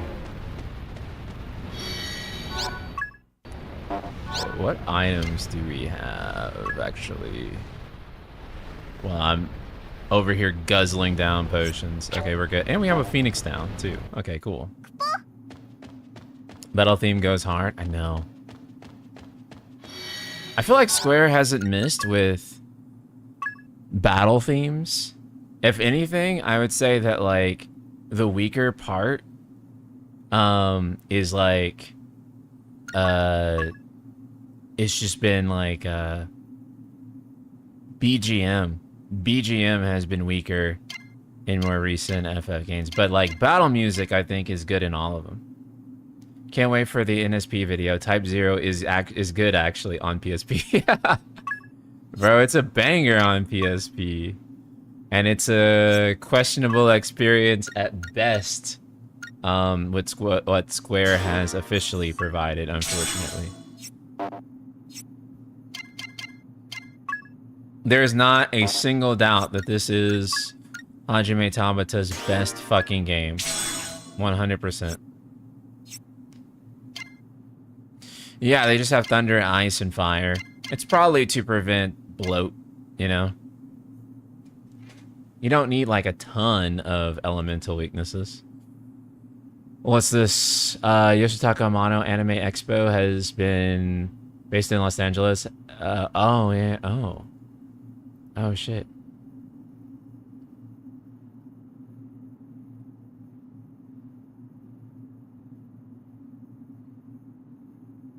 "100% hand-drawn on paper anime pilot film? That's crazy.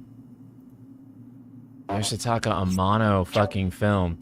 Notice how Yoshitaka Amano has realized, hey, people really like my art, so I'm gonna make a whole film. And Square has still not made an entire game in Amano's art, which is like fucking ridiculous.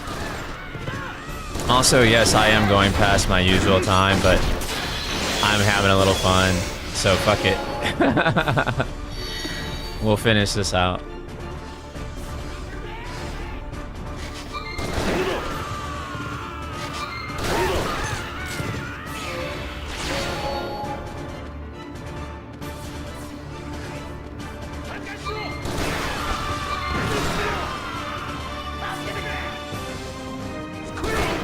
Be a man and show your kill sight. There you go. There you go.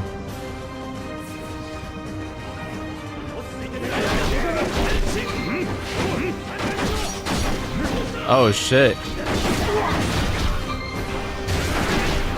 Oh.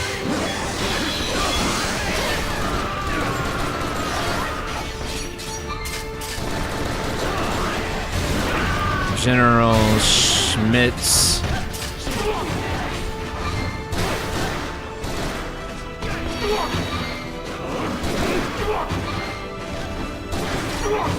I love this very Metal Gear ass fight that's happening right now.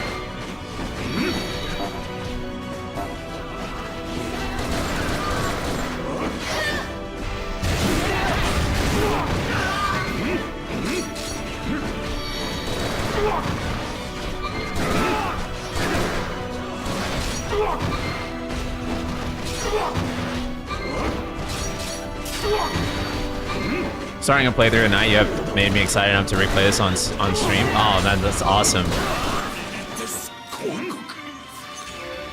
I feel like this is like...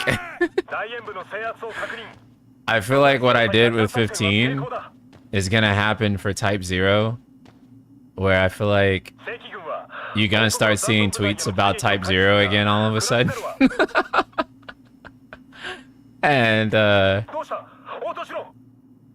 yeah, maybe we'll get Type 1 someday.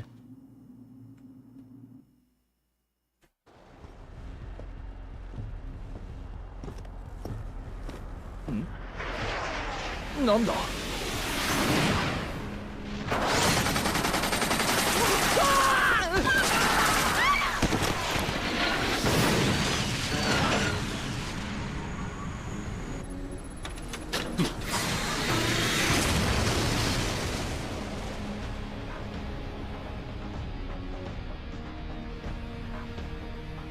トゴレス要塞に舶来合流。よし、カタル准将の作戦通り俺の到着まで持たせればいい。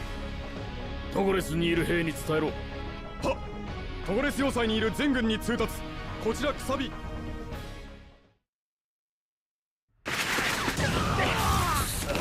っと盛り上がって。一気に行こう。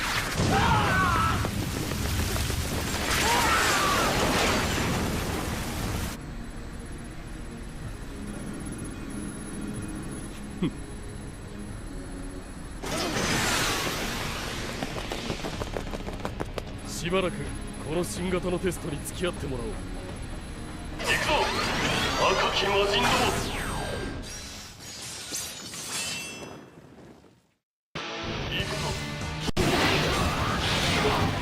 Can save state immediately.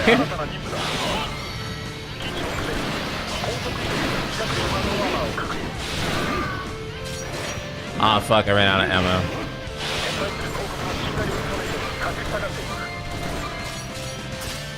Oh, okay, there we go.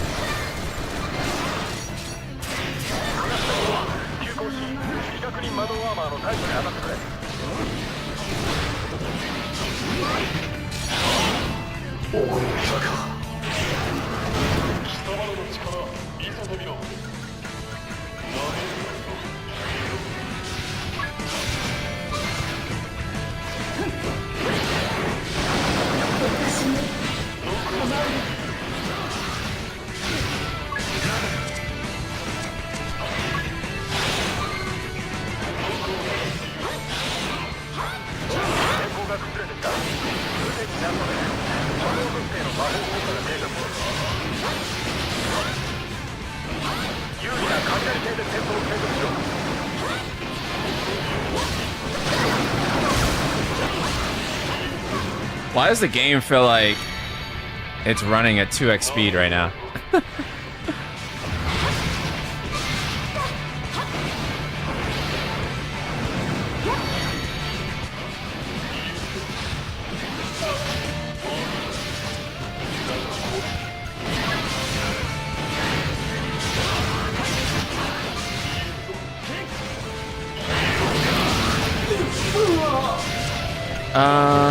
Fuck.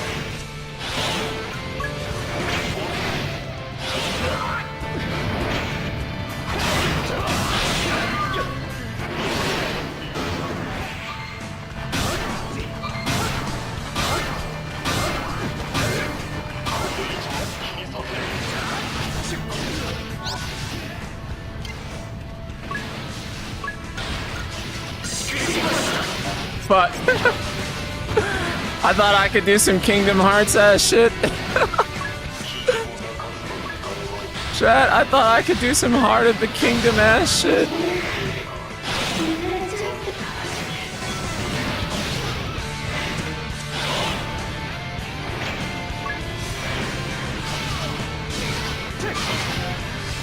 Good thing I saved my state.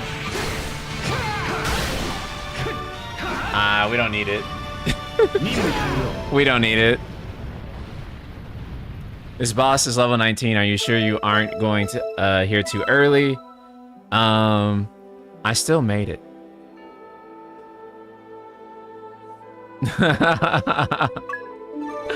I still made it. We got the Eidolon Shiva now.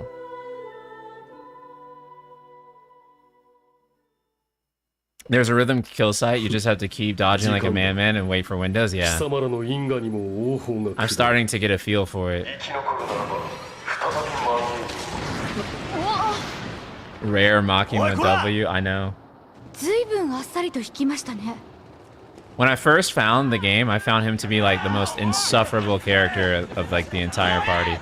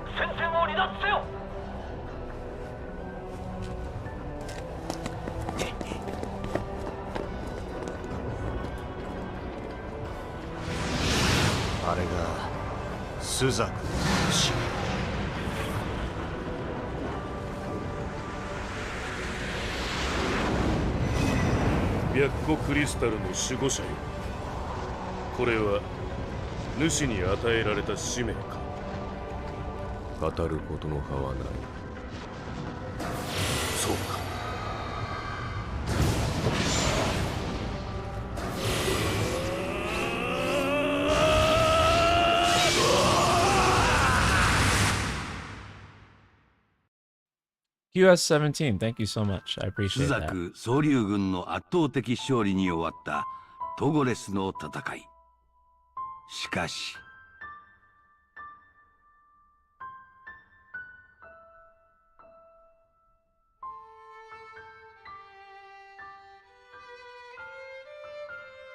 そして500年ぶりとなったルシ同士の激突はスザク領トゴレスという大地をオリエンスの地図より永遠に消し去った。Yeah, see, that's like fucking insane, right? Two Lacies crashing was basically like a nuclear weapon. 大量破壊兵器の時代。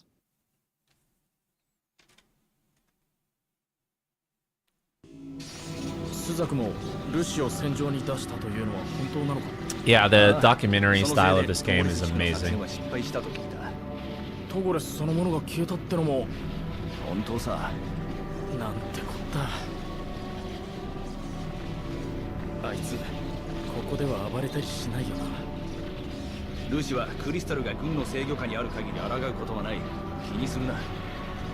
しかしルシなんて何を考えているのかわからないぞ。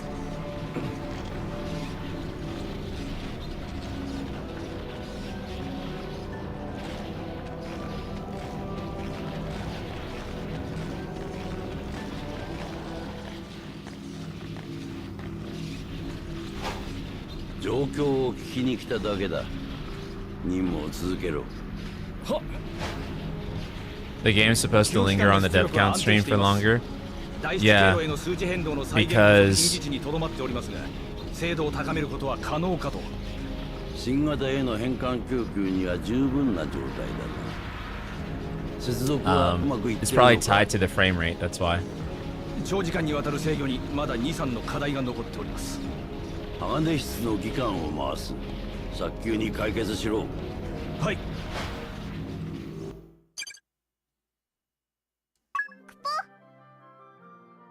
Ew.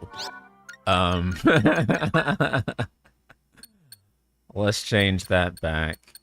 And go with Rim, I guess, since everyone always wants to talk to her. Okay. I went over by a little bit, but I was having a good time, right? So we'll end things there, and we'll pick back up the PSP version of Type-0 on next stream. Love you guys so much. Thank you all for tuning in. We're going to continue this. I'm really fucking loving revisiting this game so much. As you can tell, that's why I went over. Because I'm like, damn, this game is so good. Yeah, so I'm really enjoying it. We'll be back with more on Monday. Can't wait to see you guys. Love you so much. Take care, and I'll see you then. Peace.